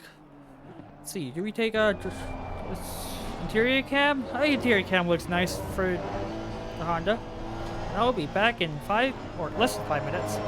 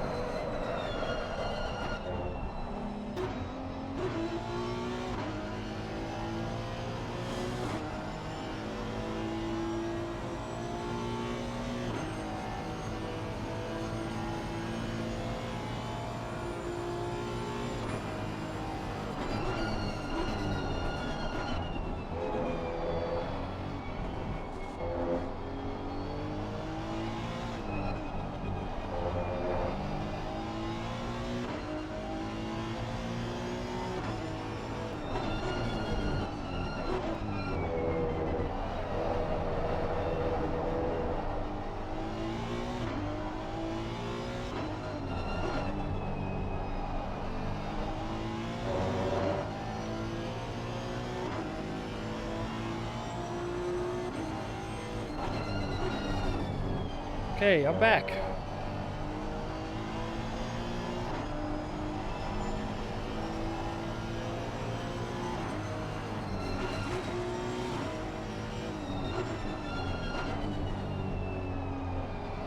I'd like to make note that we have a Honda driver driving the Honda on dry spell. I'm not brave enough to do this thing. The Honda is one of the most difficult cars to drive on this track on a dry condition. It's easier in the wets because you're going slower, but the high-speed characteristics of this car just makes it such a handful to drive in the dry conditions.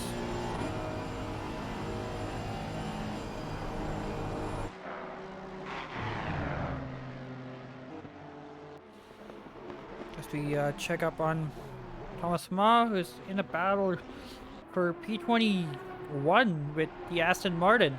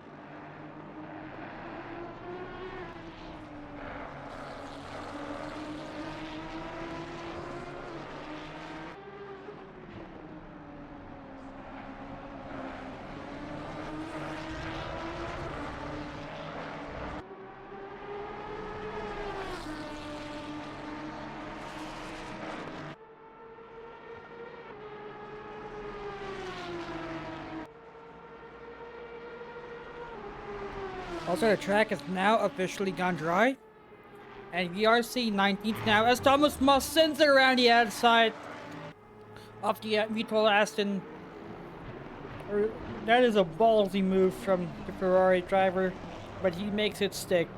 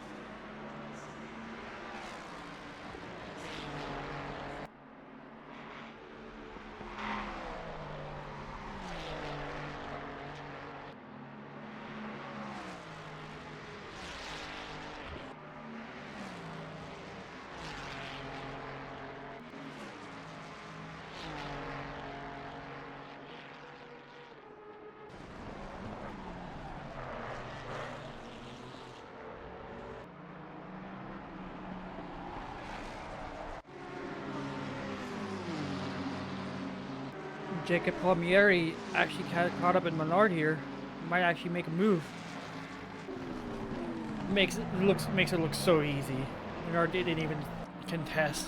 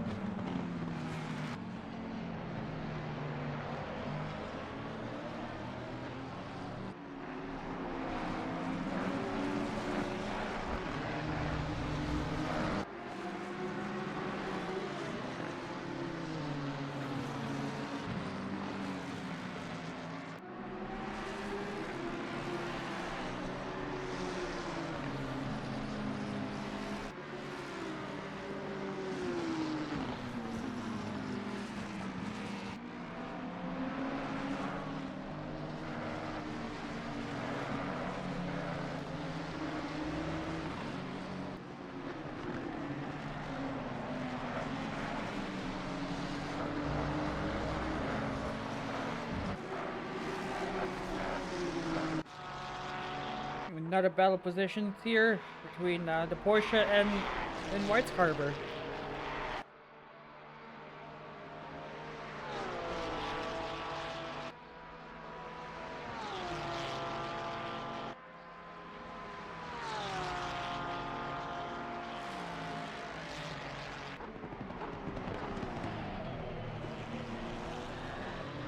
Was a beautiful move around the outside from Austin White's Carver.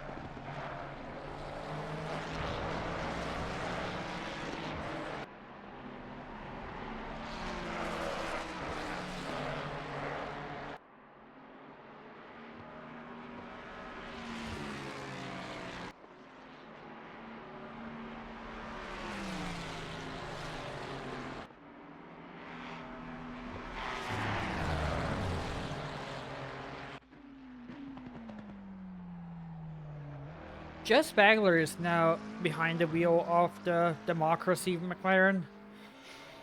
And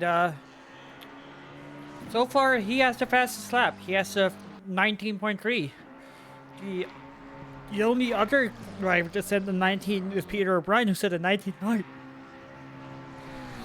Jeff is flying. He's 2 seconds faster than the guy in front, and he is closing on the gap fast. As we head into the 4-hour mark in the race, 8-hour mark, let's actually look at the timetable to see who's where and where they up to. As we P1 is Peter O'Brien in the 114 tier esports McLaren, followed by Matt Devine in the number 25 Mustang, followed by Jess Spangler in the number 9 Democracy McLaren, with P. Muller actually getting the places back with actually the disqualification and the stop and go 30 might be working into their stint timer, with Bush and P5, Impro Razzolainen in P6 and clean lonely race with them. Fire Queso actually managed to carve a bunch of places, now in P6, P7, with Martin Riggs actually gaining, I think, 16 places from where they started in the grid. And we have Landon Dreves in P9, with Jacob Palmieri also staging a comeback drive in P10. We have Menard in P11 with Riley Fair in 12. Kevin Kovac in P13 with Arsenal in P14. And Felipe Ortegan, who actually picked up a drive-through, which I think is for track limits. They're in P15, but they just pitted. They're gonna drop a bunch of positions. But that makes Justin McKechnie in P16 with Fernandez, and P17 with Blisk actually still in. Who's driving solo after 4 hours. He's in P18 with Austin Weiskarber in P19, and I'm not even gonna try to pronounce his name. I can't do it. Porsche, the only Porsche in the field in P20, and that wraps up the P20 for in the current running.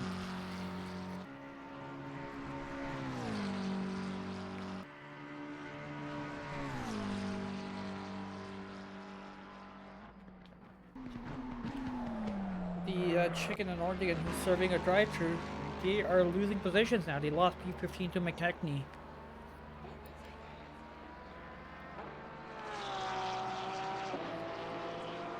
And they're actually stopping right now instead of serving the drive-through. Or actually, they're continuing at the drive-through. They stopped because they actually stopped, but they can't stop because when you're trying to serve a drive-through, you can't serve a pit stop. So they just lost a bunch of time there. Bush also coming into the pits as he enters from P6.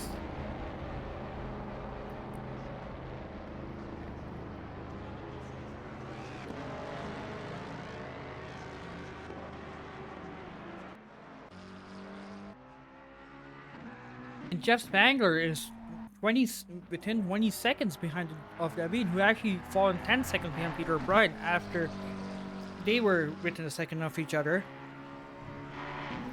These are the only two cars who are in the 19th. As David sets a 26, still not as fast as Jeff Spangler's 20 dead.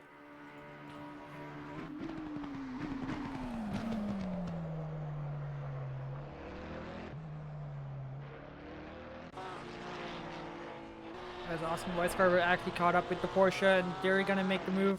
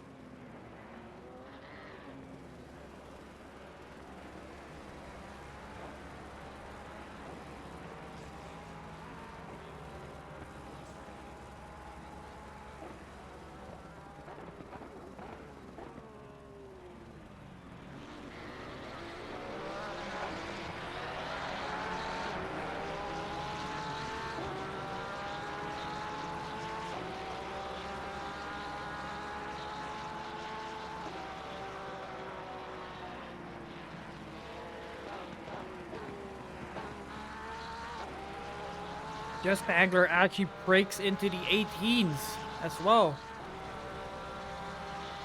He is absolutely flying right now.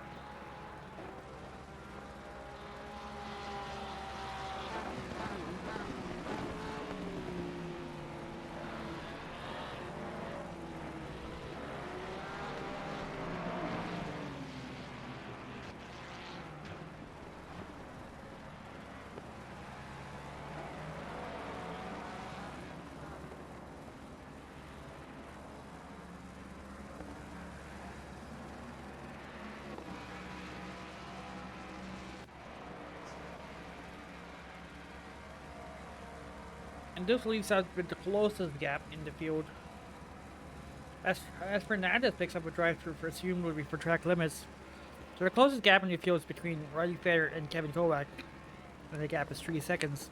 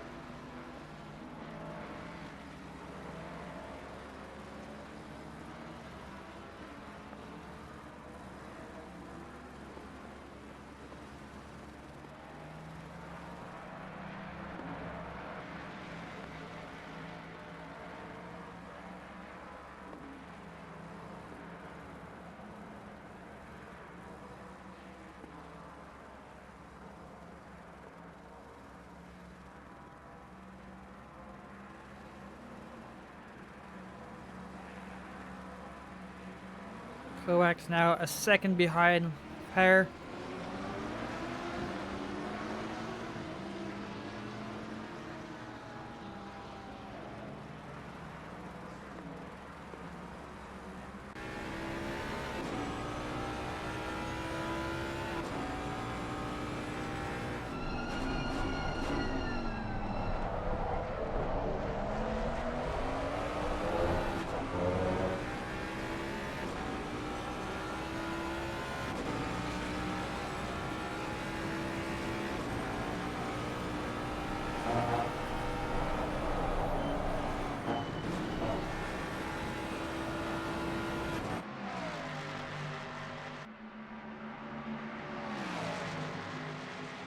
As he just sent around the outside of Randy. Is that a valid overtake? I don't know.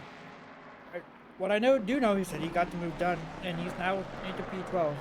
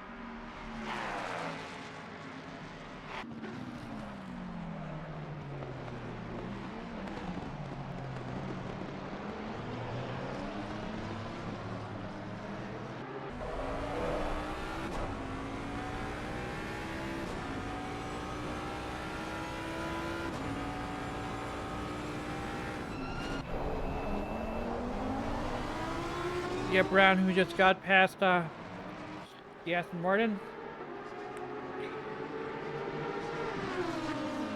But the Aston Martin straight line speed allows him to take the position back at original radio, but the Lambo's not done. Has he run wide and he crashes?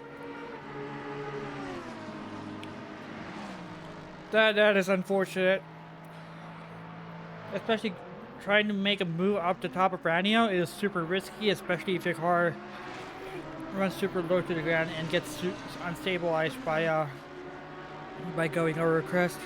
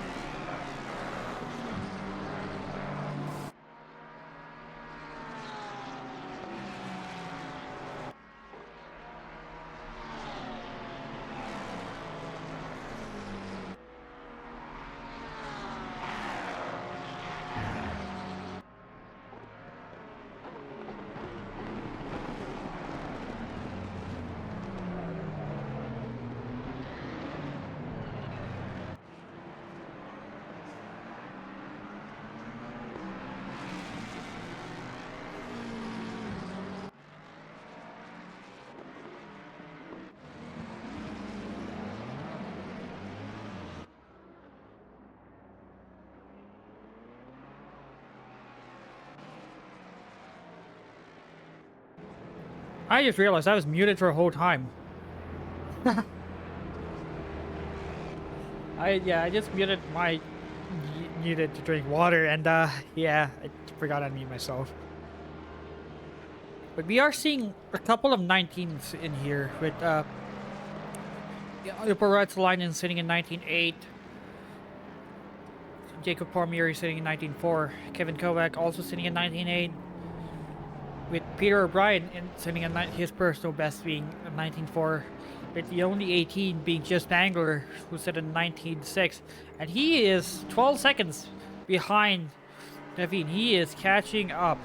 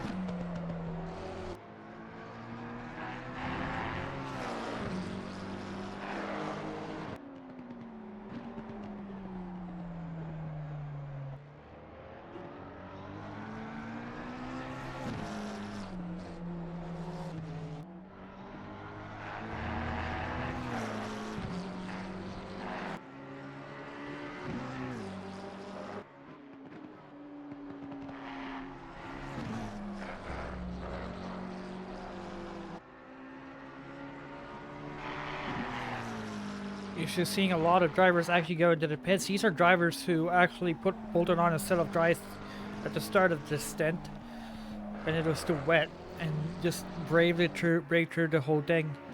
They're going into the pits now. Jacob Palmieri, Fire Queso.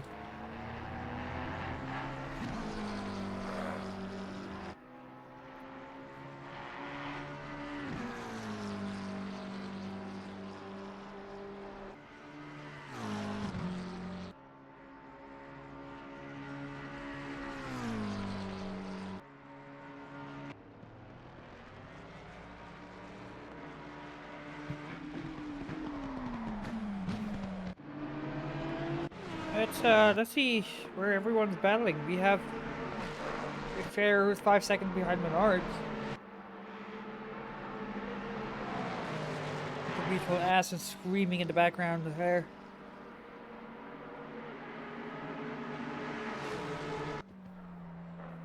It's now midnight in race time.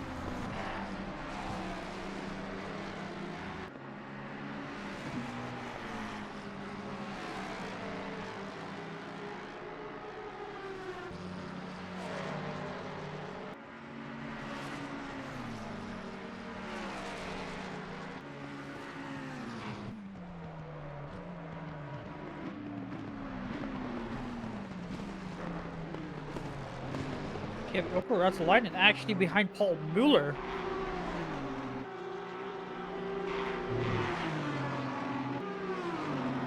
He might actually make the move. Not going into Lacombs. And he does. He just has such a good run.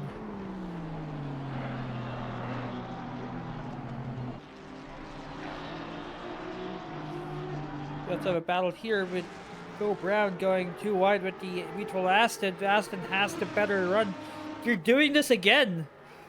But this time the Lambo actually staying ahead of the Aston.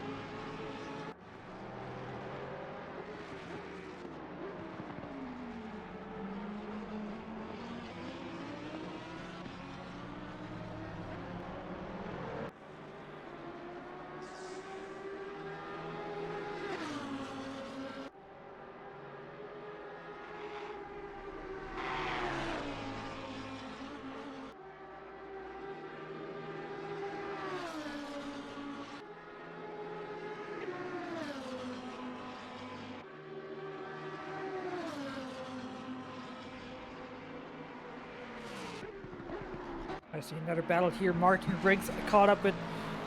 Well, he's actually ahead of... Palmer. He is right behind Tisdale. Paul Muller actually in the pits to, I presume, change tires as Martin Briggs also comes into the pits. They change tires. They also switch to drives early. Well, actually, I don't think they switch to drives early. I think now it's around the time where they... This is after switching to drives late.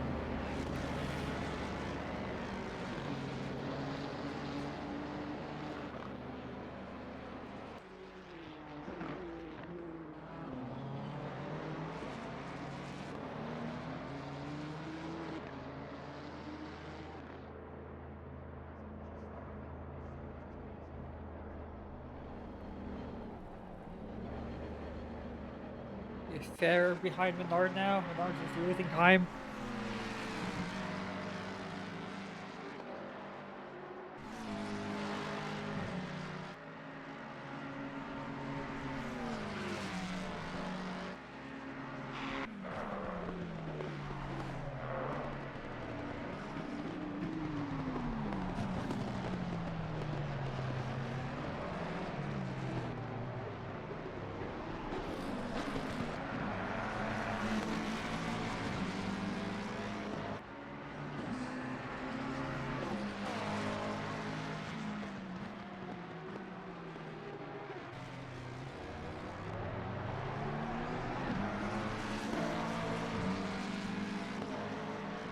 The Bears can have a second behind Menard.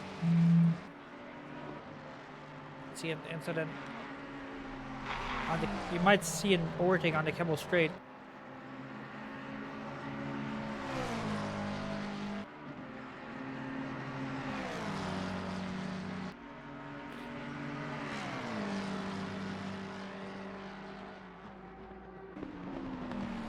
Sure, just makes the pass look easy.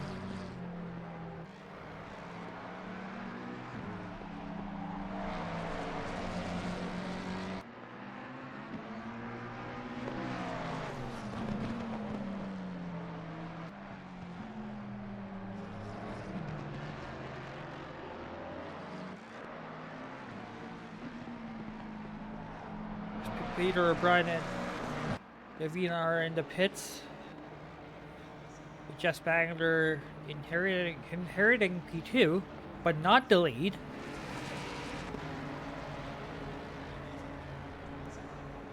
I don't think Peter will ever. I don't think Jeff will take the lead. I think Peter will come out ahead of him.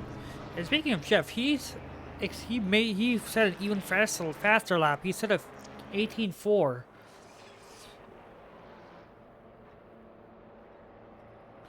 Peter moves and comes out in the lead, so they are essentially a whole pit stop clear of the guys ahead.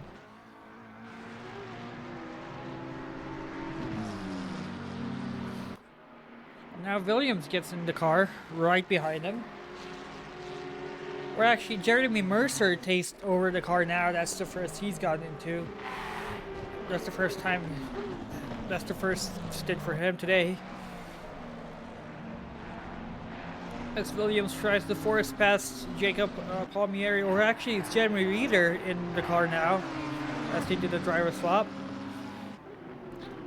Probably trying to force himself past here, like surely he can't be serious, and Reeder would be like, I am serious and don't call me Shirley.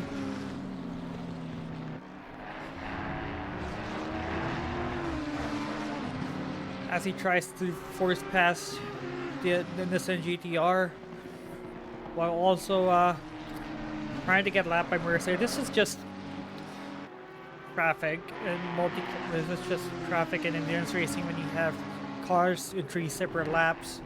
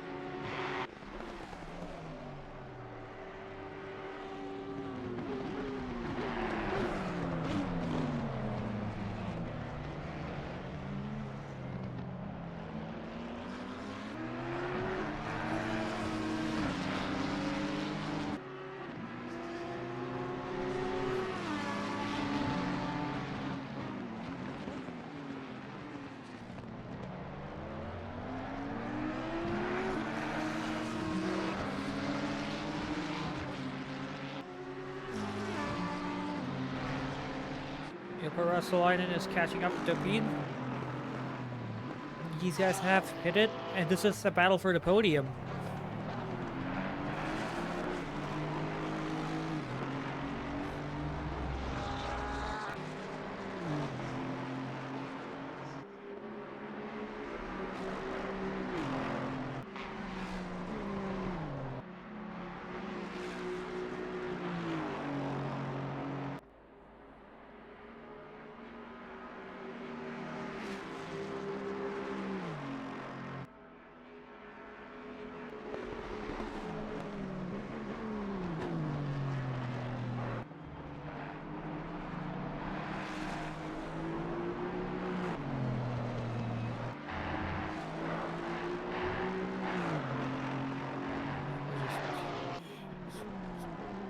Gaps has increased a bit as Opel backed off.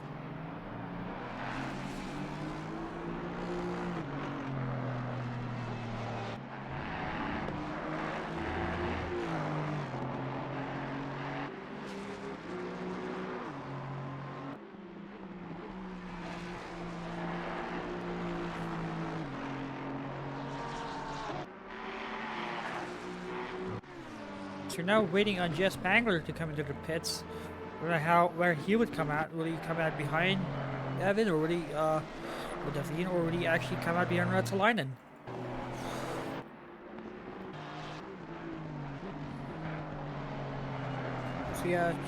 check up on the other battles going around.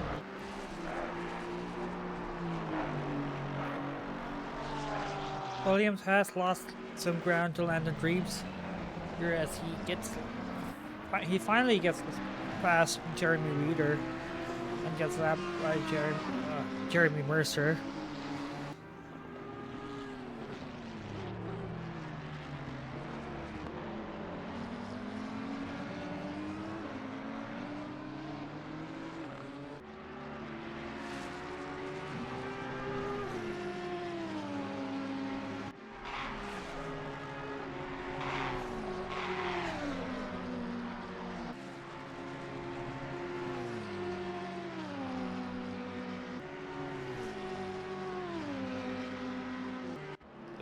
Brandon is closing in on Ravine.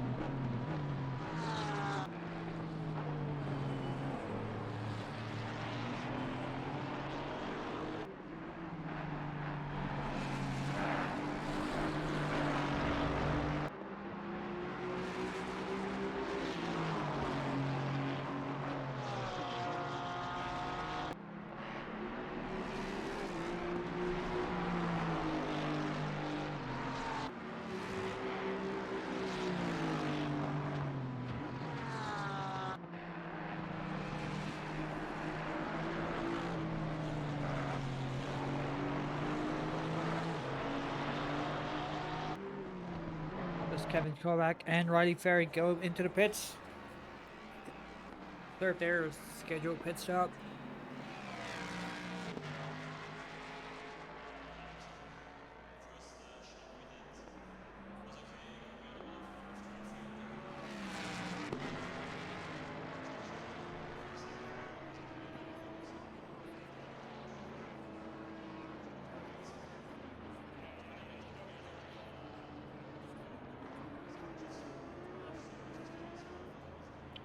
We also have another battle here for position between the Porsche and Rodriguez, who I think got past the Porsche, if I'm not mistaken.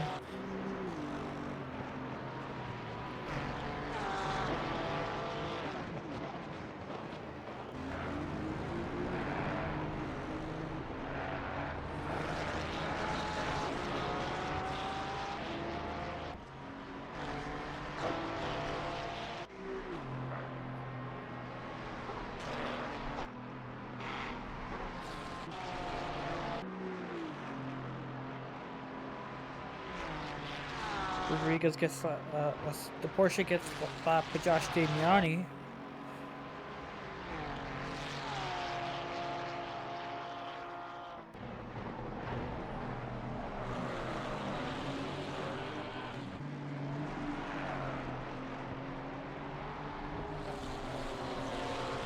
The Porsche still following close by. Oh, elastic touch! Josh Damiani boxes in the Porsche, who tries to capitalize on the incident as they go too wide, coming out of the Porsche, getting the better exit as they go into Pouan. The Porsche takes the place from Rodriguez.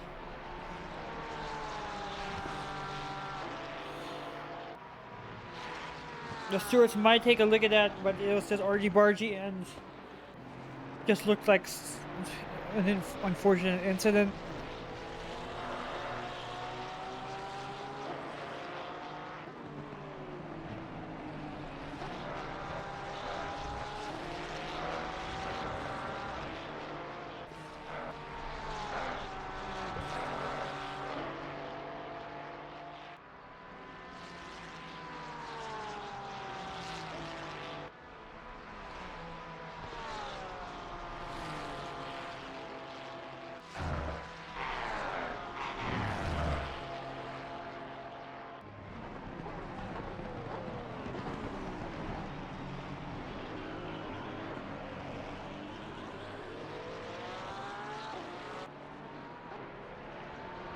Now Menards and Rife are also in the pits.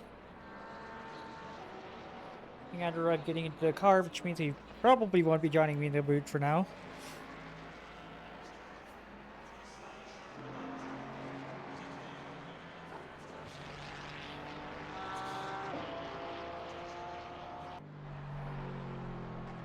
As Rife exits the pits in P12 behind Jeremy Weeder and possibly Mark Recton as well. First job at both Menard and Rife in the pits.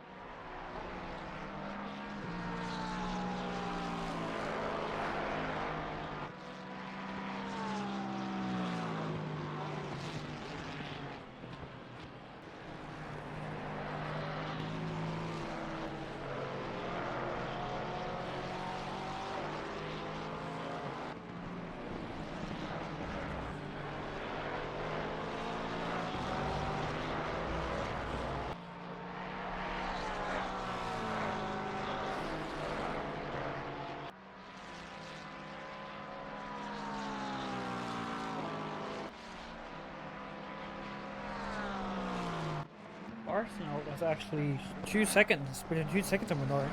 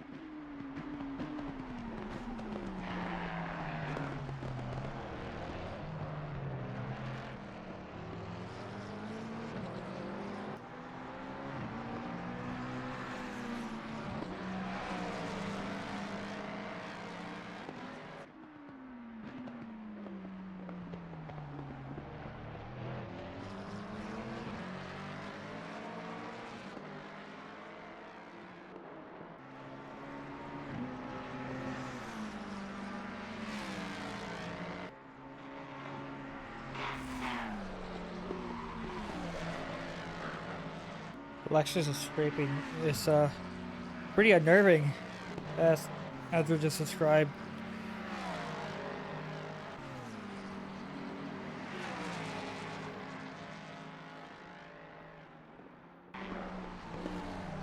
By the way, if anyone driving this race wants to be interviewed, just talk about how your race is going. Even if you're not a commentator, feel free to join maybe the general voice chat in the SRA Discord, and I'll just pull you into the boot.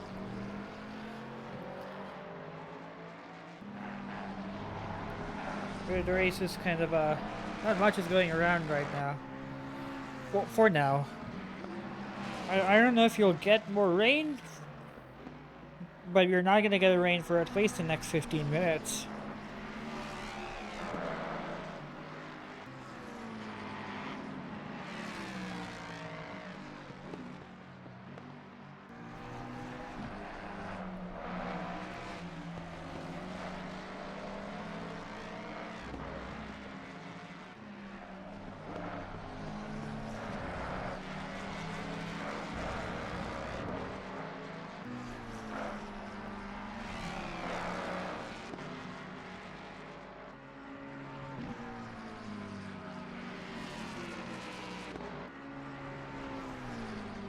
Arnold actually backs away from Menard, or actually I think he's catching him as he goes super wide and nearly into the barrier. This team also was one of the few teams in the 19s. Actually, we're starting to see more teams set 18s and 17s. Jeremy Mercer, who sets a 17-8. It's just Spangler saying 18-1. Tisdale's setting an 18-5. Same with Williams. Now you're seeing more teams actually set dry tire temps now that the track is optimum.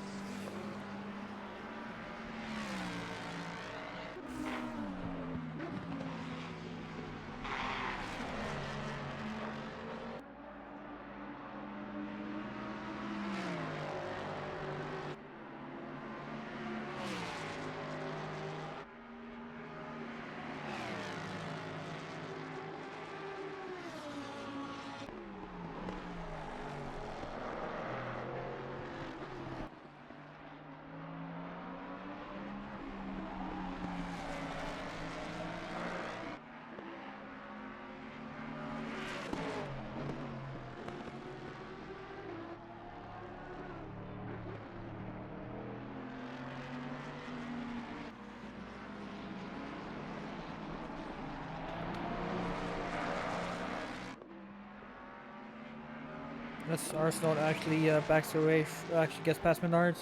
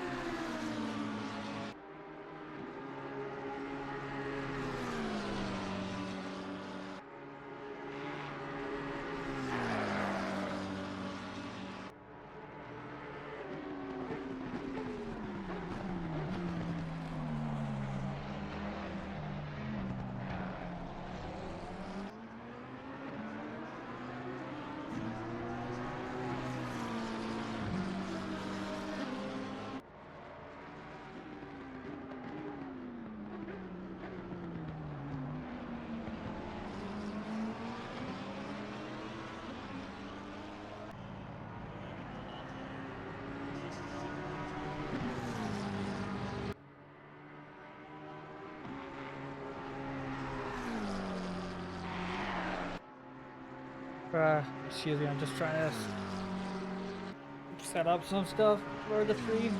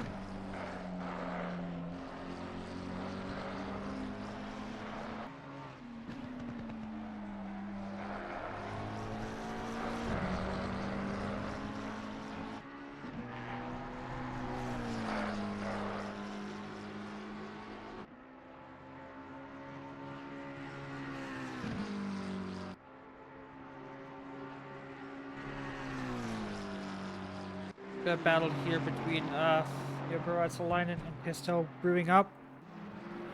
As they'll finally close the gap for the Mustang.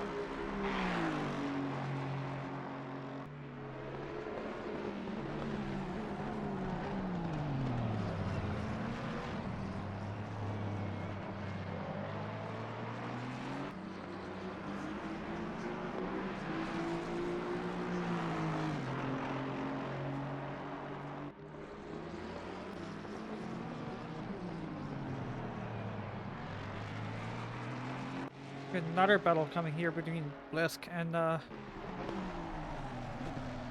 Soto and Rodriguez and Belmont.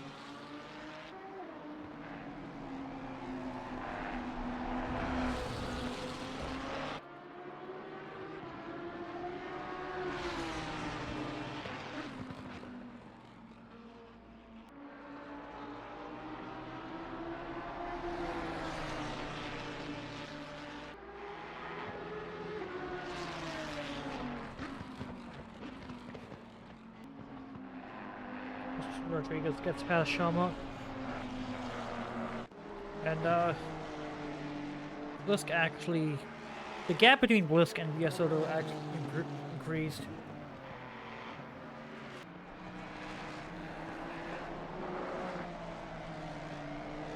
But let's keep an eye on this battle here because it seems like Dominic Shama is actually trying to get back the position from Rodriguez. Also, yeah, thanks for the follows, to the new follows. I'm just, sorry if I sound quiet, I'm just trying to figure out some stuff from the hosting point of view, but...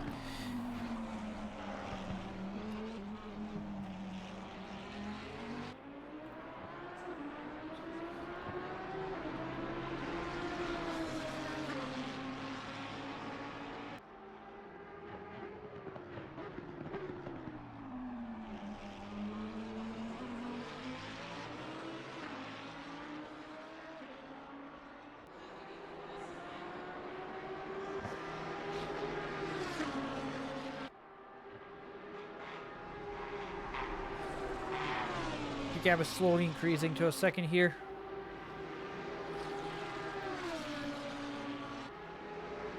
That Lambo sounds good. The V10 roaring in the night is much louder than the Ferrari V6 in front of it.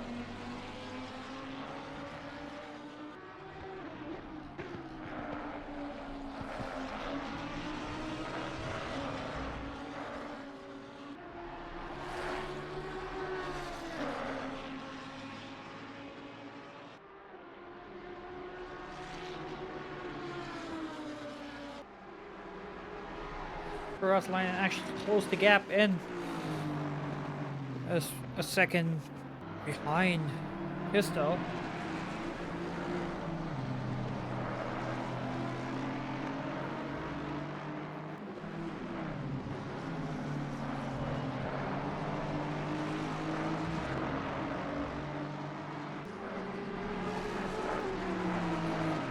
She lapped the grandfather Aston in the newer Aston. Where's the Nissan at? Nissan's chilling in P10 with Jeremy Reeder behind the wheel.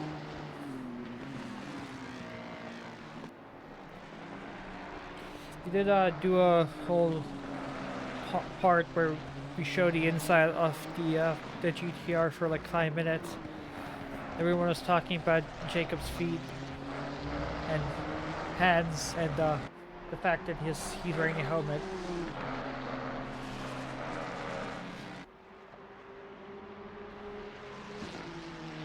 That's all the Ferrari drive from them after a troubled first stint.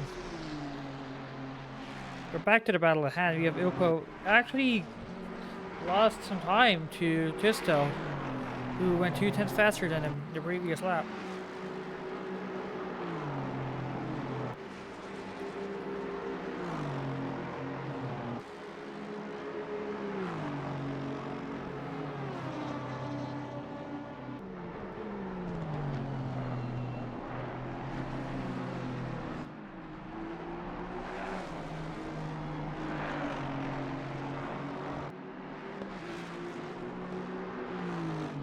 But this is the closest battle we have right now. We're starting to see more cars enter the pits towards the back of the field. Rodriguez and Lodi enter the pits.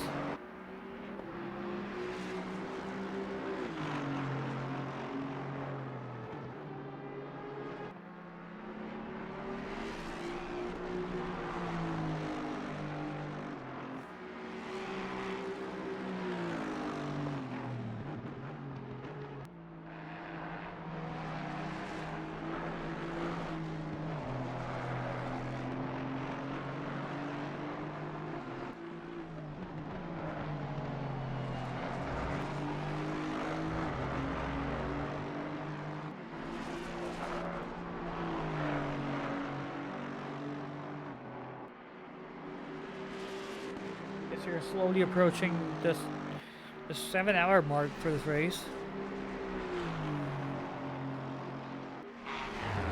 And we still have a long way to go.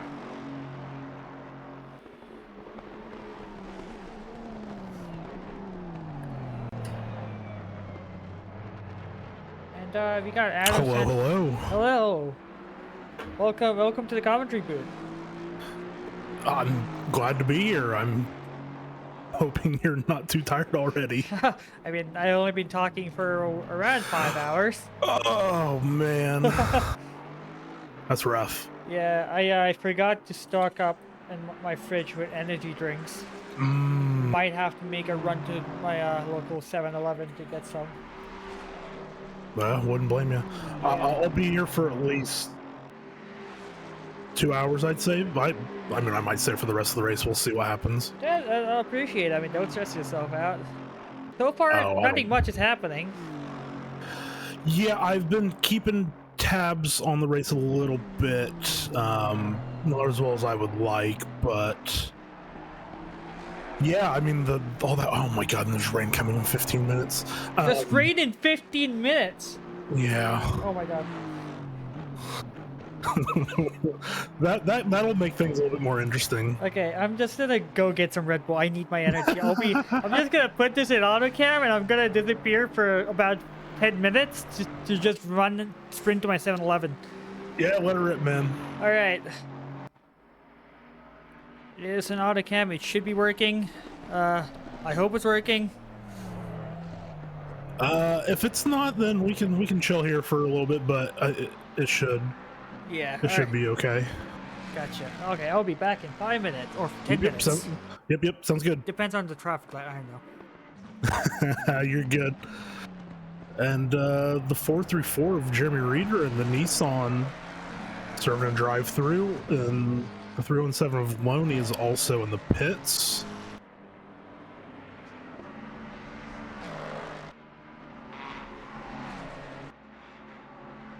I'm not sure where we're at on pit windows at the moment, but I assume we'll be, that weather just changed from light to medium in 15, so we'll probably getting light rain in 10 and then medium rain in about 15 minutes. Ooh, that'll be spicy.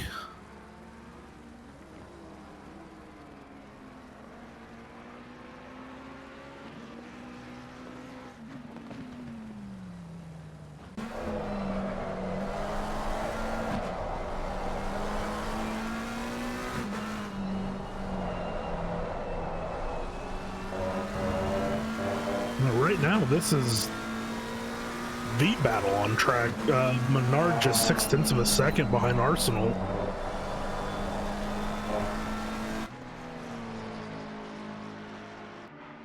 As my race control starts giving me some updated information. Okay, this is good now. Menard with a pretty healthy pace advantage. Almost 2 seconds on that last lap. Menard will be desperate to get by.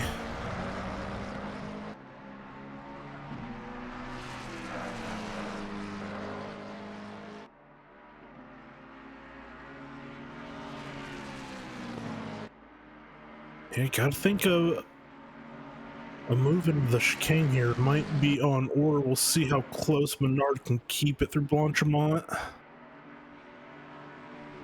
I don't think he's close enough.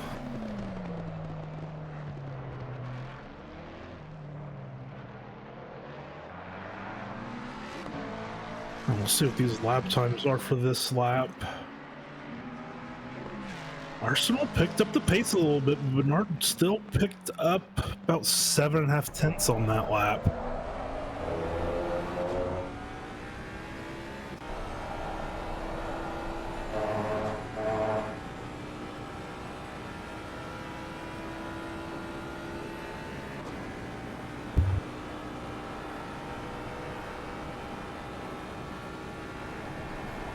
Now the auto cam has seen fit to take us away from that battle, and we're following Kai Tisdall in the Mustang. A lot of Mustangs in the field, as you would expect, with it being a very new car.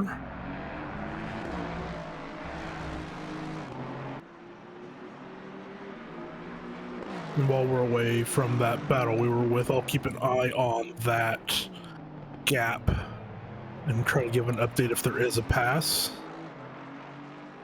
No, now I see why AutoCam went away. Root Salinen is gaining on Tisdall. Oh, and now we hop back to Menard. The AutoCam's pretty good.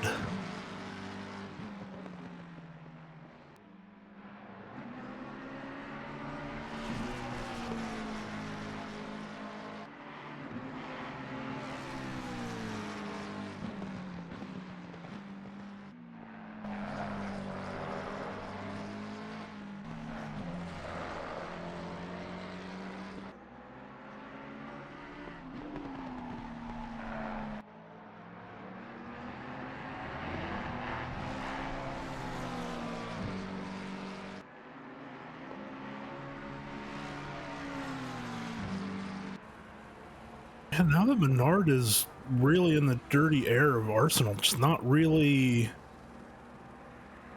being able to get this gap under 4/10. Now we're on board with the leader, Jeremy Mercer, who they have a pretty healthy 34.5-second lead on P2 at the moment.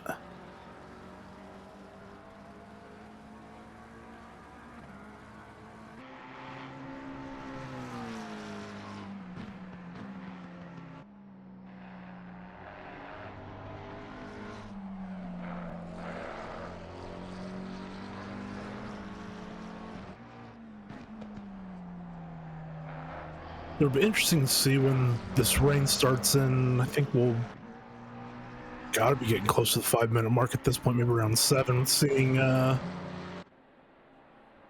what teams choose to do. And it looks like Menard has a huge run on Arsenal down the Kimmel Straight. Menard pops out and Arsenal goes defensive, but Menard not able to really get overlap into the braking zone.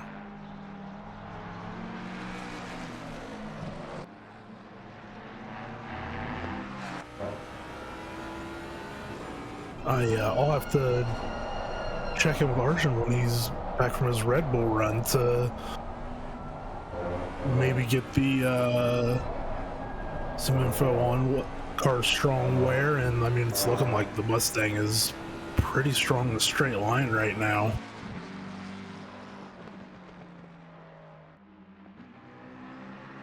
But Menard is keeping it 2-3 tenths right now. I think really pushing at this point to get this move for P12 done, especially before the rain starts.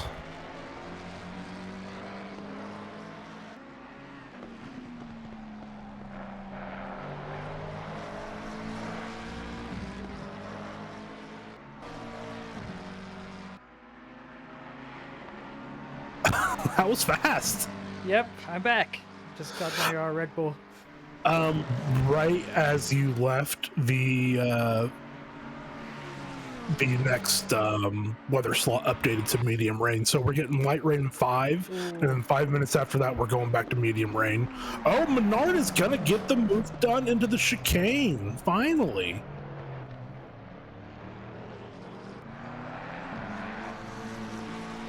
Well, is he, fill me in, was Menard chasing Arsenal? Yeah, Menard had been stuck around about 0.7 of a second behind Arsenal for pretty much ever since you had stepped away. Okay.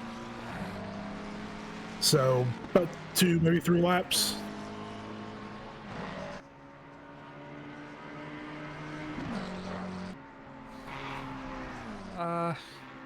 I noticed that before I left, Jeremy Reeder, he had a drive-through. Was that for track limits?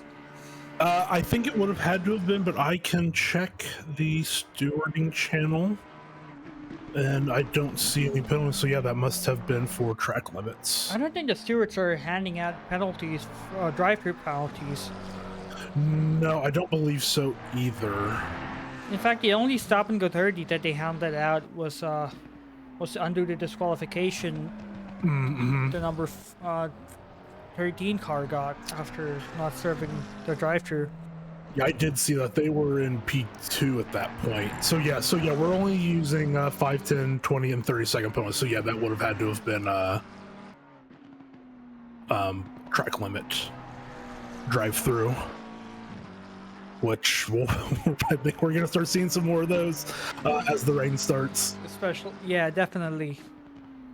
We saw a lot of drive-thrus in the first 2 hours when it was raining, so I wouldn't be surprised as soon as it starts raining, when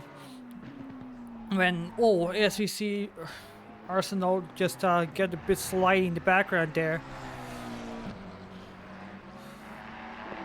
We actually do have another battle cooking up here between Lloyd and let's say I can't pronounce that name. Kolschek. Kolsch?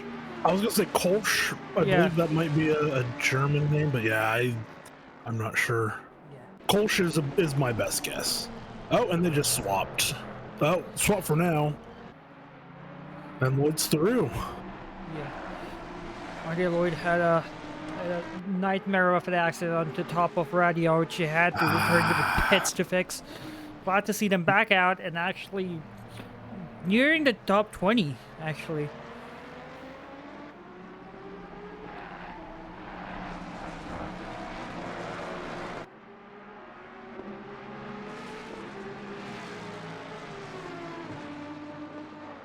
Oh, by your pit stop, wait, is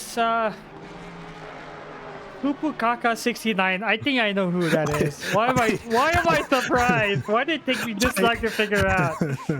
Well, it can't be Reader because he's in the car. I can't be Reader. It's not Richie.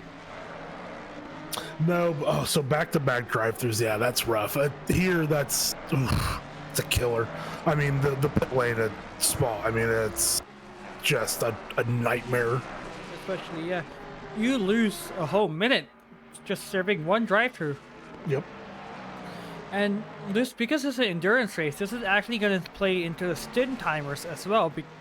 Towards the end of the race, we don't know how many drivers are going to just miss out on saving a pit stop just because they were 65 minutes out from finishing.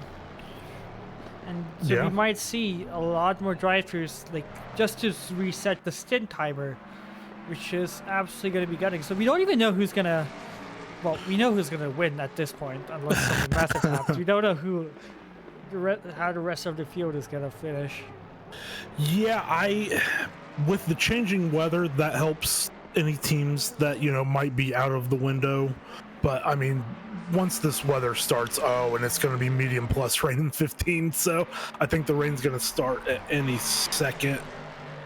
Ooh, there we go. Gonna do myself a favor, and I was gonna turn my ACC drive on so I could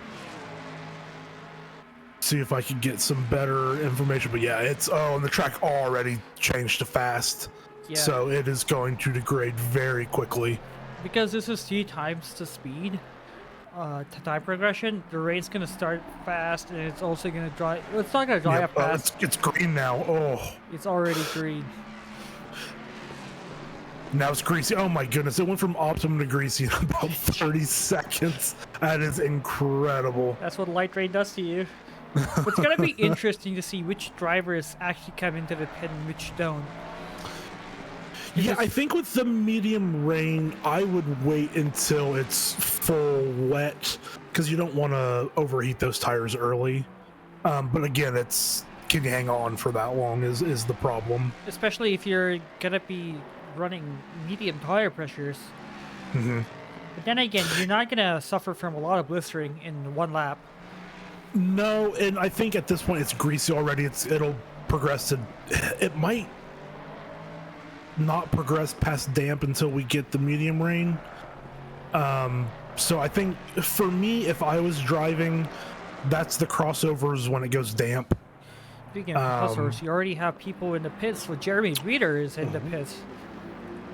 You know what? With the super long pit lane, I don't hate this move of maybe coming in what could be perceived as a lap early, because it's going to be about 90 seconds in the pit lane.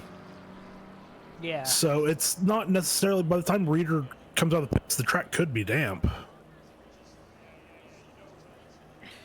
Yeah, definitely. And given that the time progression is actually fast, you see medium rain when these cars actually come out of the pits.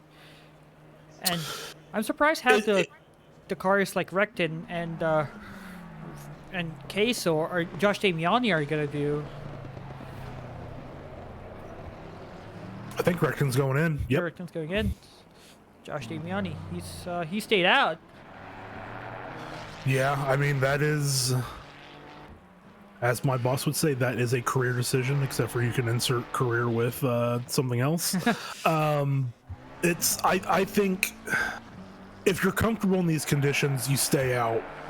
But, someone that's maybe less experienced, you just go in and get the wets on, or you maybe pit to get another driver in the car.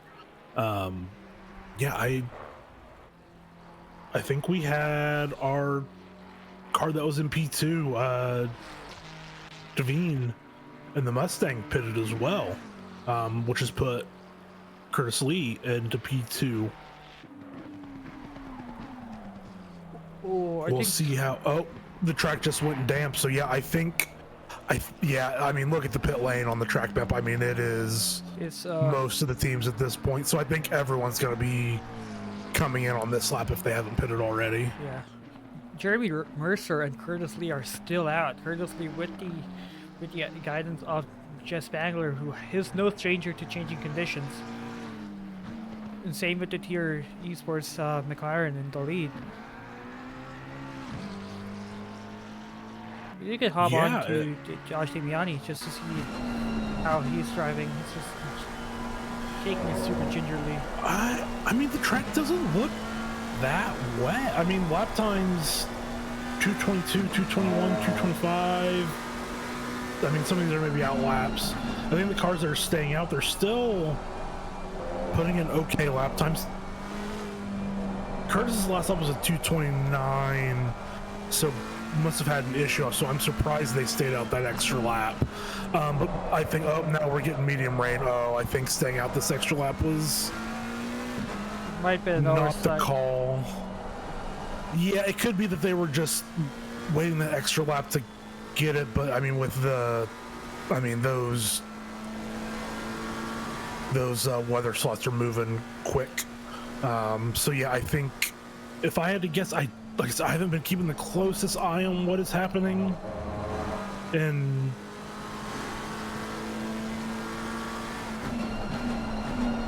yeah, I think Curtis made it in. Yeah, he is coming in. He's good. Yeah. I was about to freak out because race control was showing the gap down to like 30 seconds, but it was because Mercer was in the pits. Yeah. So I was thinking something happened to Mercer. Oh, and Brown in P24 has gotten a stop and go 30 for speeding in the pit lane. Oh, that's unfortunate. That's 90 seconds gone. Yeah. Especially if you're in a team like Brown, who's just been working the whole race. Oh, as they run wide, they've been just working on the whole race just to recover from incidents. This is the last thing you need.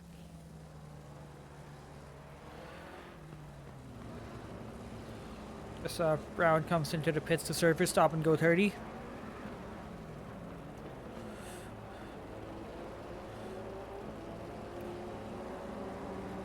Yeah, I'm trying to... Oh, race control doesn't show you... They don't show you what tire they have, do they? Well, I was trying to see last lap that was they pitted, but that doesn't show that. I was trying to see who was maybe still out, but I think at this point everyone has stopped for the wets. Yeah. And that Jeremy Mercer still comes out with the lead of the race. But Curtis Lee actually still in the pits. And John Cryer is actually getting past him as well. So I think they might still be out on a set of dry tires. No, they had pitted from P2 before that. Okay. They pitted, I think they pitted the same lap that Reeder pitted. Oh yeah, Devine was in their team. Yep. This weather is BS, says Delikus in the chat. Welcome to Spa. And yeah.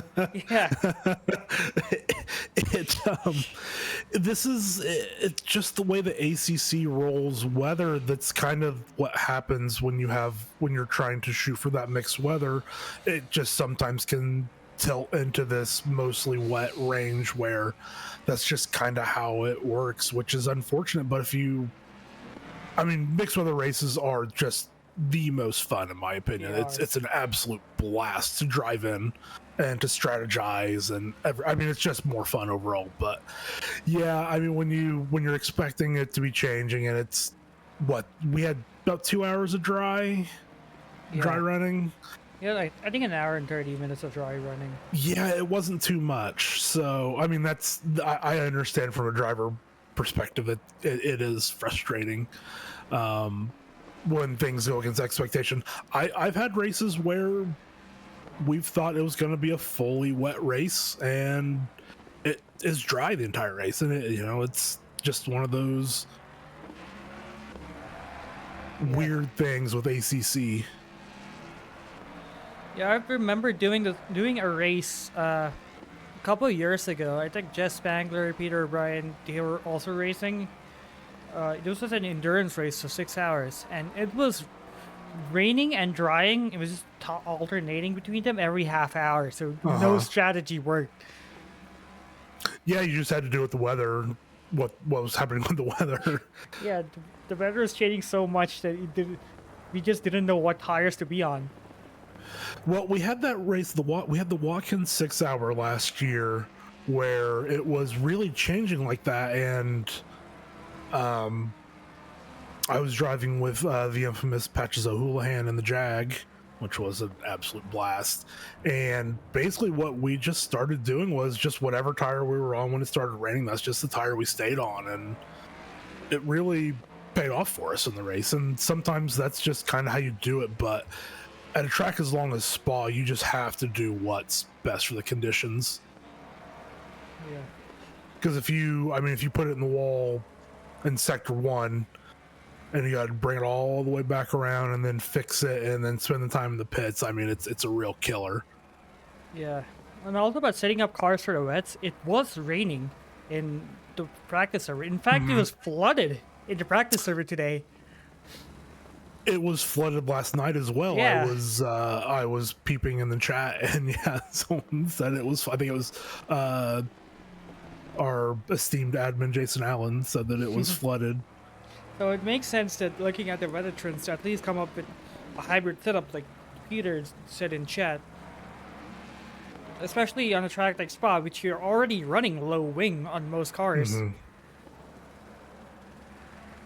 Like, I would hate to run low wing in the wets, especially when the last car I drove with Spa was the Honda NSX. I would hate running a dry setup on the wets.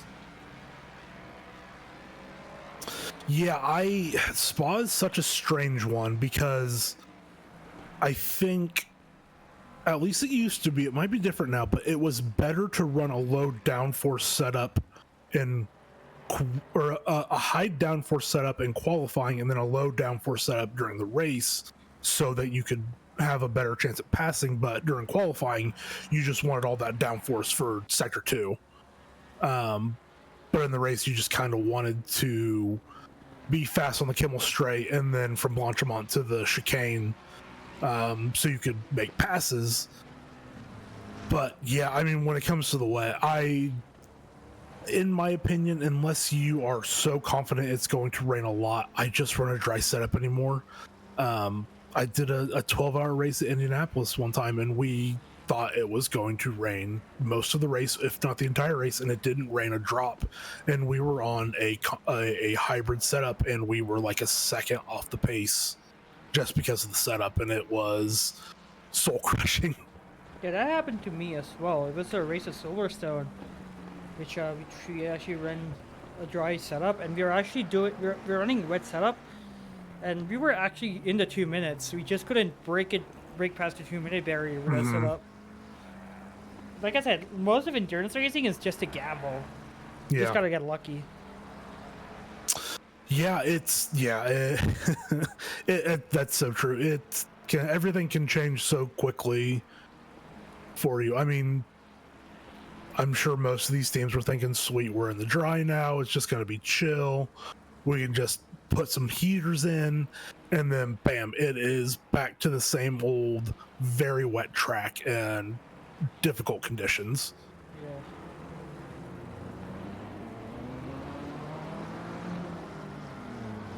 Yeah. Let's check on how the default Aston's doing with that's the V8 Aston, and I can't pronounce his name. Janice. Oh, the first name we could block.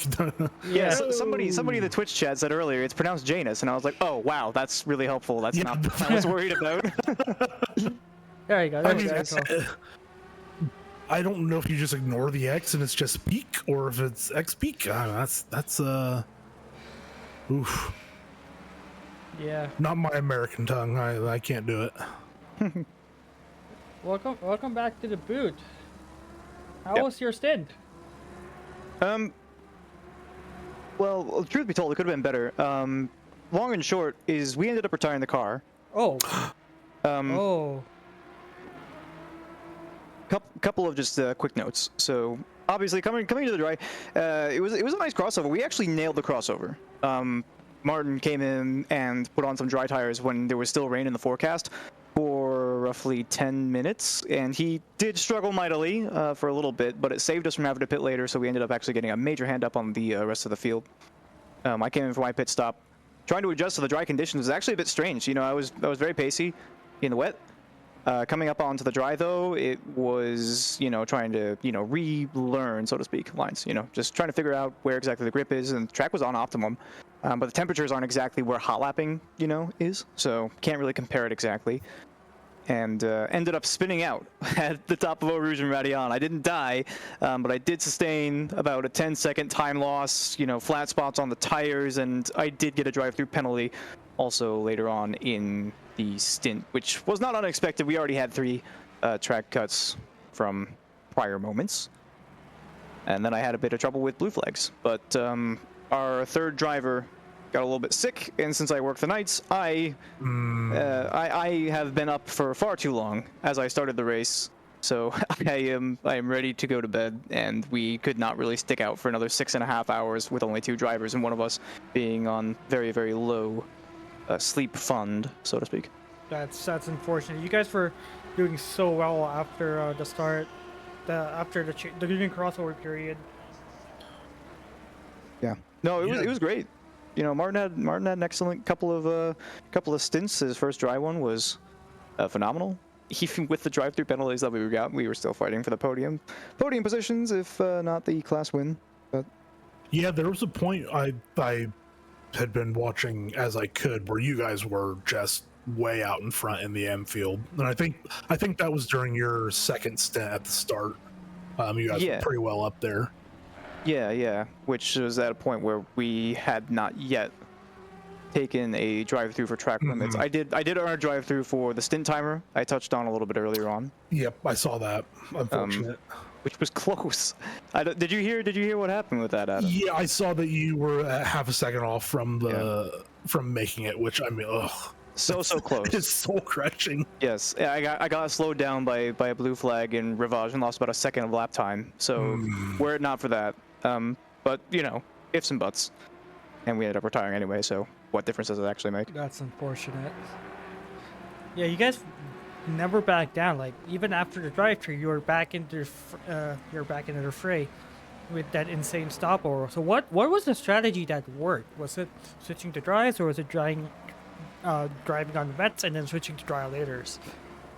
Well, I think it's a combination of a couple of things, right? You know, I'm sure that the strategy did definitely pay off for us. Like I said, when we saw the dry coming up, we decided to put Martin on dry tires. Well, admittedly, we discussed putting Martin on dry tires. I left it up to him because he was running, you know, the stint after, and he was in the car. And he said that he actually intended to put the car back on wets, but that he changed the pit strategy in the MFD, and it defaulted to dries. So we discussed putting him on dries, I think, and we actually decided not to, but then the game basically had other plans. You know, act of God, you know, divine intervention. But it definitely worked out. I mean, he was just screaming fast. Justin McKechnie, I know, was in the car for him and Donovan Colton. They're in the 35, I believe, for this race, taking up Justin's number. They did a similar strategy. I think they were on the dries a lap or 2 later than we were. They were talking about, they went very, very early for the dries, though. And they had very much some success with that as well. So there was definitely a strategy element, but, you know, simultaneously talking about the driver lineup that we had, you know, it's me, obviously, Division 3 Gold, Martin Riggs, Division 3 Silver, and our last teammate, Division 5, I believe, Gold driver. And their endurance qualifying stint obviously brought us down. I think we would have qualified in Silver if it was just me and Martin. And just so happens that the Division 5 driver that we had on our team, Mike Jones, ended up being sick. So the Division 3 drivers took up the mantle, and I think that probably contributed to our relative strength in the bronze category. Oh yeah, absolutely. It reminds me in Kyalami, or even here, we have Jeff Spangler in the silver car. I don't know what to say about that, but Yeah, I was about to say, is Spangler just gonna drive like 3/4 of the race and just I know you're not, Jeff. Don't even comment. Yeah, I remember in Kyalami, Ryan Yu was sharing the car with Selena Boonstra and Bobby Dockendorf, and they put Ryan in most of the stints. And we were also in silver fighting for the lead. I'm like, holy shit, Ryan's in the car. We are all dead. We cannot keep them behind. And Yeah, I think we were silver that race. I was driving with Riggs and Ian Byron, and I think we were silver. And I screwed the pooch on lap 1 and went for a stupid move and just ruined our entire race. we were in silver because we made a last-minute car switch 4 hours before qualifying ended. And my teammate, Brandon Chan, he did not have enough time to learn the car. We went from the Audi to the 488 Evo. So he didn't have time to learn the car, so he's learning the car whilst he was driving. So that's always fun. He kind of sandbagged, but because the car was super easy to pick up, he was flying in 15 minutes, but he couldn't set a fast qualifying lap, so we got put down in silver. So we were all D2 drivers. Me, D2 Gold, Colleen Watkins, D2 Gold, and Brandon Chen was in D2 Silver, and now is in D1 Silver, so... Yeah. I wonder almost if there should be an SRA, an inclusion of SRAing in endurance qualifying, but of course that would, cause problems for people who don't race in the team series. Because I don't think we have SRAing for people who aren't part of the team series, No, because it only takes results from the team series. So that might be a little bit complicated. I mean, surely it would be nice to have the data set for the regulars, but then you get the drivers, plenty of drivers who, Arjun, you mentioned before, come from all different places on the globe. They might not compete in the team series, but they sure as shooting show up for the endurance events in force. So yeah, and I know in the past that they have moved teams within up or down classes, probably with the help from SRA from SRA members that drive in the team series. Like I think there was one where I think it was like Yi and Spangler were driving together, but they just didn't qualify, and they just took it to stop and go 30. So obviously they moved them up from AM into pro, right? Because you don't want just because they didn't qualify, you don't want them to stick them in AM. Yeah. So yeah, I think they do probably look at it, and then we'll move as necessary. But I think for the most part, at this point, most people. I mean, obviously, people that aren't in SRA can do whatever they feel, but the members they're putting their best foot forward in qualifying. I'd like to think so. Yeah. I mean, qualifying for me for this endurance, short story time. Did I mention this earlier actually on the stream, Arjun? I can't remember. My memory is awful, especially when I'm tired. But my previous best on Spa on the SRA Hot Lap server was a 2-minute 18.49. I would not say that this was a time of few laps. It's probably, the work of at least 30, 40, goes around. And I started qualifying with the Lexus setup that my teammate provided me, Martin Riggs. And Martin Riggs and Mike Jones, I think they both worked on it, so credit to both of them. I went around with the Lexus on the endurance qualifying server, and my best lap was a 2:17.8, and I found that to be phenomenally strange. I guess the Lexus is just really, really powerful around here or something. I don't think it's the SRA, Bob, because it's only minus 10 kilograms on the Lexus, and yeah, which is not a strong car, generally speaking. Lexus is full of surprises. Yeah, I think it's since there's a lot of just full throttle on this track, it really plays to the Lexus's strength. I think it's like the last track that plays to the Lexus's strength, really. Yeah. Even And then the GTR. And then, of course, yeah, that's true. Yeah, GTR too. Yeah. GTR. But talking about, as well, people talk about the Lexus being just tremendous in the wet as well. And talking about the first two stints. Oh, Brown. Ouch, that's going to hurt. Side-on impact. Hopefully Stay right. Yep. Well done. Well Fortunately, done. he's not too far from the pits, but unfortunately, he just pitted. Yeah. Oh no.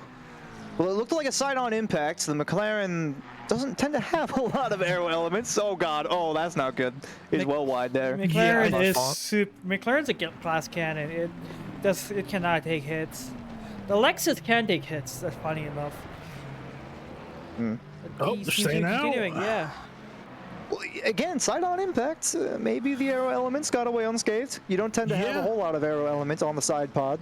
Yeah, of and I a don't GT3. think it really slapped on either suspension on the right side either. So I think true. they got away from it. Okay. Bodywork probably took brunt of the attack, so to speak. Anyway, we were the Lexus right in the wet, explaining the absolutely ludicrous pace that I had early on. I think could be explained by a combination of those two things, right? Lexus particularly strong on Spa-Francorchamps, and then of course the wet being its friend. Because I think when I had the chance. I hate to interrupt. Williams in P6 with a drive-through, and they're serving it right now. Oh.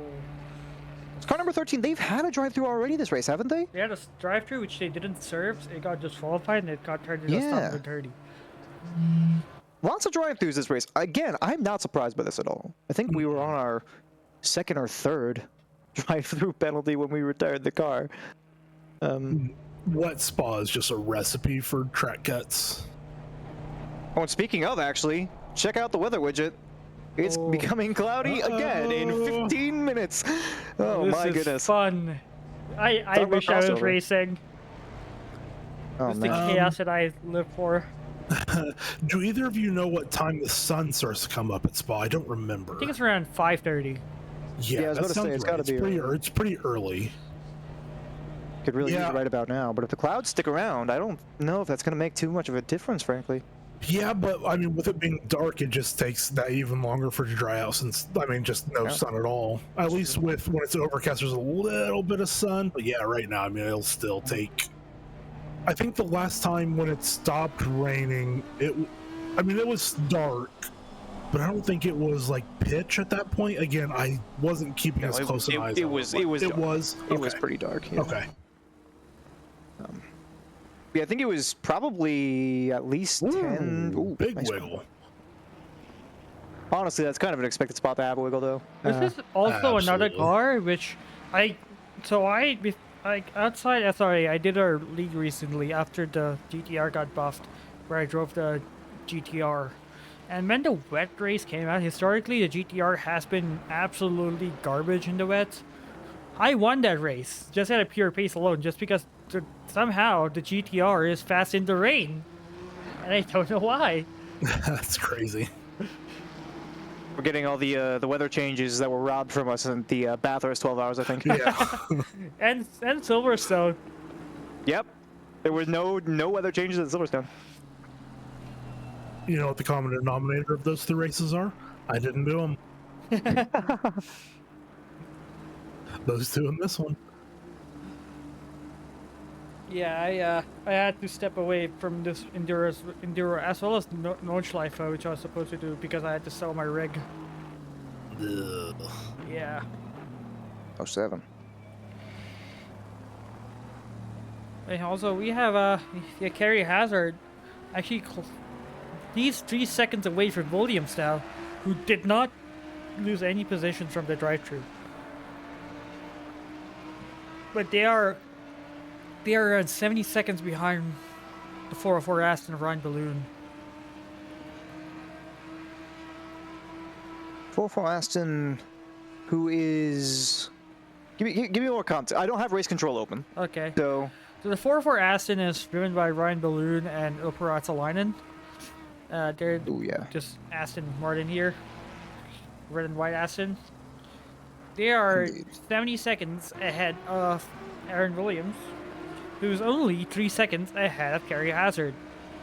As you see, There they're you go. both exiting. But I think the Audi is faster than the 609 Ferrari. So they should be opening the gap. Yeah, now it's 4 seconds now. Yeah, I think Williams is probably okay. Well, I mean, thinking about it, contextually speaking, if they had a drive-through, stop-go, 30, all of these things, and they're still ahead of Hazard, do we really think that the pace is going to be stronger for Hazard than it is for Williams? Yeah, Exactly. Well, it's also pro versus Yes, silver, yes. so. I mean, that's not to say that there's not some mix-ups. Of course, just looking Of down the course. timing sheet right here, you can see on the relative Arajo, the 1-2-3 and the 6-9 of McCrell right now, both currently behind the Ferrari, currently in the silver class. Yep. So it's not impossible for Pro to be behind the AM. yeah, Rarsho and Recruit and Jeremy Reeder as well, who was 43 seconds. Actually, Ivan Recruit is slowly creeping out on Arajo. Yeah, that's getting close. The last lap from McCroat was 4/10 faster than Arajo. I wonder if there's different strategies at play right now I in think they, terms of fuel everyone- load.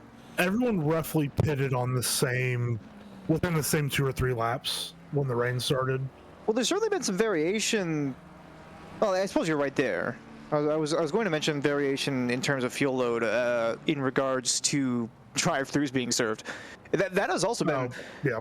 a major factor. Talking about something that we didn't really get to feature in many of the late enduros that we've had so far in SRA is the pit strategy. It's always been because the weather is the same for the entire duration of the race. It's very predictable patterns of making pit stops, whereas in this one, there have been a couple of, all right, we're going to make a judgment call. We're going to pit a little bit early, or we're going to switch over to dries early, for instance, on our normal stop timer, and gamble that it's going to stay or become dry later on in the race. And that's something that the drivers do have the option of doing now, which again, looking at the forecast, it does show that it's going to start to dry up a little bit again.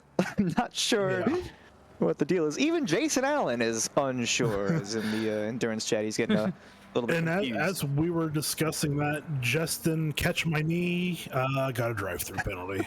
Justin oh, Ketchman. Well, are we just going to start mispronouncing his name as a meme? I think we that's have to, right? No, I think you are correct, actually. I think he changed his after Barcelona. He did. Yeah, Justin. So here we see Justin Keklian just out of the pits with a drive-through penalty. Oh man. In all of our defense, I don't think he pronounces it right. I think everyone else is right. No. You know what's strange about that? And something that I noticed when I first started commentating here at SRA, I'm pretty sure Justin was actually in the division that I was commentating the very first go around. And when I saw that name, it was just natural to me. It was McKechnie. That's just the way that was pronounced. Nobody else seemed to catch on to that. And not the commentators, not the other drivers. Nobody seemed to catch on to that. I was the only one. Apparently. what is the common mispronunciation for that name? I've heard McKechnie many times, which I don't really know. It's hard to say because we don't have we don't have the proper spelling because he's changed his name. Yeah,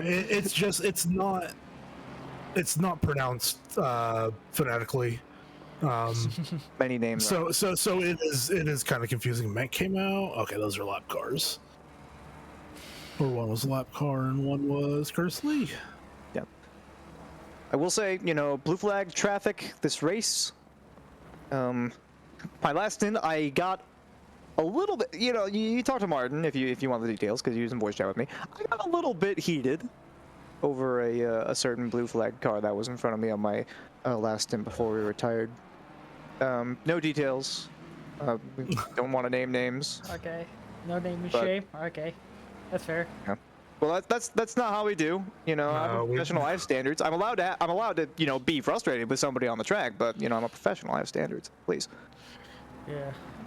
Ooh. That's fair. Well, also, Ivan McCroat is 1 second behind Araujo. Yeah, really cruising up on him. But Last lap was It's 2 seconds faster. 234.9. Sorry, 234.9 for Victor Araujo on the last lap. What in the world's going on there? Do you want to traffic?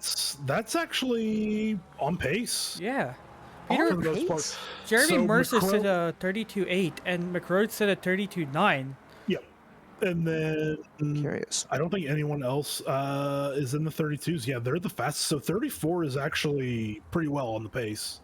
I'm. You know what I bet it is? It's probably rubber laid down during the dry spell, in combination with a lower track temperature. Mm-hmm. That's most likely it. So. much less available grip. That is Man, a good run from McCrow. Oh my god, I thought he was gonna go for it for a I second. thought he was too. He is absolutely flying there. The Mustang's definitely going to outdo the McLaren in a straight line. The ballast performance, where are we sitting with ballast for the Mustang versus the McLaren? I have not checked the BOP for Spa. So the BOP, I'll tell you. The Macca has nothing, and the Ford is +5. Okay, so the Ford is going to annihilate the McLaren. Yeah. Well, and that's something when Arjun took a quick Red Bull run that I was wondering about was where had our cars being strong or what's better and what's not. And I mean, the Fords across the board, I mean, they're seeming pretty Oh, we gotta strong. move. Not This will be a No, you tough don't. one on the Oh. line. He went for it. He got to slow down. That's insane. The McCroat goat. Just the absolute confidence about just committing to it and just sticking it in. I wonder if Arajo was tempted just to play nice there, because it looked like McCrow found a lot of grip very, very late in the braking. But at the same time, Arajo could have just said, you know what, take it. You're faster than I am. It's not worth my time to fight this and risk, making some contact and getting thrown into a barrier. There's 6 hours to go. Totally possible. And it could be a situation where Arajo and that McLaren, they're running a full dry setup, and maybe McCroat isn't, and they know that, and they'll think, well, the rain's going to stop in 5-ish minutes, and we'll pay him back later. The thing is, these guys actually started together at the start of a race, and they were fighting each other hard. And Arajo was keeping up with McCroat until McCroat got his penalty. So I don't think. Arjun, Yep. I urge you to check the stint times and see where they are, because I do wonder if there is a mismatch, or if they did decide to pit, maybe one of them decided to take fuel and the other one did not. I think I can check Their the stint time. stint timer, Oh, okay. they are... So McCroat would have pitted a lap earlier than Arajo and Menard. But there are similar. They are on the similar they- stint times.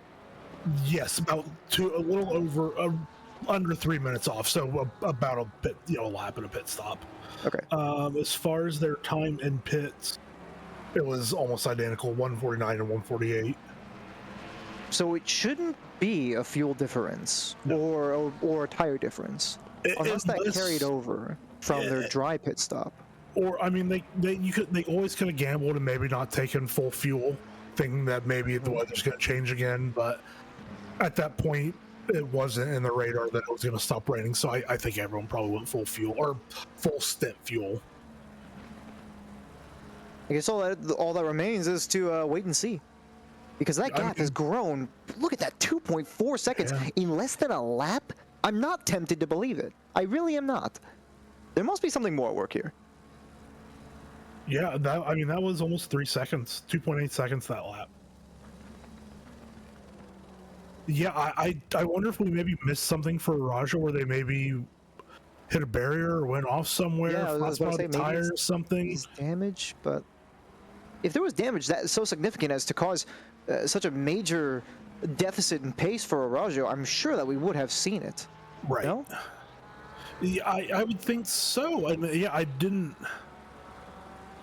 I know that there was a healthy gap before that, because just from looking and checking, it wasn't close. So I mean, it's possible, since it wasn't lighting up red, I wasn't looking at it, just seeing white, so I didn't clock the gap. So who knows? I'm checking the hot lap leaderboard. Arajo's hot stint was a 16.5. He is not slow. Something's just happened to him, that's making him go slow now. Yeah, I'm willing to think either damage or flat spotted tires or a setup issue, or a setup differential between the Mustang and the McLaren. Something that we're completely ignoring as far as possibilities go, which one that I highly doubt, but worth throwing into the hat of possible explanations is, I mean, it's an endurance race. If you got one other teammate and you're 6 hours in, you're starting to get to that point where you're going to have a critical crossover of, if you start losing that mental focus, things could go south for you. And I know for myself personally, You know, if I don't have a good old-fashioned caffeinated beverage before a race, things can, you know, get out of hand quickly. You know, you start to lose focus, you miss a braking point here or there, you maybe get a little bit too cozy with one of your rivals, and I can source that. I can back that up with a source by pointing you to the SRA Division 3 Round 2 Season 11 broadcast for Imola, where I punted somebody on lap 1 and died 15 minutes into the race and quit. That was an example of a time where I did not have a Red Bull before the race, and it did not end well. So that is my source. Thank you for coming to my TED Talk. I sometimes have this. So sometimes I go deep into an endurance race. Last time I did an endurance race, I triple stinted. Also check out triple stint gloves because I was about to say check out triple stint. Yeah. I actually use their gloves. I just got them in a week or two ago. Very, very good. The P1s are so good. They're unironically very good. I know that we're kind of like shilling because it's one of our community members and all that, but I say that as somebody who has tried out like 4 separate types of gloves, including some like real like karting gloves and like Alpine Stars and all that stuff. Triple stint, good shit. Anyway, Arjun, what were you saying? They're also not expensive. They're also not expensive, so yeah. No. Yeah. Great price. Anyways, when I triple stinted, I just blacked out and I just forgot what part of the track I am.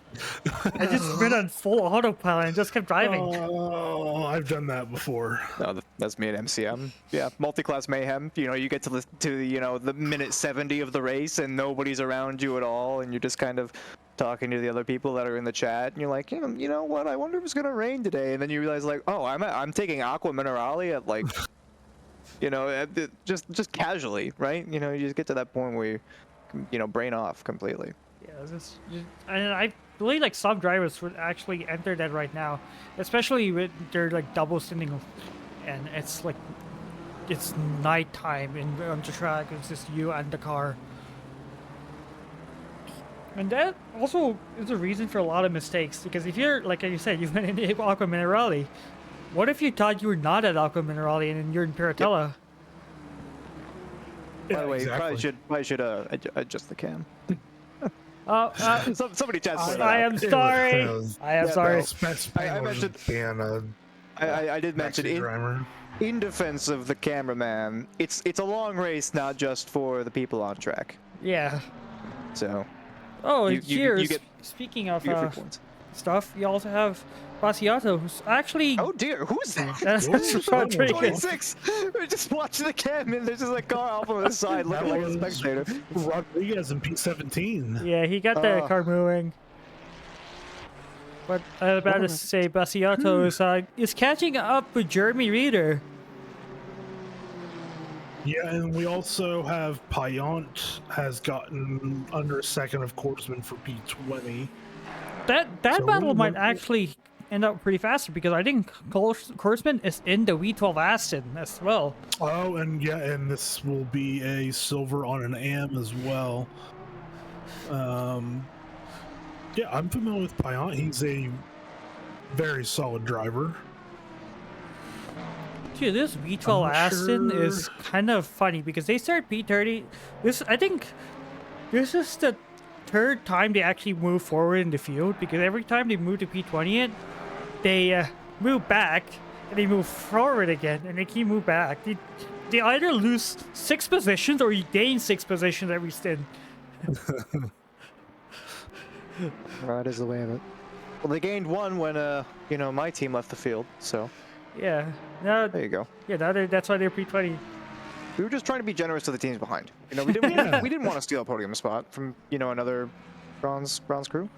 I mean, after I was fortunate enough to be on the team with I believe it was Justin McKechnie, who was on my team alongside Jess Osborne and Selena Boonstra when we placed 5th in the Nürburgring 12-hour. So sure. I was fairly satisfied with that result, even though I crashed, I think, every single stint that I raced. I raced 3 stints. You guys know that feel where it's like you're the slowest driver on a team, and when you get like a good result, you kind of feel like that you were basically bringing them down. That was kind of where I was. Yeah. Why is it every time when there's always multiple battles happening or no battles happening? It's been like that for the whole race. Yeah, at least the Pion Corpsman grew a little bit, so we can chill here. I'll keep an eye on that other Sorry. gap. Yeah. This is Biasiotto versus Reader. Yep. Wait a But second. They're a lap They're down. not on the same lap, yeah. They're not on the same lap. But I mean, this is still. It is a good important for thing them to the get back. 99 to take. Yeah, it is important for them to get back on that same lap. So here's a question I want to ask. Yeah. And Arjun, feel free to cut me off if you see something else happening on track. But for the 99, do we think that in the event that they're able to overtake Reader in this situation, and they are being blue flagged, but they're on a similar pace, do we think that they should be allowed to defend in spite of the blue flag because that is explicitly for the next position up on the field? Well, I think know this has kind of been a point of discussion before. I think I the wanna bring it up. rule is that if you can open up the gap and get away from blue flag, because I think blue flag is around a second. If you 1 can, second, yeah. yeah. Jeff says Reader absolutely. goes. Oh, Reader's dead. Well, And he just came to a dead stop. I think he just Yeah. got to stop from spinning. And there it goes. yeah, I think he maybe locked the rears. Entirely possible. I see a yellow for 159 as well. That's a leader in the bronze class. Am I seeing that correctly? That's Ooh. Recton. That is Recton. Lane Shark passed him. That's huge. Look how many cars are going by. You have to You wait all this time. Oh, I think from there you just have to pull forward and go across the grass and just get going quicker. Arshio man. also got past him. Because if you try to spin up the tires to see if you can spin yourself 90 degrees, you know, it's wet conditions. Your tires are probably hotted up from holding on to the brakes. You might just spin 180 and be in the wrong direction all the way. For me, that's one where I just slow roll it forward. Maybe. But again, when you're in the car, that gap looks so much smaller than it was for us looking overhead. Oh, yeah. And you don't want to feel like the nonce who has to, you know, throw it in reverse and do the old awesome power inside of the barrier. So. But yeah, going back to the point I was discussing, you know, because I really do like the idea of tabling that. I just saw the 64 was a slow car in front of this very car that we're spectating right now. Oh, I see the 604. 404 gone off. Ryan Balloon. Did the 64 take damage? The 404. That's Balloon. Oh my God! The engines to the comb? Yeah. Did they wipe out on their own? I think For they P5? spun. Yeah. What are they? Run it back 30 seconds if you can. Let me see. There we go. Thank God it did not break. All by himself. Well, I forgot I could do Too this. hot? Yeah, just too hot. Oh, Oh, and then the AstroTurf, and yeah, right on the racing line. Yeah. yikes! tough. How do I go back forward? just- It'll gotta go play back by out. itself, yeah. Yeah. Okay. Yeah, no, something I will say to kind of just throw it out there. We have been discussing alternative options to using ACC race control.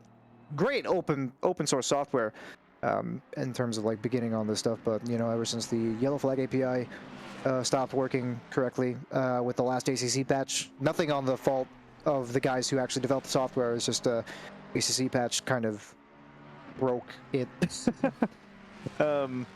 We've been kind of looking into other options. For mine, the replay doesn't work either. Sometimes when I try to use the replay function on my ACC race control, it'll just crash my game.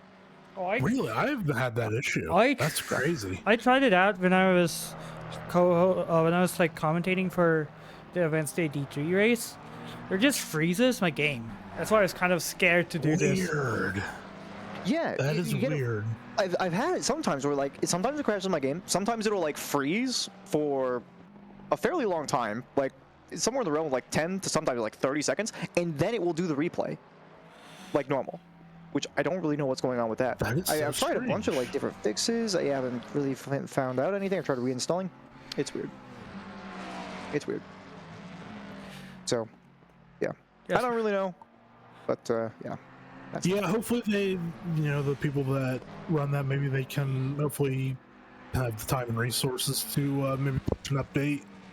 Because, I mean, when ACC race control works, I mean, it works fantastically. Yeah.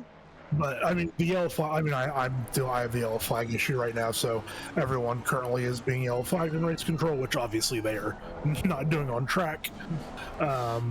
So it makes it very hard to spot incidents. Yeah. It's very challenging as well for a race start, especially Yeah. for Division 1. Talking candidly, while we're here in the endurance chat, that's obviously a little bit more chill.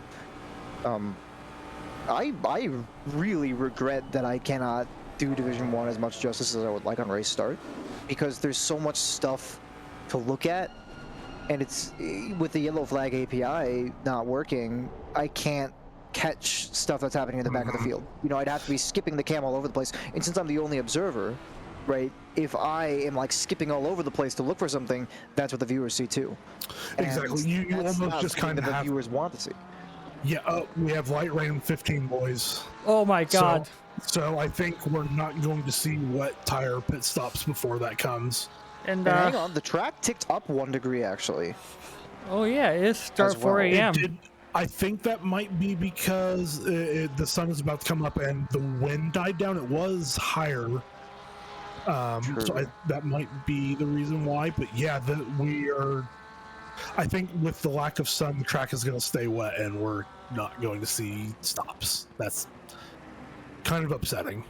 Also, just real quick noteworthy while we're kind of taking a bit of a tangent, plus 10 seconds for car 318 for failing to brake early enough, given the car in front and causing a collision. See on the top of your screen, that's Korsman, the 318 Aston Martin. Yep. Specifically the V12 Aston Martin. Yes. Another thing to note with the issue from Recton from P1 and Bronze, they did drop from P8 to P12, but they only lost 1 position in class. Yeah, but 4 positions overall, no, especially dropping out of the top 10. Yep, I mean that is obviously terrible, but they're only within 10 seconds of Lane Shark still, so they're not out of the bronze win. Yeah. And as I say that, McCroat has cruised up for the back of Land Shark. It is under a second. There's a part of me that wishes we were still on track, and then I look at the time and realize there's still 6 hours left, and I'm like, no way. Well, one of the things when I first joined, I told Arch, I was like, I'll be here for at least a couple hours, maybe to the end of the race. And then I looked up and there were still 7 hours left. And I was like, well, maybe not to the rest of the race. Hey, I seem to recall. what about for me? I've been here for 10, 12 hours. Hey, you're the GOAT. That's all there is. No questions about it. You and whoever the person is that's soloing. Ooh, Blisk, yeah. He actually caught Ivan McCroat off guard, and McCroat actually lost a whole second to Land Shark here.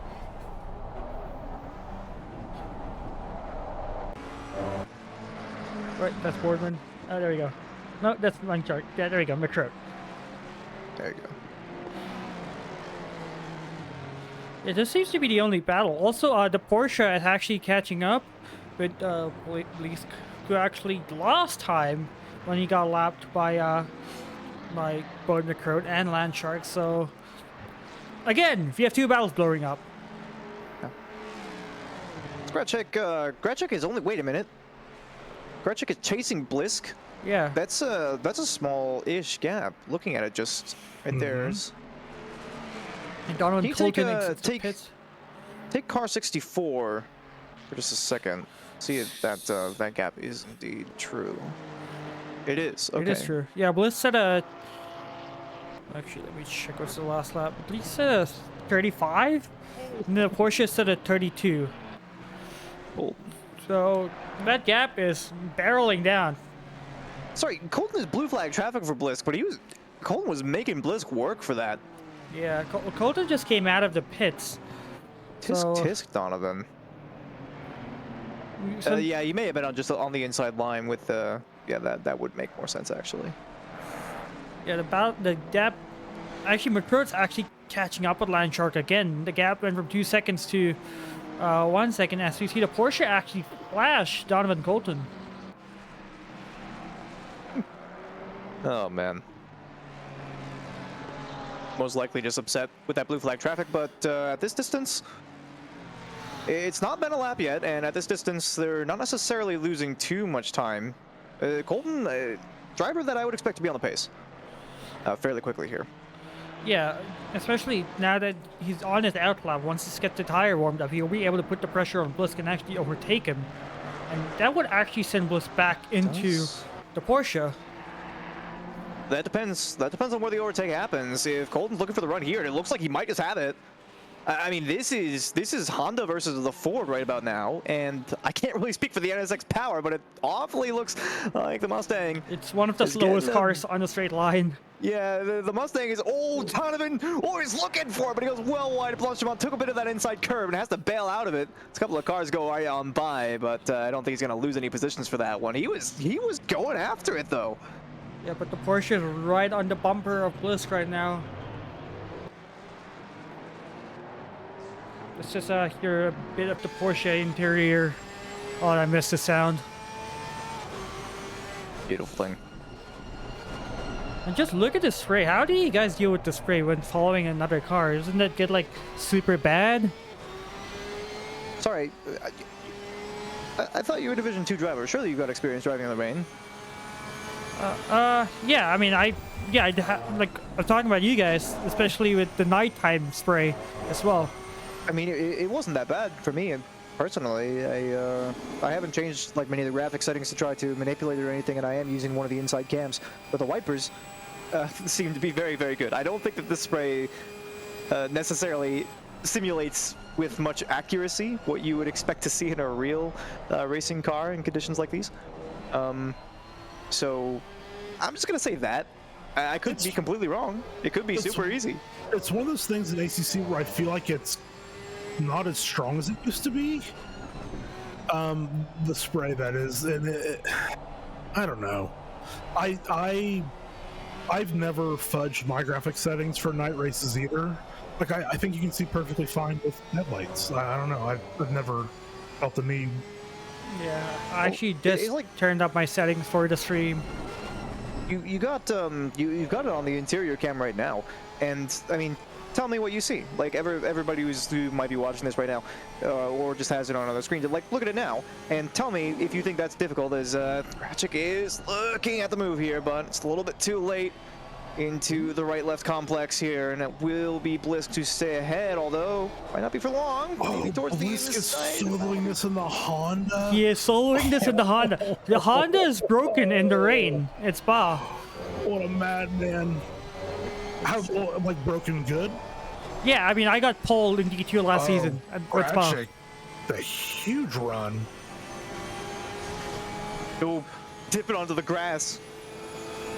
Oh, get it done before Blanchimont don't go too wide. Oh, this doesn't look like it's gonna end well. Doing it. They made it. Okay. And who's that? Rajo's gonna make hay as well. Yeah, it's just gonna try create a buffer because Recta is right behind him as well. Yeah. But Ratchik is gonna have to yield for this. Yep. Pretty fast. If Blisk can stay up behind, it does not look like it's gonna happen. We also have this battle perhaps happening. These battles are all happening together as well. We have 3 battles happening for 3 positions, and they're all on different laps. They're all the same part of the track as well. That's the most amazing part. Fantastic. Yeah, Ivan McCrow has been sitting 3/10 behind Landshark. And yeah, I saw that gap actually go down to 1/10, so they have been like sitting bumper to bumper for a while now. Yeah. As Landshark goes that's wide. Not the line. That's gonna be an easy pass. McCroat's got that one all day on the outside. Yeah. Yep. Well capitalized. I mean, that's all you have to do in this rain because it's so easy to make the smallest mistake that costs a lot. And you just sit behind and capitalize instead of just trying to actually force yourself past. Yeah, and also, I mean, not that, you know, obviously the mistake was made in that, so that Landshark doesn't have an incentive to defend against McCroat, really. Yeah, True enough. for sure. That's another Well, gap. apart from personal pride, but Well, yeah, I mean, definitely. It's one of those things when you have everyone's in the same card type, but it's still a multi-class race. You obviously still want to have the best possible finishing position, but maybe I'm all about the class dub or the class podium. I will let a faster or slower class go without a second thought if I need to. I mean, call me crazy, right? But you know, and I'll kind of train this logic together here for a second. But I'll start off but it's top 10. No matter if you're in bronze or whatever, when you're at this stage of the race halfway through and you're still fighting for a top 10 spot, Sure. at that point you don't start thinking about, oh, this guy's a premier driver, I'm just gonna let him through. Screw that noise. You're halfway through the race. If they're not past you already, then you've got a very good reason for being in front of them. I think So, for me, it depends on the situation. If it's a one-off race, Ooh. oh, Grachuk is way off. whoa, he's keeping the foot in too. That's dangerous. Oh, what? I don't know how he didn't lose that. That's Blanchimont. That's the only reason is because there's so much tarmac runoff there. I know, but it's still so bumpy and with the water. Ooh. Yeah. Yeah, also, Korsman behind, how do you pronounce Payon got by. Yeah. Let me see if I can actually Wow. reply that by 30 seconds. Hopefully my stream doesn't break. Or not. I think it's gonna be a T1 move. Well, this is No, the Aston's already behind. Yeah, Korsman's behind. Yeah, I So think it I either missed the happened replay. It either happened in the chicane or in Blanchimont. Korsman probably could have gone for a move there, to be Yeah. quite honest. It could also be that Korsman simply made a mistake and we just didn't catch it. Something that does tend to happen. We don't have a whole camera crew on site, and all that stuff giving us. But yeah, updates. Korsman's not giving up on this. The gap's still, well, now it's growing a little bit, but it's still under a second. Although it And does when- make you wonder if they should, because they've got that 10-second penalty hanging over their head. Just getting slashed by Hazard behind.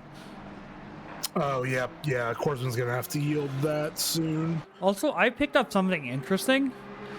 Battle for podium between Curtis Lee and Bush. Bush is 1 second faster, and they're 4 seconds behind Curtis Lee. So we That's might for actually silver. That is for overall That's- podium. Yep, that's for the overall podium. So yeah. Uh-oh. Jason I Allen was- is typing. Uh-oh. Let's see what he's got to say in the live story chat. See if we can't get some eyes on that. Get some eyes on the podium fight. I would like some context on that one. It's under 4 seconds right now, but I mean Bush is picking up. Last lap was a little over a second. Car number 64 got a penalty. That is, R64. Who's car 64? That is Blisk, yeah. the solo. Zane Blisk. When did we see that? That's Phil's old I think that's the incident that sent the Porsche wide in Blanchimont.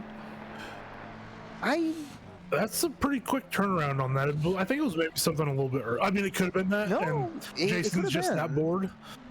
Well, it could very well have been that. You're talking about the moment when we saw Grachuk going, well wide, way onto the tarmac runoff.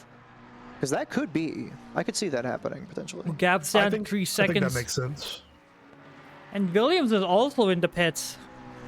Williams pitting. I don't think they weren't at their stint. No, everyone's still under an hour stint timer. They can't be thinking dries.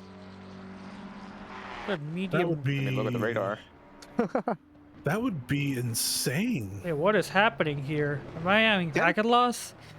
Temp ticked up again. Yeah, no, that's ECC interesting. packet loss, I think.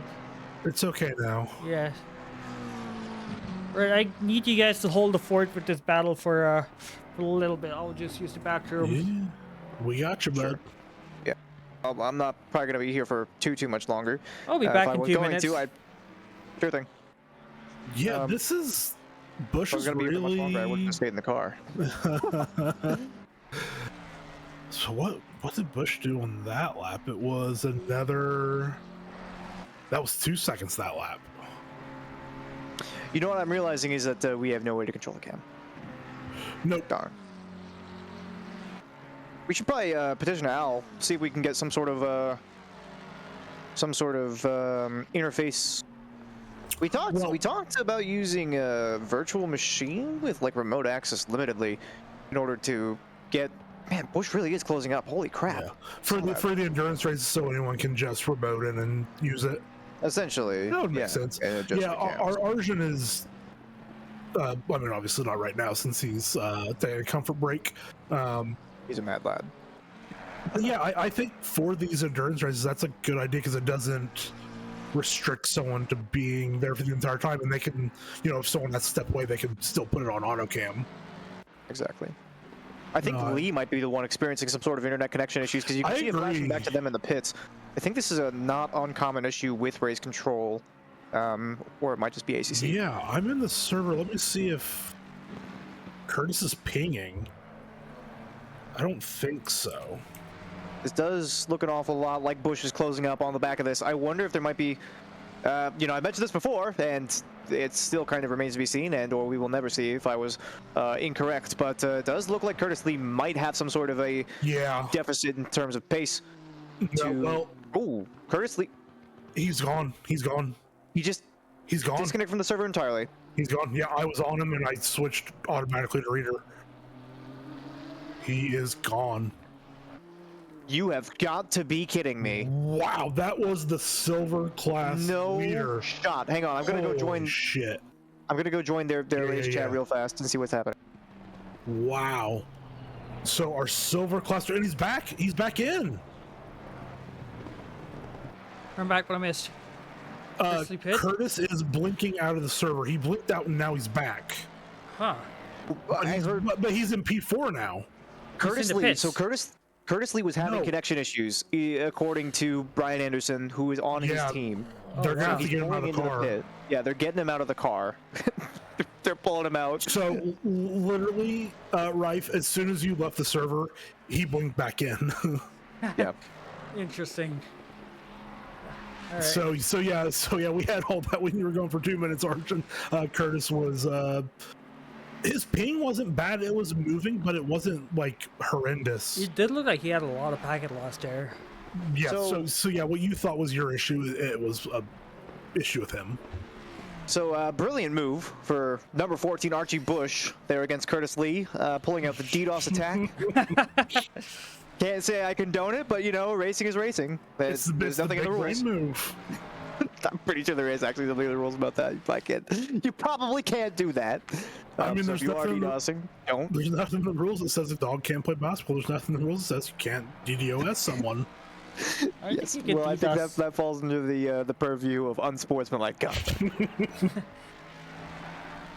I think you can DDoS someone, but not affect the whole server unless you just tap into their ISP. Well, you only need their IP. I mean, I don't know how secure the SRA hosted servers are. Well, But you considering could probably just pull one IP. considering that you lasted longer than you lasted longer than SRO, I think you're good. Al's done a beautiful job with the server. Shots fired! Oh, dang. That is a hefty burn. And I will say SRA's own Michael Manning got a little bit boned in that I situation. was about to say that. Yeah, he's driving for Samantha Esports, which it's a huge thing. Hey, I rubbed shoulders literally with Samantha in Indianapolis last year. Oh. Did not say hi. I didn't realize it was her. And like we brushed shoulders, I was like, oh, that was Samantha Tan. And like she was gone. I was just like, oh. Unfortunate. Well, it is nice though. Because speaking kind of from experiences, ooh, that's Bush into the pits. We are in the pit window. Should keep an eye on if there's anything else going on, specifically action-wise right now. I do see a lot of people coming into the pit lane. Yeah, so we just went over the hour mark for most people's stint. What in five hells am I looking at? They with left. Curtis Lee? No, so he'll blink back in, but he should have been out of the car because they've been stopped for a long time. Unless Jeremy they Mercer's got a drive-through penalty. Number Ooh. one. Actually, you know what? That They're a whole pit stop ahead. It's not gonna affect them. no, I was about to say they're probably so freaking far ahead at this point because we would have said something earlier. but that makes any sort of incident they might have in the next 5 hours and 47 minutes. Take them out of first place, maybe. We'll see. So yeah, they are. Oh man. The Spangler, Lee, and Anderson team, they are no longer in the server. That's unfortunate. Yeah. That is strange because Curtis had been stopped for long enough. I thought Well, I think the stop should have been done, but I guess it's possible if he was having connection issues that he couldn't complete the stop on his end. And so we're just gonna stop and go. The 350. Ooh, 350. That is the other Aston Martin of Janice. or